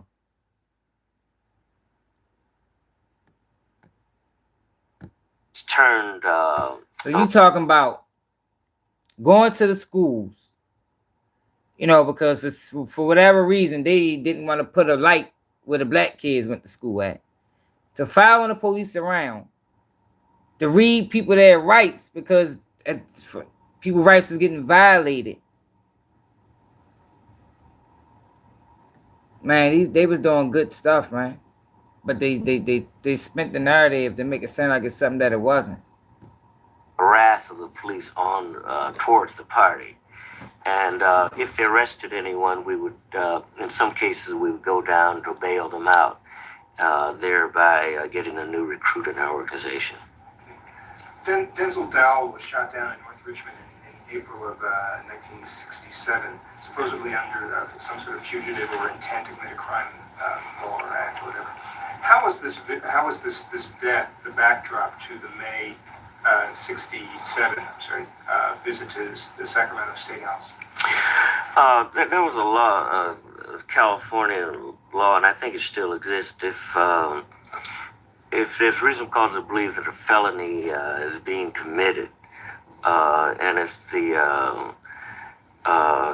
defendant flees, it's the right of the police to detain him to capture him with any means necessary, and that's including shooting the person. Denzel Dowell was accused of tampering with the lock in the back of a store, and he was shot in the back with a shotgun. Damn. In Richmond, and there was some question whether he was walking through the alley or whether he was actually trying to break into the store. We protested his murder, and we went to the DA's office and the sheriff's department. And the sheriff told us if we didn't like the law of detaining or capturing a felon or suspected.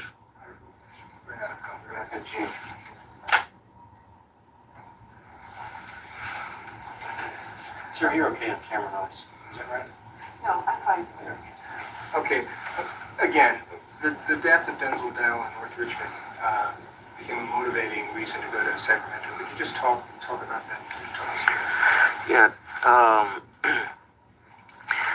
Denzel Dowell was killed there in Richmond by the police and for allegedly tampering with the lock in the back of a store.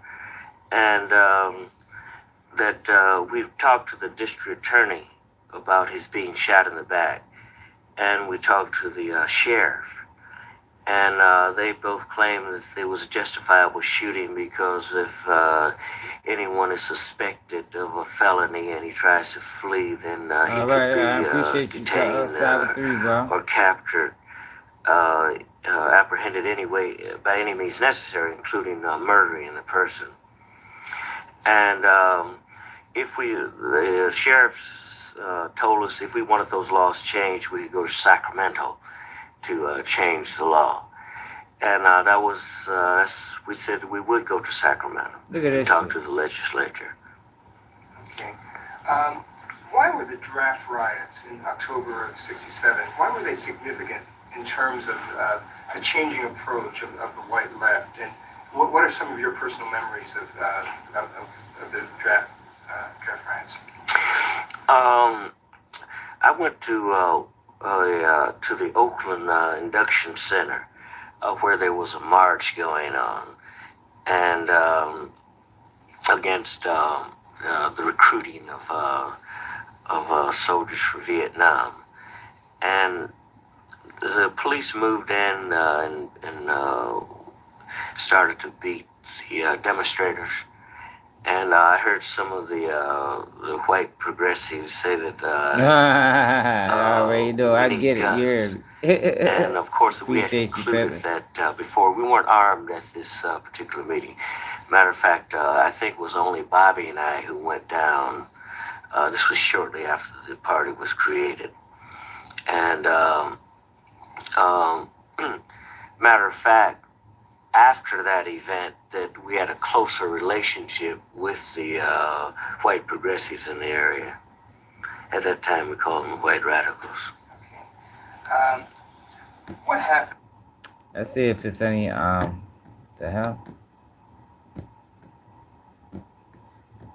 That night in October of 1967, the night you were shot, Officer Fry was killed, and you were arrested. Could you just talk us through that?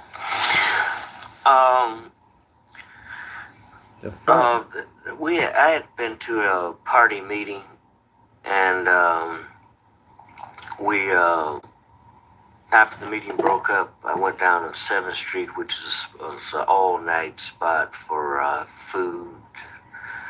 And as I drove down, that I noticed the police following me, and finally the police stopped me on 7th and I think 7th and Willow, and the police came around to my car, and there was a backup, so there were 2 police cars, and so the police, I don't know whether he followed me because he had discovered who I was, but he asked my name, I gave him my name, and he told me to get out of the car. I asked the police, was there any reasonable cause to stop me? And he just said, he just repeated, get out of the car. As I got out of my car, that I took my book with me. There was a passenger who also was a party member, riding in the car also. And as I started to walk, the police then told me to walk back to his car. And as I walked back to the car, I turned around and started to read the reasonable cause to stop law from my law book, Alcorn and Frickley. And the police then told me that, well, he had every right to stop me and to go to the car. And I continued to read, and he pulled his revolver and shot me. Dang. I was wounded in the stomach, and there was a lot of gunfire. When I was shot, I became unconscious. There was many people on the street at the time. One police officer was killed. It was finally concluded that, by my attorneys anyway, that he was killed by a shot from his back by the second police officer. Oh, shit. The second police officer also shot. He was shot about 5 times, and the first police officer about 3 times. At the time that I was not armed, the police officer, the pathologist discovered that the police was shot by his own weapon. Wow. How did you get to the hospital? According to the police reports, I commandeered a car and kidnapped the driver in order for him to take me to the hospital. I don't remember doing this. There was one Odell Lee who, Ross. His name was Ross, I'm sorry, who drove me to the hospital. It was discovered in his latter testimony. He gave a number of conflicting testimonies that I did get into his car and he drove me to the hospital. But before I arrived at the hospital, I became unconscious. And then what happened? My next recollection was my conscious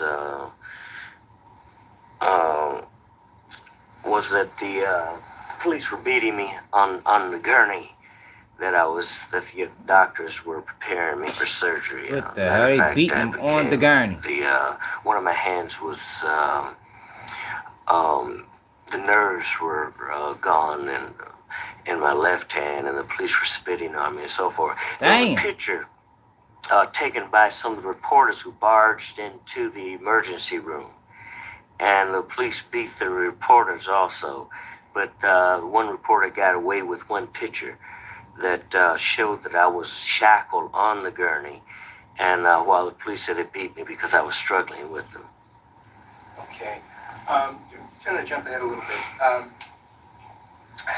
How did your arrest affect the party? I mean, now they're leaders in prison, and how were you able to communicate? Yeah, I didn't know that's what happened. So that's why they was going. That's why they kept saying free Huey. They locked him up for no reason. The motherfucking police shot each other.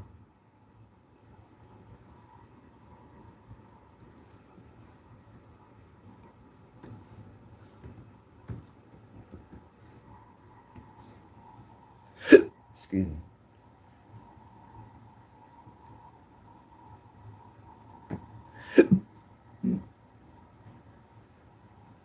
Excuse me. Telling you.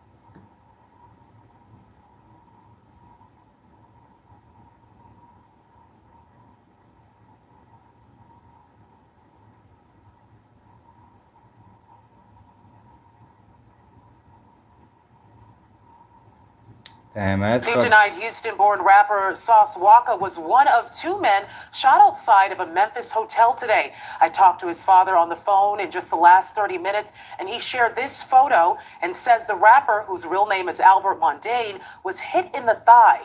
His father tells me he's supposed to be okay. Police say a suspect got out of a car and fired several shots at both men just before 3 p.m. today. Now, the other man, Mondane's friend, we're told sadly died at the scene.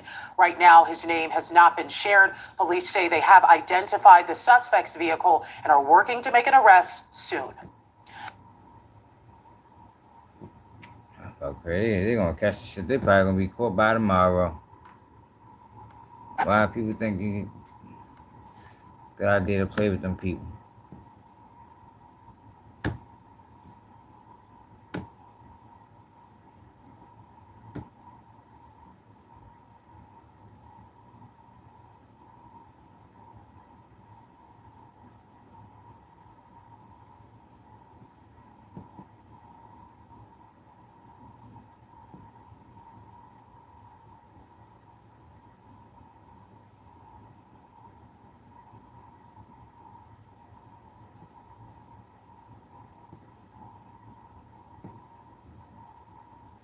Z Entertainment stressed that it is important to know the right people, such as Henley, while visiting.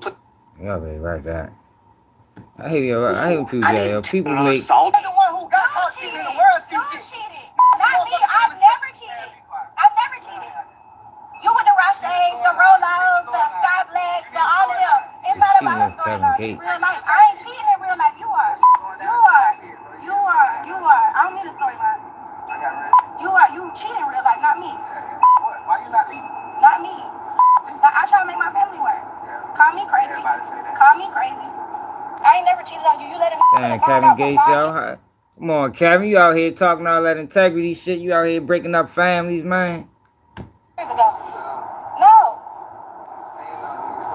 It's not about being sober. Stop trying to be like that in front, like on the phone with your friends and stuff. Hyped up about what? About releasing a song from 5 years ago? No, you said I was. You just got on the phone with your friends and said I was. I never was hyped up about nothing. Never was hyped up about nothing. I got doing enough. Be for real. Be for real. You said I didn't do enough. Through shots. That's the truth. I ain't the one cheating. I ain't did no cheating. Period. That's a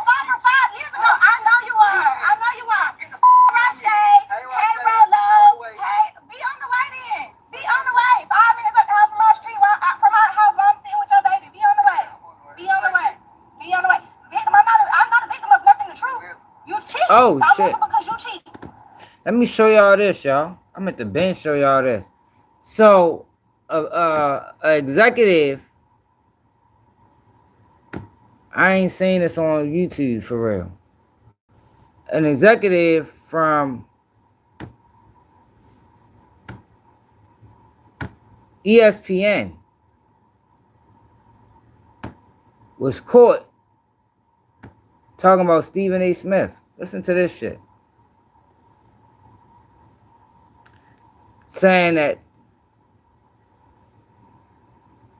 he plays the angry black man role.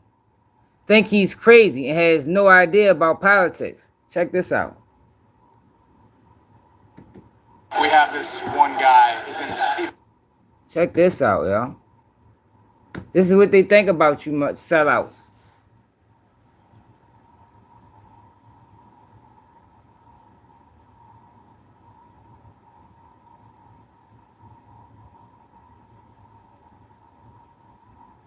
Check this out.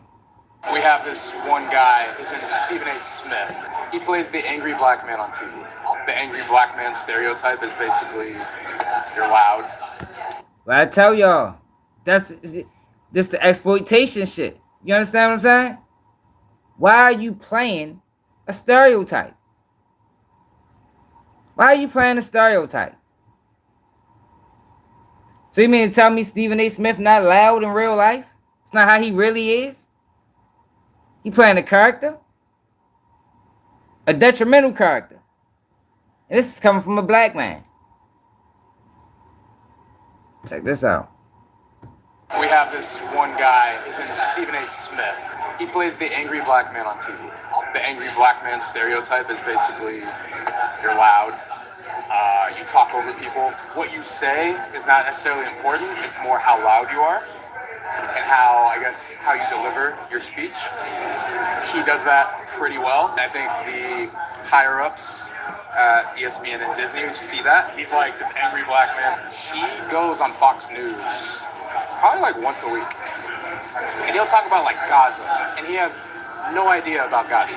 Talking about like his views on Gaza. And we're like, brother, you were just talking about the Lakers like 3 hours ago. Like, what do you know? Yo, what I say too about that? He be speaking about hella shit he shouldn't be. Yo, stick to sports. About Gaza. Stephen A. had been talking about LeBron's son for like a while. LeBron like confronted him at a game one time. And then ever since that, Stephen A.'s been on like 4 different podcasts, basically like, I thought it was a weak move, like coming up to me and whatnot. It's just this whole like embarrassing thing that we're all like rolling our eyes at. They just think he's crazy, just trying to create attention. Oh, what did he say? Like, LeBron like confronted like, what do you know? He was on Gaza, and we're like, brother, you were just talking about the Lakers like 3 hours ago. Like, what do you know about Gaza? Stephen A. had been talking about LeBron's son for like a while. LeBron like confronted him at a game one time, and then ever since that, Stephen A.'s been on like 4 different podcasts, basically like, I thought it was a weak move, like coming up to me and whatnot. It's just this whole like embarrassing thing that we're all like rolling our eyes at. They just think he's crazy, just trying to create attention, you know, which is his job, I guess. He gets paid a lot of money to do that. So. To like create chaos, to create like controversy, like an argument. That's like his job, basically. So he's like an investor? Yeah, that's a good way to put it. Very much. Damn. So he's like a grifter? Hey yo, this is crazy, man. You say he a hater? I mean, Stephen A. Smith is playing a stereotype. Now, I don't know about all this other shit, but he's definitely playing a stereotype. Whoever's buying my shit, I will sell you my book. Which is like Fox News sometimes.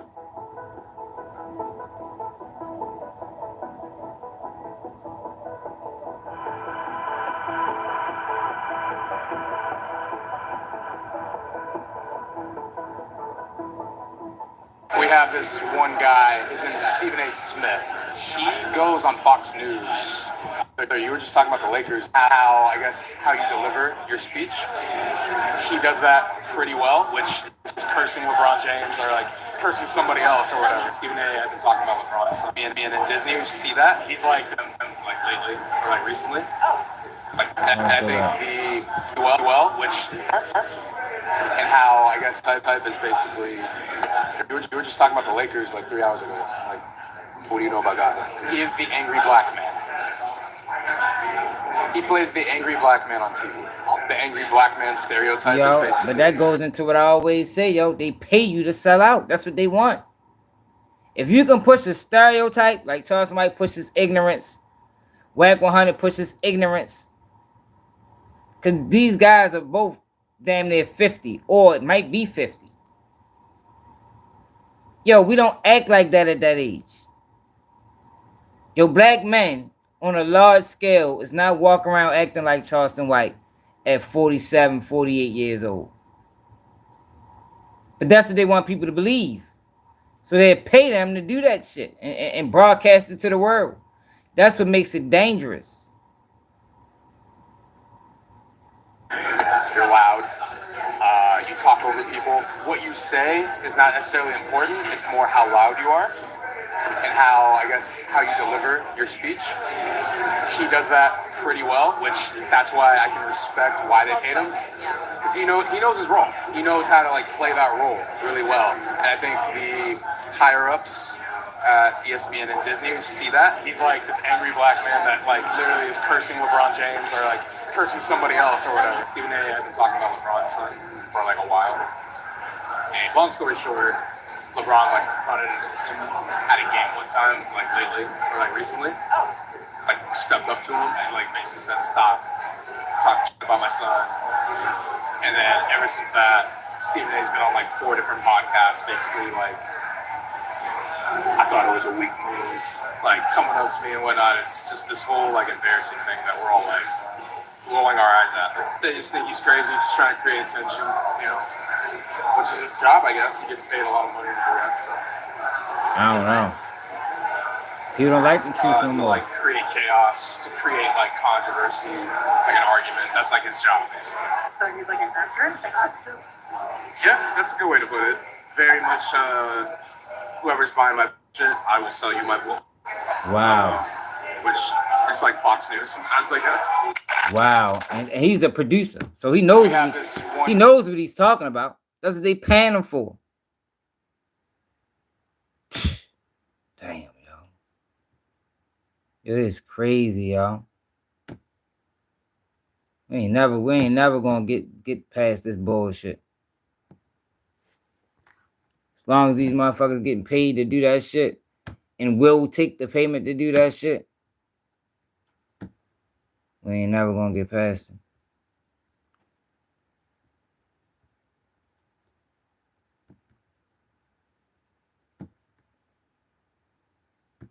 Really started this. Right. So you said yeah, number 1. Who's the second? It's a bitch. It's a bitch. Money Mine? Yeah. Yeah, she started everything. Yeah, she started everything. Back. She probably get picked up next. You know what? You said it was 2 people that really started this. Right. So you said... I said she probably get picked up next. I don't really even like Rainwater. He started this shit too with the way he managed. He probably was telling Mo3 to go at them niggas. It's good. It's good for your image.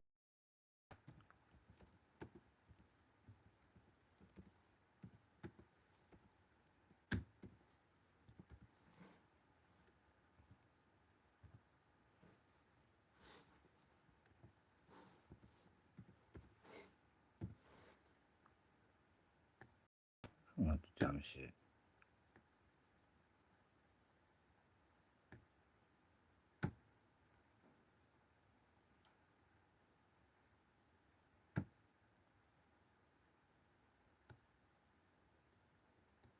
These guys know how to capitalize on some motherfucking controversy, boy.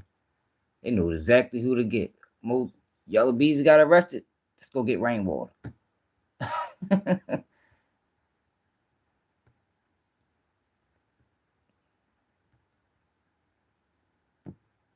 I don't trust Rainwater either.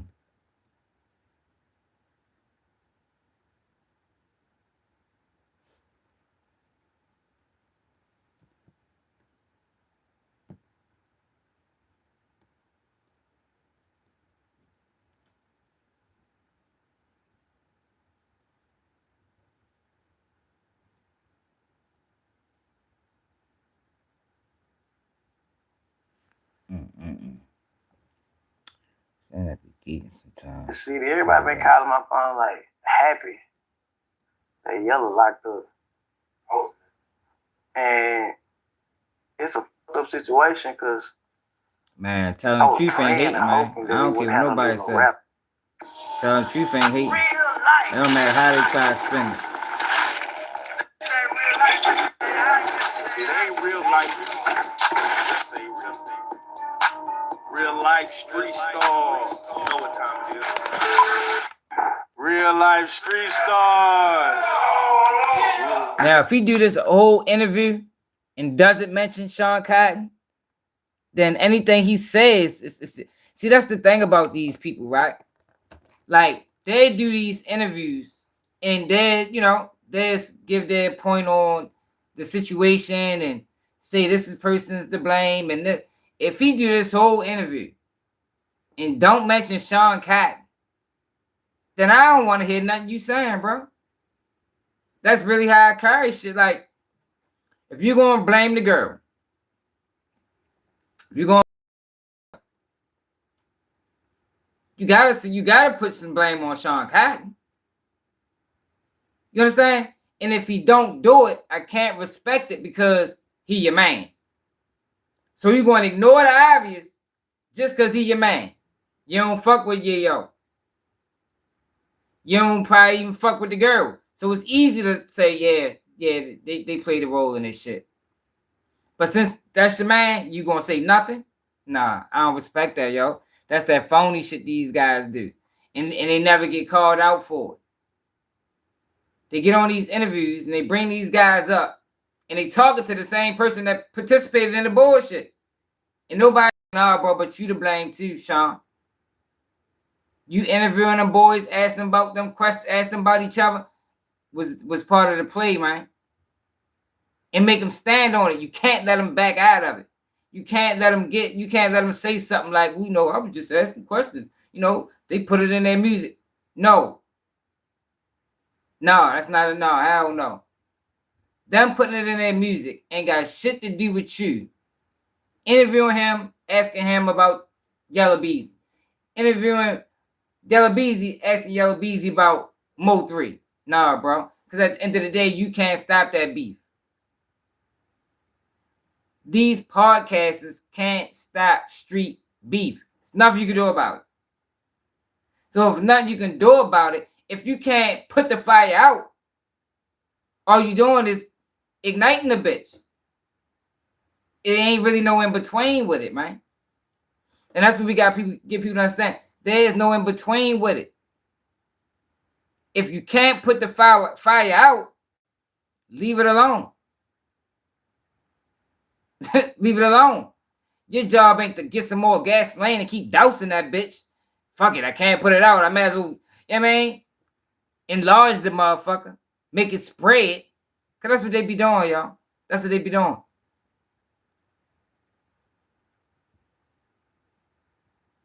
So it's just like saying you need to fight fire. I don't know if that's the same thing as saying that. But What's up, Ross? The rain again. I think we just got him. He's back. What's up, nigga? I'm always surrounded by yeah.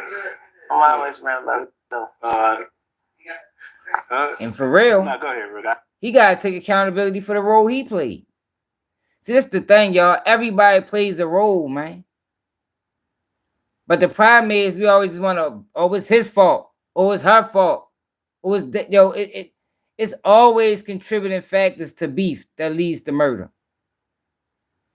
It's always enough blame to go around, man. Everybody played the role, man. The easiest thing to do, right?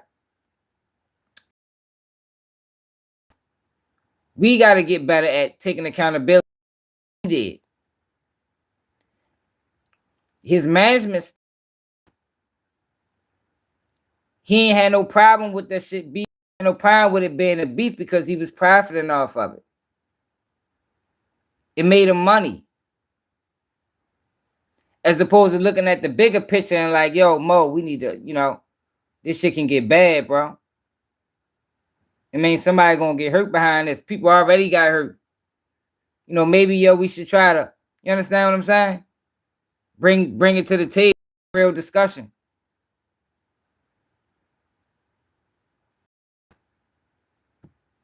Let me tell like that. I blame people like y'all. Yeah, we want to take it. Yeah, I blame.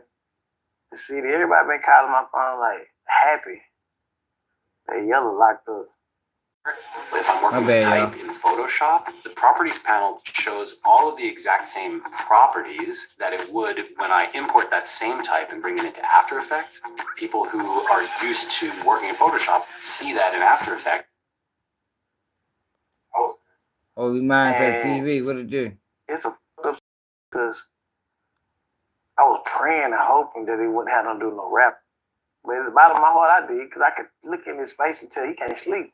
You know, but, you know, it's a total of 5 kids. 3 from O3, 2 from Hills. I make sure I subscribe to the channel. 5 from Roy Lee. That's 10 kids. Without that, it's over some rap shit. Yo, do y'all hear that, y'all? That's the shit I be fucking talking about, man. It's not content. If you got 10 fucking fatherless children because of this a beef that, yo, probably wasn't even that serious, man. These guys was friends. But what happens is the internet intervenes. The blogs intervene. But then when shit get real, everybody back out of it and say, no, it was Mo 3 fault. No, it was Yellow Beezy fault. How about it was all our fault? We all played the role. I mean, he was the steering wheel. I was the engine. He was the accelerator. He was the alternator. You know, like it take a lot going on, yo, for a car to move, man. You can't just have an engine without an alternator and you think you're gonna drive. Hell no, you're gonna be stuck. But let's see what he's saying. And, you know, it all could have been avoided over one fight. Right. You know what I'm saying? And I know it. I know over not.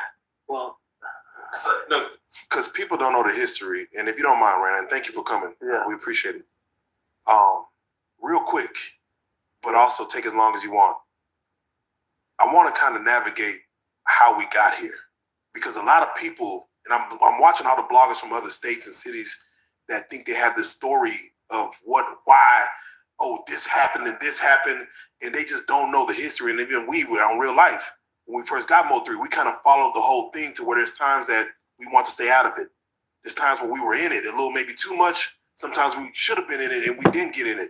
So if you don't mind, because should have never been in it. It's like, what are you talking about? See that?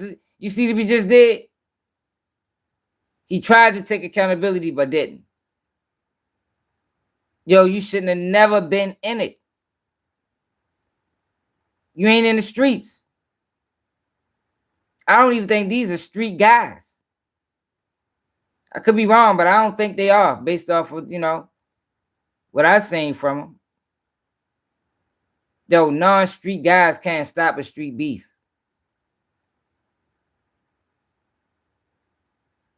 You understand? So all they can do, the best thing they can do is stay out of it completely. It's the best thing they can do. People want to know, like, how did it even get to this point? Right. We want to be able to ask some real questions that you could probably answer now. I had Twisted Black do the song. I tried to explain it. Right now, I got a movie in the making right now, but it's two people that probably is. started the We whole need to take war. accountability too now. It's one person really started the whole war from Fort Worth to Dallas, and let's go, yeah. You know, Yayo started a whole lot of drama that night in Fort Worth.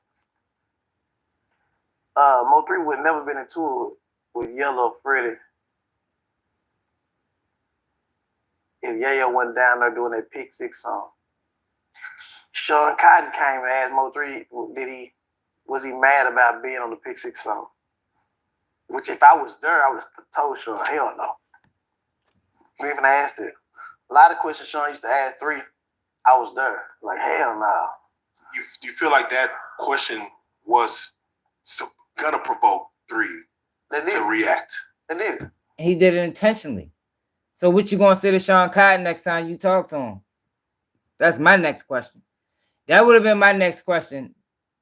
So how you feel about what Sean Cotton did? And then we can get back to the story, yo, because everybody need to be... Yo, I have never seen these blogs apologize when these rappers get killed. They upload old footage and interview people that is close. Like, this is what they do, man. Like, it's all predatory.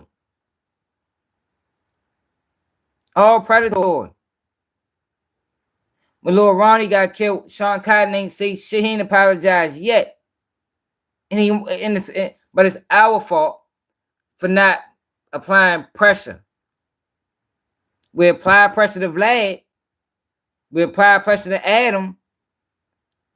But we don't apply pressure to our own, man. That's what makes Adam and them think they're justified. The fuck, you ain't gonna say shit to him. That's your people. How the fuck you gonna say something to me? They did. When he asked that question, no, 3 was just being himself. Nah. He didn't match that song.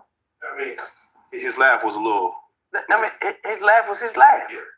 But it was like, nah, like, that song didn't match. Why would he want to be on that song? Well, yeah. You know what I'm saying? Right. So now, like, you mad about being on that song now? Like, you know what I'm saying? But it wasn't a question to ask at the time because sometimes the bloggers and the people will... The door says finance, but the only thing I manage are receipts or Man, they need to get me on one of these platforms, man. Let me explain it. You wanted to see them beef. Do what y'all wanted. Y'all wanted that. Y'all don't be sad or be mad or be the world wanted that shit. How much effect does real life street stars have on this whole thing? Do you think that Roy Lee interview? Right. Mo3 never came over here talking no shit about them on this platform. Right. You know what I'm saying? It was because it was basically like a North Dallas, you know what I'm saying? That's it. But the Roy Lee interview, Roy Lee just spoke the truth. Some people deep down inside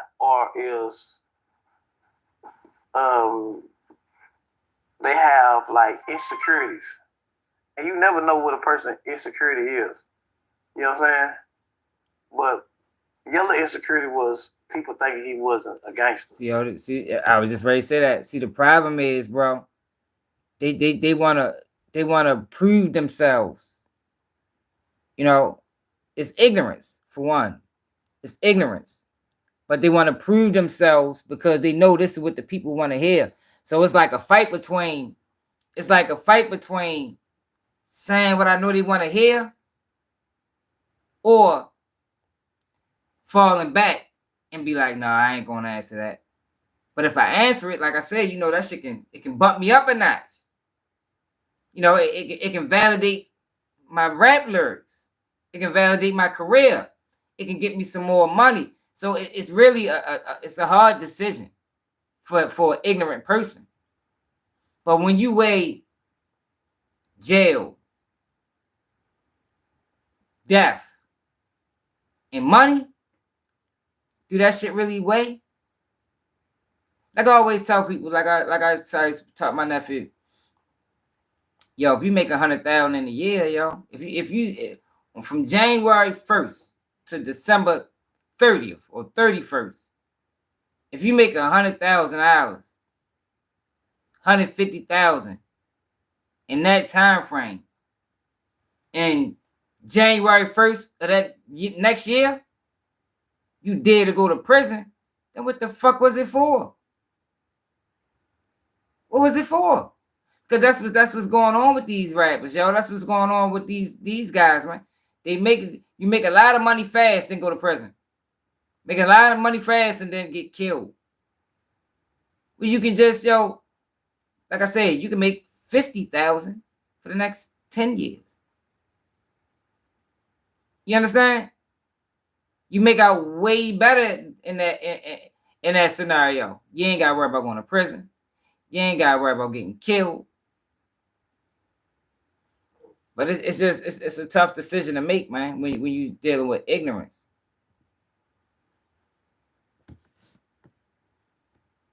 Because ignorance don't see things all the way through. They only see what's in front of them.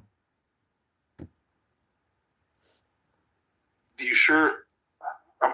And I don't want to question the gangsterism, but what Roy Lee did when he came on the platform was he was questioning why are people so upset that Pride a motherfucker. Ego a motherfucker. Was raised in McKinney and moved to North Dallas at a young age. Why did we say he's not from Dallas? And then he said Yella Beezy ain't from where he's from. Yeah. What school did he go to? Where did he beat on the tables? He was being a comedian, but it sounded a little. That's what I'm saying. Yella was insecure about not being a gangster, not being hard. People at a small mind, and they was young at the time. They care about where you from because it makes them feel tougher than what they is. I used to do that. I used to claim Oak Cliff when I was really in City Hill. I stayed in Oak Cliff when I was first, third grade. Now I moved to City Hill. I'm a City Hill nigga. But I wanted to say Oak Cliff. My granny stayed in Oak Cliff. I'm from Oak Cliff. Man, I wasn't from no goddamn Oak Cliff. You know what I'm saying? So at the end of the day, some people want to have that hood background on them. I mean, that's what Yella want.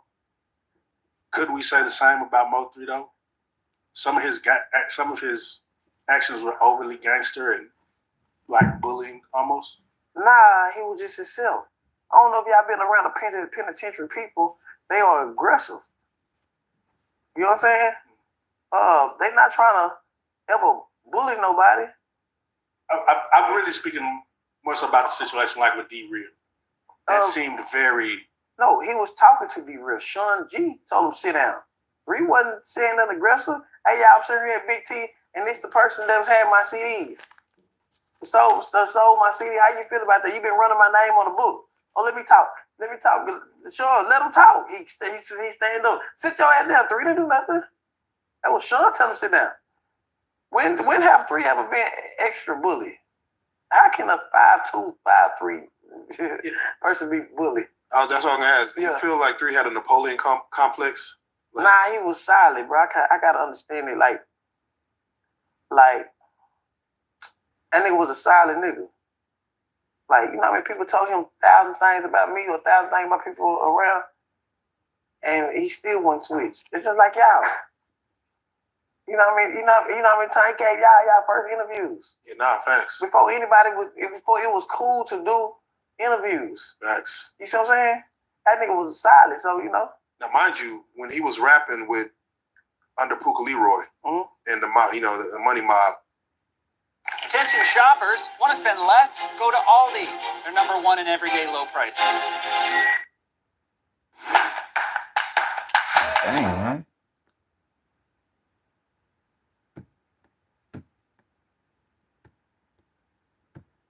He was really he was a demon back then. He was really Still call him a demon. He had a lot to prove before, during that time frame. And I felt after, of course, Hold Your Tongue, he never quite let go of that mentality of having a lot to prove. Yo, that is demon. That is a strong choice of words, man. He was young back then. He was ignorant back then. He was misguided back then. But a demon? Gee, Christmas, man. These guys crazy. Was a Puka Leroy as far as just some of the things he was doing, just to show like he's that, you know, he's really that real. Where you're supposed to kind of let that go as you're finding fame. Do you feel like Yella had the same thing where you're supposed to let that gangster stuff go? Or now, I believe 3 made Yella a gangster. 3 made him a gangster. Because you can't switch gangster on and gangster off. You can't sit there and do something and just be like, I ain't got nothing to do with this. I ain't gonna rap. I ain't gonna say nothing about it. I ain't gonna rap about it. I ain't gonna do nothing about it. If the table would turn and Yella died, I'd be sitting there and tell 3, shut the fuck up. He'll be saying fuck him and this and that. He don't care about no comments, none of that. You know what I'm saying? So it gotta be in I mean, he was a demon. You see the look on people on his face is weary. He would never be worried about no shit like that. It gotta be in you. And but something like I told people, the devil will trick you, will give you the tools to destroy yourself. I watched another big rapper out of Dallas this weekend in South by Southwest, and I watched him. I looked at him in his eyes. And What's the definition of demon? Let's see what the definition of a demon is. That is a serious word to put on a person.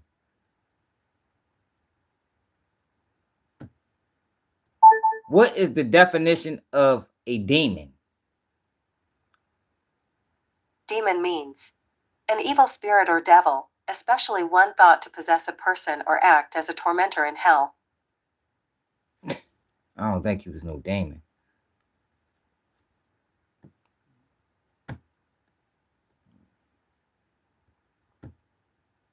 Proved to me he a gangster so bad. And I kept tapping him on the shoulder and said, bro, listen, you ain't gotta go there. I already seen where it take you. He wanna prove to me. I'm looking at all the niggas around him. They look like a Navarro football team. None of them had tattoos on it. You ain't gotta do that. You ain't gotta understand it, but sometimes it's like that power will make you believe you're something you're not. Can you speak on a rapper's name?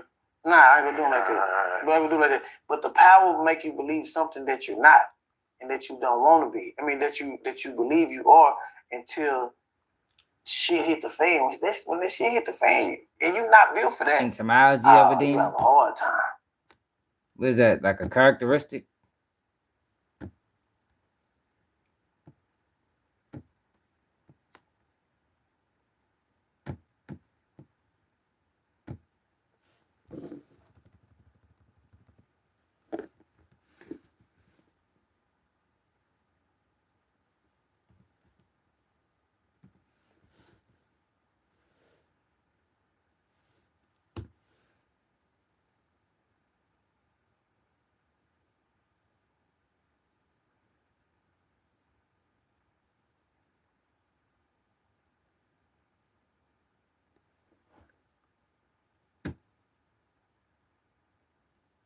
The Greek word of a demon?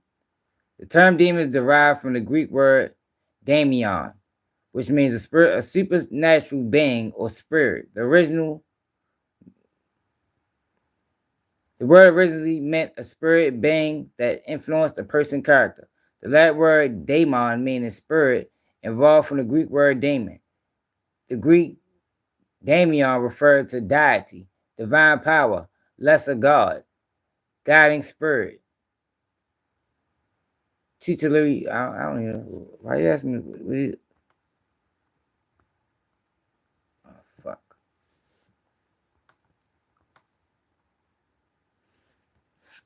Yeah, I just don't. I don't call people demons, man. Like I don't think he was a demon, man. Demons. When you think of a demon, you think of the devil. I mean, you ain't got no good traits. You out this bitch trying to manipulate, deceive. I just think Trap Lil Ross and them outsiders put that word out there, and we just ran with it. I was say, is it power or King is Von it? called himself a demon, and we believed it. Like, he really a demon? Boy, ain't no demon. That man had kids he cared about. That man had family members he loved. That man wasn't no demon. Because it might be considered power, but when you're pushed to the forefront of a clique of people, it's almost like a war. Like if you're the front line, they expect you to jump first, even though it's really not in you. They expect you to be like, yeah, you gotta. Yeah, but the power do the money, the power respect. You know what I'm saying? Man, you ever seen a nigga who finally get some power, he left his baby mamas? So you know what I'm saying? You start doing shit that you don't never do because you ain't never had that power. Charleston White, he got the power in destroying himself. Charleston was an activist. Charleston was this. That power made Charleston sit there in front of that camera and say, fuck that baby. You know what I'm saying? Nigga, I'm a witness of it. Charleston White is a I love my mama wannabe. to death and my family to death, and that power and that money made me cuss out my mama before. Yeah. You know what I'm saying? Yeah. Like, so I understand. It's like you want to stop it. That's why everybody can't have got power. $1 million, Man. $200,000, $300,000. You can go fuck any bitch you want to fuck. You gotta be careful who you allow get power in this world, especially with this internet, because people abuse it. Look at Big U did. He abused his power. He could have used that power and did anything. As he decided to extort and start fearing people. Like I was telling y'all the other day, yo, respect take you way further than fear. And you can never mistake the two. Because if you mistake putting fear into people for respect, fuck around end up dead or in prison. You understand what I'm saying? Because people don't like being around people that they fear. Wack 100 feared Big U. He had to get him out of there. He was too scared. He wasn't comfortable around him. If he respected him, he wouldn't have did none of this shit he did. Nigga, bitch, give you some little money. You can't, nobody can tell you shit. You can wake up anytime you want. You can get up, jump in as many cars you want. That power will make you think you're untouchable. You could be the winningest nigga with some power. Send them. 20,000 right here, send them. So I believe and let's walk through this because Roy Lee did come on our platform, and I'm not gonna lie to you, he did interviews that we never even put out about that because it stopped becoming unfunny, and then Roy Lee was kind of upset because he, the situation in the club, he just really wanted his lick back. He wanted a fight that never happened. People are saying that Mo 3 was Roy Lee's best friend, and can you clear up because I think you had a closer relationship with Roy Lee. Yeah, man. 3 at first. Nah, the whole time. The whole time. I brought them together. Right. I had a close relationship with Roy Lee. I talk to Roy Lee every day. We talk on the phone every morning, all day long. I watched him grow as a person. I asked 3 one time, and we were riding back from Austin, and I said, "Do you feel like you got Roy Lee killed? Do you feel like that's on your hands?" They were like, "Nah." I know it was though. Roy Lee was taking up for 3.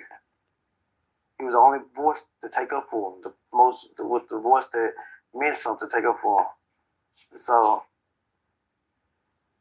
that would hurt me the most. Yeah. It just came on. Roy Lee it just came on. An innocent person who he died for nothing. He called out the blogs, but I think he could have went way harder on him. He just mentioned them. I don't want any, because these blogs need a fucking wake up call, man. They need to face the harsh reality of what they are doing to these black men. You know what I mean? Like a real harsh reality. Like apologies need to be made.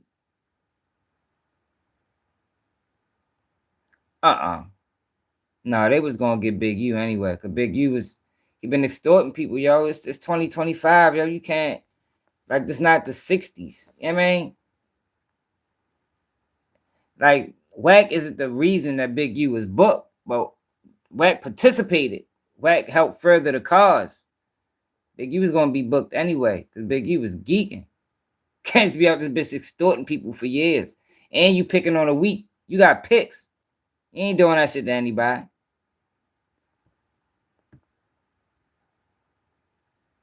Like, from all his kids over there, and they celebrating, talking about Mo 3 is my nigga. But I gotta think about Roy Lee. I gotta think about Bubba. Bubba was 18, 19 years old in between this whole war. The city let them do it. Man, it's the 97.9, K104, all the DJs, the promoters. Like, if I can get on the phone with Yellow right there, and I'm gonna say, this nigga sit there and told me this and told this about you, and went over there. Or when you was at that club, DG's, somebody's son was calling around saying he was up here. Remember you left? Yeah. You remember this? You remember that? I agree, Jay. These people was calling, telling me this and that, telling us this and that, calling Mo 3. They said this, they said this. It's them city ass, niggas, the city ass. Ain't nobody stopped in between and said, nah. Everybody in power let that little girl get killed with Lil Running. Because they never stopped in between and said, put their life on the line to stop the shit. And again, I think this is my first time even saying this, but so I recorded a video on 97.9 where Jay Cruz and what's her name, Vita Loca was talking about it. Like, they know all Mo 3 songs, but I just recorded it. And I think 3 used it, or I don't know if it's your decision to use that clip I recorded on 221 at the beginning. Where 3's waking up. And you have this radio station talking about how there's this war, and Vita Loca's like, I don't want to see no one get killed. And I'm like, they have the power and the money, the resources to intervene and say, now let's make sure something happens to where we get. I know people say it's too far gone, but with enough money, or enough resource, enough power, enough influence, something could have happened. Do you feel the city had more obligation to step? Yo, who the fuck is that? I hope you're not talking about a podcaster. Yo, I don't know who that is, but if he's talking about a podcaster, no. No, it had to be somebody. What's up, Clemson? It had to be somebody in the community, somebody that they had mutual respect for. They're the only ones that can stop it. All podcasters are going to do is make it worse. Even asking about it, it's going to make it worse. You don't have the cachet, you don't have the bravado, you don't have the reputation, you don't have the, can't do that. Overstepping your boundaries. Step in when there's a natural personal beef, let's just say. Man, they ain't tried to nice up or down. They did some goofy shit yesterday and posted Yellow went to jail for murder. Y'all was playing all the songs he was dissing them on. Y'all influenced it. Y'all was playing all his diss records and said y'all wasn't playing none of Mo 3 songs. Y'all did it. Y'all got bloods on y'all hands too. I'm glad. Even after Mo 3 died, I'm still telling that man. I'm glad he doing this though. I wish he really need to go in though, man. Like somebody need to go in on these blogs, man. Don't take it easy. I haven't seen him go in before. I'm not saying that he ain't. He might. But somebody need to go in on these blogs, man, because this shit got to stop.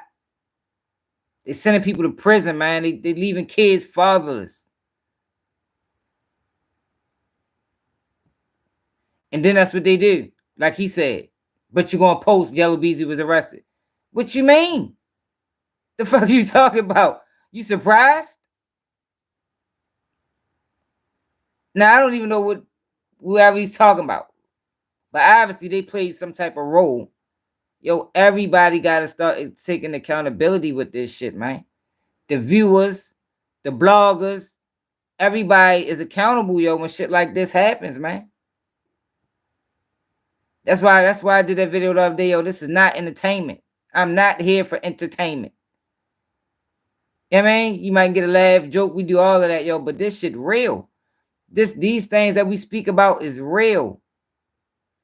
It's consequences for it. It's lasting effects. Families still mourning. I mean, y'all gonna sit there and keep on playing. They still, whatever he got, they playing. You understand what I'm saying? I bet Dion won't come out with that song. Don't switch up now. That's y'all nigga. Stay right there. Don't switch up now. That's y'all nigga. Baby, keep doing what you was doing. Put them in the get home safe shirt. Come on. That's y'all nigga. Don't stop it now. Don't detach yourselves. Stay over there. Now, let's speak on it because you said you really believed there was over some jealous baby daddy stuff. And mind you, and I let them speak for themselves, I thought it was the same thing. I never thought it was anything bigger than a jealous baby daddy. When you wake up and you saw the news come down, mind you, this is almost 5 years ago now. That means, of course, and we'll speak on that, means something happened for them to make this move. What was your surprise level to see what it is? Did you believe Adam it had a at first when the news 16-year-old came up in? How there. did you hear about it? What site did you see it? So Player. Did someone call you? So Player, the reason why it hit the internet. Yeah, okay, shout out to Player. So Player knew 20 minutes, and I was on the phone with him. He said, bro, I just got some news. I said, That's what it used to be, Jay. I want to be the first. I remember them said, days. He said, Yellow went to jail for murder. I'm like, for real? It was rappers dissing back then in their songs. Yo, but they didn't get on platforms and get interrogated. You know what I mean? Like, oh, these rappers are being interrogated, man.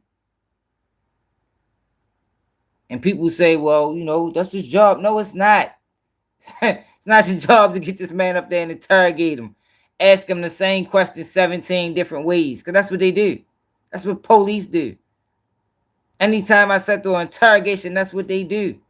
Ask the same question 17 different ways, hoping you give them a different answer. So they can use against you in court.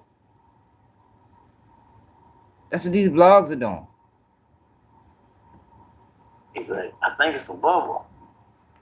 And then I read it like, dang, after it come on. So I started calling around, and then I stopped. I said, no, these is probably doing this shit so he went like a ticket and try to make me look crazy. I'm up there calling all these people. So I went back and called another, all 40 people said, nah, it's some tickets. And then they sent me the paperwork like, damn, this nigga there. Damn, man. But, you know, I always thought it wasn't for a jealous baby daddy, but I know how insecure he was. So I know how insecure they are about being a gangster. Yeah, like, yeah, that's people what I'm want to saying. glorify this shit. So I kept saying it's a jealous baby daddy because I wanted somebody to come out and say, and I started getting phone calls like, Oak Cliff niggas were calling around saying, man, tell Ryan want to shut this bitch ass up. You know it's a bag. Like, they was calling, trying to explain they was gangster. You know what I'm saying? So I just kept on doing. You know how in school you see a nigga like, man, you ain't shit. I bet you want to do this, did the right way. Crash out. I was just wanting somebody to speak up and crash out. And you know, at the beginning, Yellow got blaming Freddie. Like, he said that. He said, look on his face when he asked him, you want to go look at some gangster, you want to hear some gangster music? And he played that diss song, and then Freddie kept on with them diss songs. He kept on, and Yellow probably look over there like, man, shut the fuck up. Shut the fuck up. We got to play it all back in our head how now, with this coming out, how everything happened from the moment it happened up until technically now. You got to look at mannerisms. You got to look at, you got to look at everything. Now, they was happy at first. I would be happy too. Man, there was a, you got this big gorilla on y'all back. He made it hard for niggas to move. You know what I'm saying? Like, straight up, like, man, 3, yeah. When people say 3 wasn't really sliding, what do you say to that? What the fuck type of question is that? Man. That nigga 3. What the what was he? This type of shit right there. Yo, these are civilian questions. Yo, I would never ever ask that type of question. Y'all, like, what is that? How do you even answer that? Like, yo, seriously, right? If that was a rapper, right? Take it away from Rainwater. If that was a rapper, how you answer that? Fuck you, I'm sliding like a bitch. I slid yesterday. Like, yo, what kind of answer are you supposed to give? Or not, you know what you're supposed to give, but what answer are you looking for? Fuck you, man, I'm a slide. I be ice skating out this bitch, snowboarding. Fucks, I didn't surpass sliding. I'm gliding out this bitch. I ain't even touching the ground. You understand? Like, yo, like, this is the shit I be talking about. But this is what they do to them guys. But just 10 minutes ago, In the same interview, they was asking, you know, what role did we play? You know what you played, bro. Why you asking dumbass questions? So that shit that'll piss you off mid-interview. Make you walk out the bitch. Can you ask a stupid question? Ask me no motherfucking question you already know the answer to. That's what they need to start telling these dudes. Don't ask me no question you already know the answer to. Let's go back so he can hear it, so he can ask it again. Over there like, man, shut the fuck up. Shut the fuck up. We got to play it all back in our head how now with this coming out, how everything happened from the moment it happened. Right, Jay. Right. You know the answer to that. You got to look at mannerisms. You got to look at, you got to look at everything. Now they was happy at first. I would be happy too. Man, there was a you got this big gorilla on y'all back. He made it hard for niggas to move. You know what I'm saying? Like straight up, like man, 3, yeah. When people say 3 wasn't really sliding, what do you say to that? Man, that nigga 3 was 3. I don't know. Yeah, 3 was a fool. That nigga was a monster. He'd get on them tracks and just slide. He'd get on them tracks and just slide on that track. You know what? That nigga, that rap his ass off. Do you feel like people saying justice for Mo 3 is a valid statement? Nah, hell nah. Hell nah. Because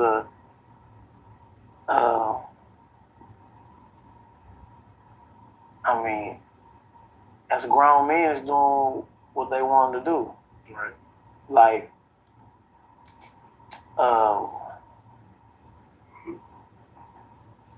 you know, the devil, like I said, the devil give you the tool to destroy yourself. These people had as much powers on top of the world, and they go for Mo 3 too. You don't get no sense either. Y'all was on top of the world and went to war. You understand what I'm saying? Like literally went to war. This shit was this shit wrote down. Hold up. I think it was sent me that email I was talking about.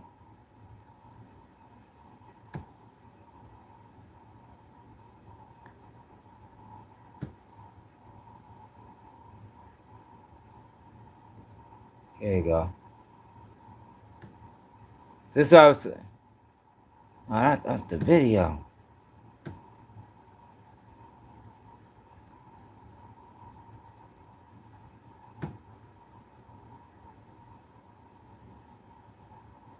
There was a problem playing this video.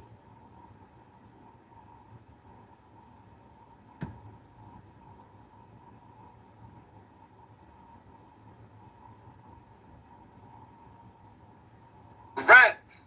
And he's a rat, man. For real. This paper's right here. Man, if he knew the nigga ain't dead yet, he supposed to be getting everybody hit. So we was talking about the YGGT video. YGGT. And this what I was talking about with the beef started over fucking paperwork. Well, started over who got the most money, and then it led to all of this. Right here. Niggas keep taking up for these rats. Harrison advised. Why is you even talking to the police, huh? Goofy ass niggas. Niggas don't give statements. Niggas don't know nothing. Niggas don't know nothing. I don't know what happened. I wasn't looking. I don't know who you ain't chased me. I shot back. Scared. I ran. That's it. You ain't supposed to do all that. We chased him. He fired at us, and we ran. He shot my Allen, got shot. This, that, and the third. No, he got caught on the scene. All right. You don't get no whole statement to give to cooperate with their time like that. He got caught on the scene, but you gave a statement to put with that. Yeah, he could have. I ain't know y'all pulled. I don't think a lot of people got death wish. You told him that, man. He's a rat. I don't care what none of you niggas say. All you niggas defended him. Niggas, yo's a rat. I ain't trying to hear it, man. Got that man 15. Real is real. Real street nigga know what's up. For real, man. Like in DC, if your name on the papers at all, any statement, you a rat. No bullshit. That's how it is in Baltimore too, man. Nah, y'all can't say that, y'all. Yo, them people apply pressure, man. Like if he didn't turn himself in, they would have been harassing his son at work. His son playing the NFL, his son probably would have got cut. Like, yo, that shit easier said than done, yo. They wasn't going to stop. Like, they'd have been harassing everybody. Mom Dukes, grandmom, she's still living. I mean, he did the right thing by turning himself in. Now, going out in a blaze of glory, that's what he wanted to do. I don't think too many people want to die. Yeah, I heard. Real nigga shit. Like, your name, if you ain't get shot, your name shouldn't be in I was saying, right? It'd be ironic if Big Brick Baby bailed out and they told him he can't get online. Yo, how crazy would that be? Hey, Jay, it depends on what you're looking for you for, bro. Yo, when you talking about murders and bodies, bro, like, if you ain't, my thing is going on a run. I'll only going on a run if I'm trying to stack up some money. If I ain't trying to stack up no money you know, so I can be able to fight, then yo, all you doing, because listen, when you go on a run, right? Anybody that helps you can now go to jail. So it's really selfish, yo. You understand? Because there's going to be people that help you. You know, you got family members that care about you. But now you're leveraging that. You're leveraging your family's love for you with them getting arrested with you. And that's really an unfair, compromising position to put somebody in, man. Unless you got your own spot somewhere else ducked off, don't nobody know about. And then a lot of times, too, when you go on a run, they catch you when you going right. Yeah, man, you done got your life on track. Now you got to go sit down. It's best to just get that shit over with, bro, because you can't run from them people forever. Now, I don't know, yo. When I got booked, I was in a precinct with this fucking one lady cop, and I thought about running. I ain't gonna lie, but I'm like, man, I'm already locked up. I ain't ready to get too far. It just jeopardized so much. Now, going out in a blaze of glory, hey, shit, that's what you want to do. The fucking victim can't get shot. You ain't supposed to be, your name ain't supposed to say a whole victim that didn't get shot. There's two victims. This the one that got shot. Why are you in here? This the whole big ass paragraph. I'm telling you, I just don't think it's a good idea. How did it go for you? Like, yeah. So you ran for 3 years, but you got caught. So, was you able to stack some money up in the process? That's what I said. That's the only reason I would recommend going on a run. Like, yeah, like I get it. I mean, I ain't saying you stupid. Like it's like you took the shit personal. I ain't saying you dumb for going on a run. I'm just saying, how long you gonna run?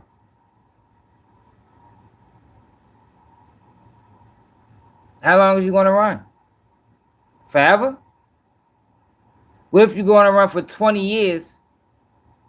What if you're gonna run for? I said, okay, then that was a win. What if you're going to run for 20 years? Now you got, and you running from a life sentence. Now when you caught the case, you ain't had no kids, you ain't had no girl, you ain't had nothing. But now you finally get caught, you got everything. You could have got that shit over with 20 years ago. Shit. No bullshit, love. What you say when you got shot? Oh, what the fuck? Yeah, ain't nobody answer. Oh, the album, they broke in his house. Don't really understand it. Hey, Rock, hold on, Rock. Don't say nothing, Rock. Don't say nothing. Hey, no, this for your dumb ass right here, boy. You keep talking about caught on the scene. Man, this man got locked up on 10/16, brother. 10/16, brother. Fuck you talking about, nigga? He ain't get caught on no motherfucking scene, boy. Your man squealed, nigga. Speak facts, nigga. He ain't get caught on the scene, nigga. Fuck. Police be bluffing. They saying anything. They say police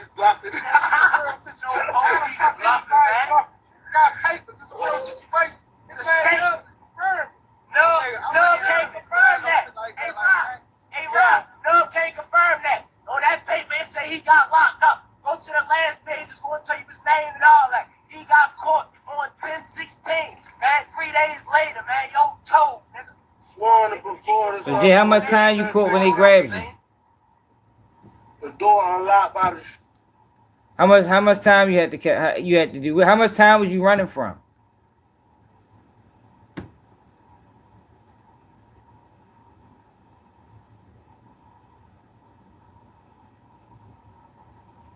Yeah, Milk went on the run for a couple years. Milk made out too. Milk was running from a whole lot of time.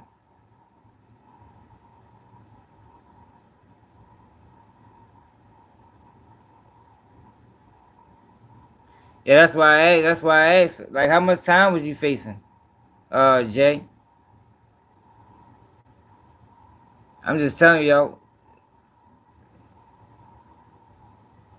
You know, I just try to get the best advice I can, yo, with situations. You jeopardize a lot of people by that shit, cause people open their doors for you, you know, and they ain't wrong for that. You family, they care about you.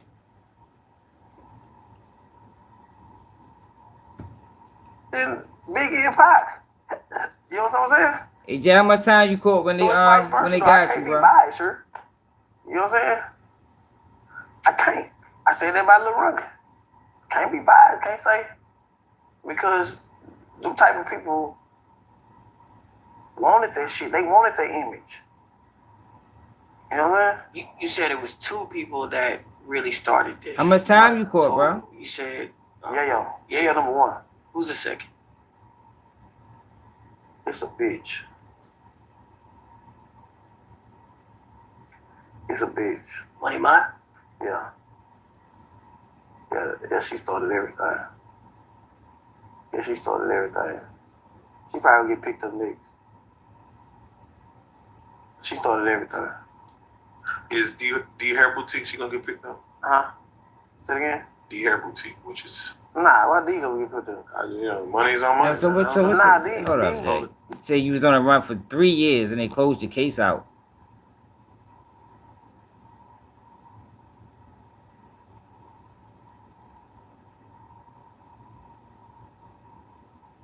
Like, I don't understand what you're saying, Jay. You was on a run for 3 years. And what was the case? He wasn't running from no drug case, y'all, because that'd be crazy. Like,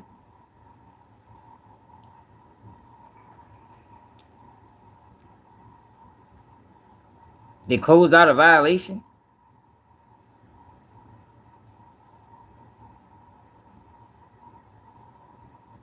So you had a violation, you want to run for 3 years and they closed out the violation?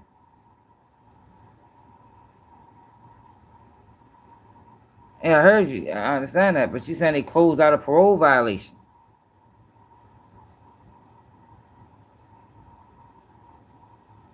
So how much backup time you had for the violation?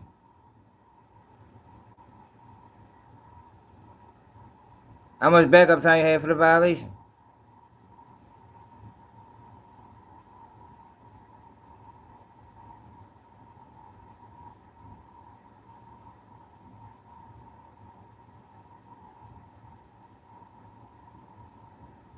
Like, bro, I'm talking about real cases, bro. Like, I'm talking about life in prison. Like, I'm talking about when they put real pressure. Like, you talking about I'm not talking about a violation. We talking about Big U. Yeah, when you facing federal charges or bodies and shit like that, bro. Yo, you gonna fuck some people over. Like, yo, that's a whole different type of situation, bro. That's what I say. It's different situations. We was talking about Big U. Big U got a son that playing the NFL.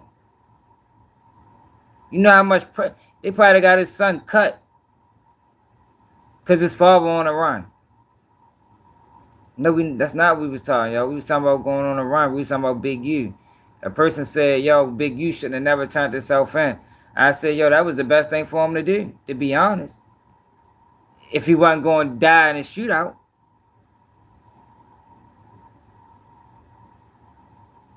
And I said only way I would recommend them run is if you just try and stack some money up to turn yourself in, because you can't run forever. We don't have them resources to run forever. Milk took him on a 2-3 year run. That was a hell of a run. And he made out too, because everybody else caught way more time. Milk fuck around ready to come home. Actually, Milk ready to come home.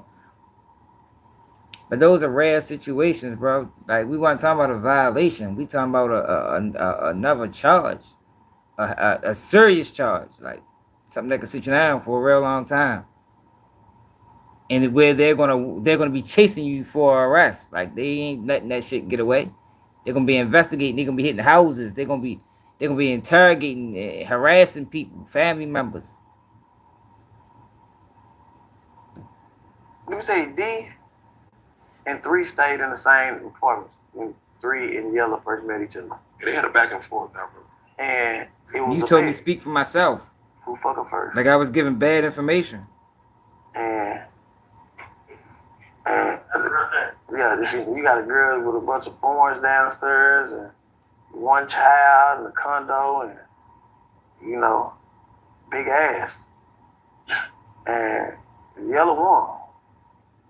But they was D didn't start running, talking and getting them involved in it till after they started getting into it. Yellow never said a word. She was making posts like, you know what I'm saying? That's one thing I can't give it to him. He never talked. He never said a word. Like they wanted it. Yeah, he wanted it. Yeah. So you know what I'm saying? He talked more about Boosie than he talked about. Yeah, I think he was more hurt about that. But he never talked like. He said keep it in the streets. Yeah, we said. Yeah, everybody, man, you can't run from people, man. No, he did. He did a little bit because on this, y'all got to forget it. On that album, my brother's keeper, they was dissing a lot. You know what I'm saying? Yeah. But that's when Freddie come in there. You know what I'm saying? That's when Freddie come in. When Freddie got out the feds, there's a lot of people been going to the feds. So, and I'm gonna come back to that, but stay there. All right, let's stay right there. Okay, who? Huh? Who went to the feds since Freddie got out? The whole South Dallas she got. Man, nigga, what? Yeah, they had your guy over there. They put bro. I don't think you could blame that on Freddie, bro. That shit look crazy over there. Yeah, I think you're saying the coincidence. It's a coincidence that he got out. Nah, bro, you can't put that on Freddie. That shit look. They got. And you do 8 months on a gun charge as a felon.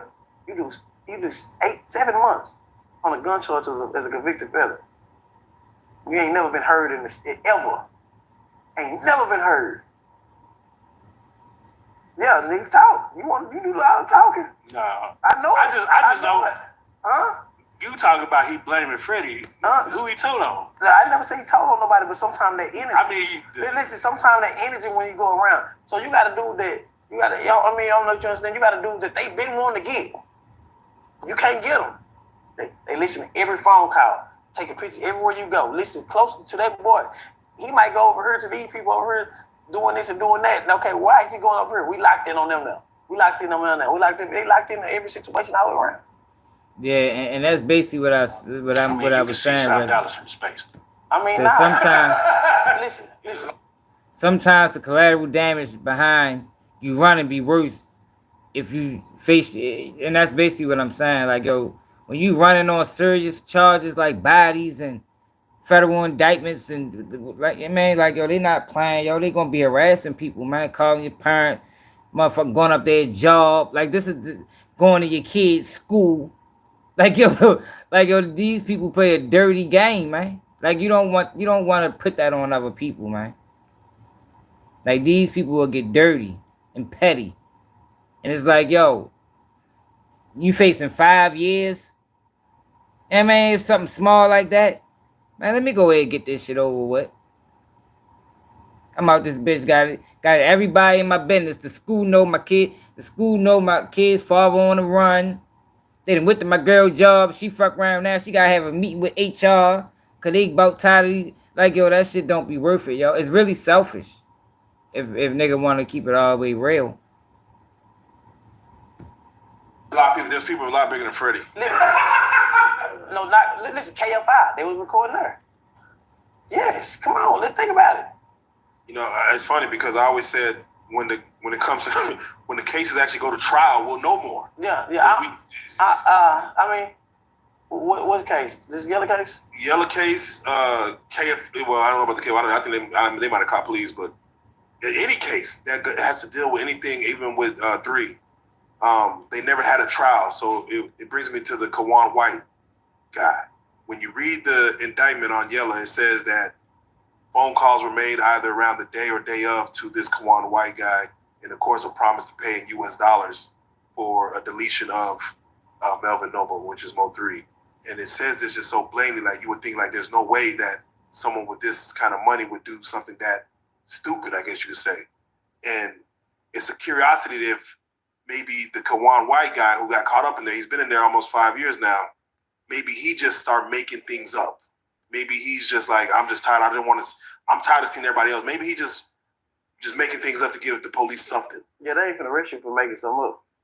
This is the state though. They ain't feds. I understand that, but this is the state of Texas. They got the resources just like the feds. Man, y'all must ain't met Officer Barnes. I've not met Officer Barnes. Officer Barnes will make a grown man cry and tell everything he knows.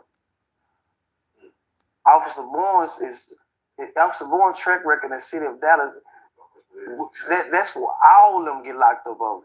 Will he make a grown man cry and say the truth? Or will he coerced? No, everything he knows. Listen, Officer Barnes comes, he gone.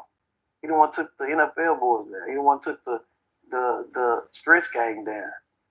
He coming. And so ain't nothing wrong. And I look at, see, Yella didn't understand. And that's why I feel bad for him a little bit, but I don't feel bad because you made decisions that you decided to make. But he didn't understand. At our lawsuit trial, that was his pre-murder trial. He didn't see what was going on. You got the federal police is in the back. You don't even know who these people is. I know who they are. You don't know who these people is. You got this judge who, when you look at her education, Washington, D.C., a federal school that they assigned us to. You got he didn't never know. He walked in late. He not understanding what's going on. He got a lawyer like that. So some of the questions they was asking him, like, and they just seeing his demeanor. You see what I'm saying? And so after talking to him, I realized he wasn't as smart as I thought he was. You know what I'm saying? For my enemies. I felt bad for Yellow. You know, I thought about his kids immediately. Yeah, I felt. He got young kids, like young boys. Yeah, you know what I'm saying? I felt bad for him as a city of Dallas. You know, we just seen a little girl get killed over this rap beef. Right. You know what I'm saying? Man, that shit over with. If Yayo get out on that bullshit, he's a goofy. That shit. That's crazy. He was off of it. Yeah. And then kind of got back on it. He jumped back on it. Just like Jay Lee. He stopped saying nigga. Sean Cotton put him back on it. Then jump back on it. You know what I'm saying? I went South by Southwest. I wanted to go down the street and see Freddie and see everybody and have peace and be able to say that Dallas came out here and nothing happened because we just seen a little girl die. Yeah. I'm sitting there and here comes this big old fat hostile white boy. You know what I'm saying? You know what I'm saying? Like straight up, man, and just ruin everything. It's just trying to be this big bad wolf. So hold on, what did y'all get into it about? Listen, I hooked him up with Wack. Wack finna put him on a reality show. He called back and said Wack, he ain't fucking with me. And just but he felt that in his heart. You know, a lot of people feel that in their heart about me. You know what I'm saying? So he felt that in his heart. And you gotta understand, And Lord forbid anything. Like I've been in a lot of wars. I've been doing this a long time since I was like young. People always tested everything about me since I was 16, 15. So he just like he got in his mind that I'm a crip. Let's get active, nigga. And nigga this and nigga that. You know what I'm saying? And that's why he kept on saying, like, I know you from working with John at the strip club. Your daddy helped me get my first 100,000 throwing parties when I first met Mo 3. That's how Mo 3 got popping. I remember you was selling hookahs. And you come talking all this shit and doing all this being hostile. So at the end of the day, like I did him like the police officer do us black people. Sprayed his ass with mace. And I'm happy it's for mace because I'm glad nobody got shot. See, people be like in the comments like, man, y'all hoe ass niggas for using mace, this and that, this and that. Being in them same people would have said justice for this big white boy. If he would have got shot right there, they wouldn't call him Jen Lee, a slave name. They would have called him his name. I think Christopher, an upcoming rapper with promises of dreams that was a father to his kids who died for no reason. Man, I don't want to go through that. I don't want to be around that shit. Just come on, just chill. You ain't even ready for mace. When I step on 6th Street every year, let me tell you like this. When I step on 6th Street every year, when I step outside every day, I got in my mind that I can die today. So I'm prepared for anything. You see what I'm saying? I don't want to just dry get into it and be. I'm tired of that image, man. Over nothing, over some. Like he told me, bro, we could have ran it up. Ran up what? I'm not trying to run up nothing. People got in their mind. A nigga told me you did gimmicks. You did the gimmicks with getting to people. And I always tell them, I ain't never did no gimmick. People actually died and shit I be talking about. I ain't never did no gimmick at all. I ain't never did no for no views. You can't name one person I clap. You can't name one person I clap chase over. Yo, give him the microphone again. I want you to name one person I clap chase over or did some gimmicks to. Wherever you're headed, Discount Tire wants to get. Man, people gotta understand that clout chasing. I know you want to say it so bad. I know it. Can't say it. Charleston. Who? Charleston. Nigga, I spent my hard work and money when I was around that nigga. Charleston fucked up every. I ain't never. That just was kind of gimmicky. That whole. What? No. This is what I did with Charleston. Like I said, after we left Miami and we was out there rolling out, he got into a Soldier Boy. We was all in the clubs. We walk in the club, Dirk them looking at me in Charleston. After that whole weekend, after we're going to roll out with Charleston, the whole world looked at me like Charleston little partner. Yeah. Nigga, they stopped giving, nigga, if that was the case, I wouldn't got no goddamn features for Mo3 album. I had to end that. I said, I cut him out for a week. Nothing ever happened. I called Dewberry. And people kept on asking, where Charleston? Everywhere I go, where Charleston? Where Charleston? I went through New York. I had 20 people. Nigga, what's up? Where Charleston at? Kevin Gates, call Charleston. Everybody wanted to know where Charleston at. And they ain't know I ain't want to fuck with them anymore. I called Dewberry. If Charleston say something about Mo3 right now, I'm gonna tell every hour, I'm gonna shut him down. An hour later, Charleston live. Fuck Mo3. Fuck Rainwater. Fuck this. Fuck that. Now all the people start coming back and doing features for Boosie. Stopped answering the phone for me. When he thought I was cool with Charleston. Boosie thought I was Charleston manager. He don't make enough money to be around me.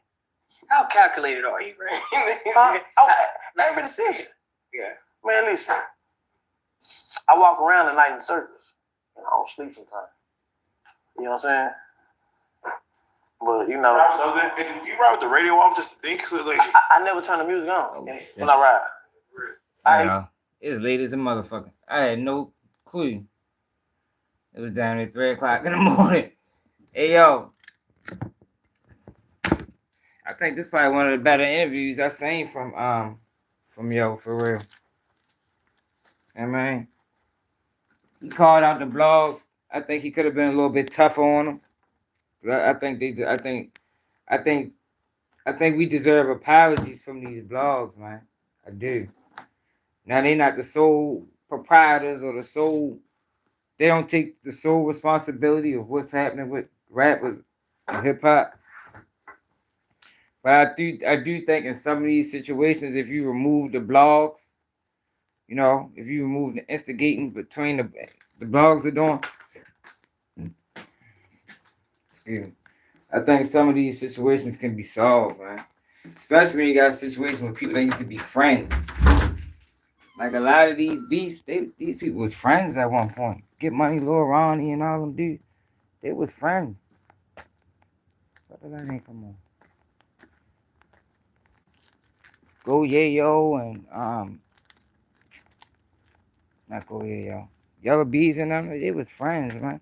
That's what the line come on. I don't know. Y'all appreciate everybody that tapped in. Make sure y'all subscribe to the channel. It's never there. Keep it you need. And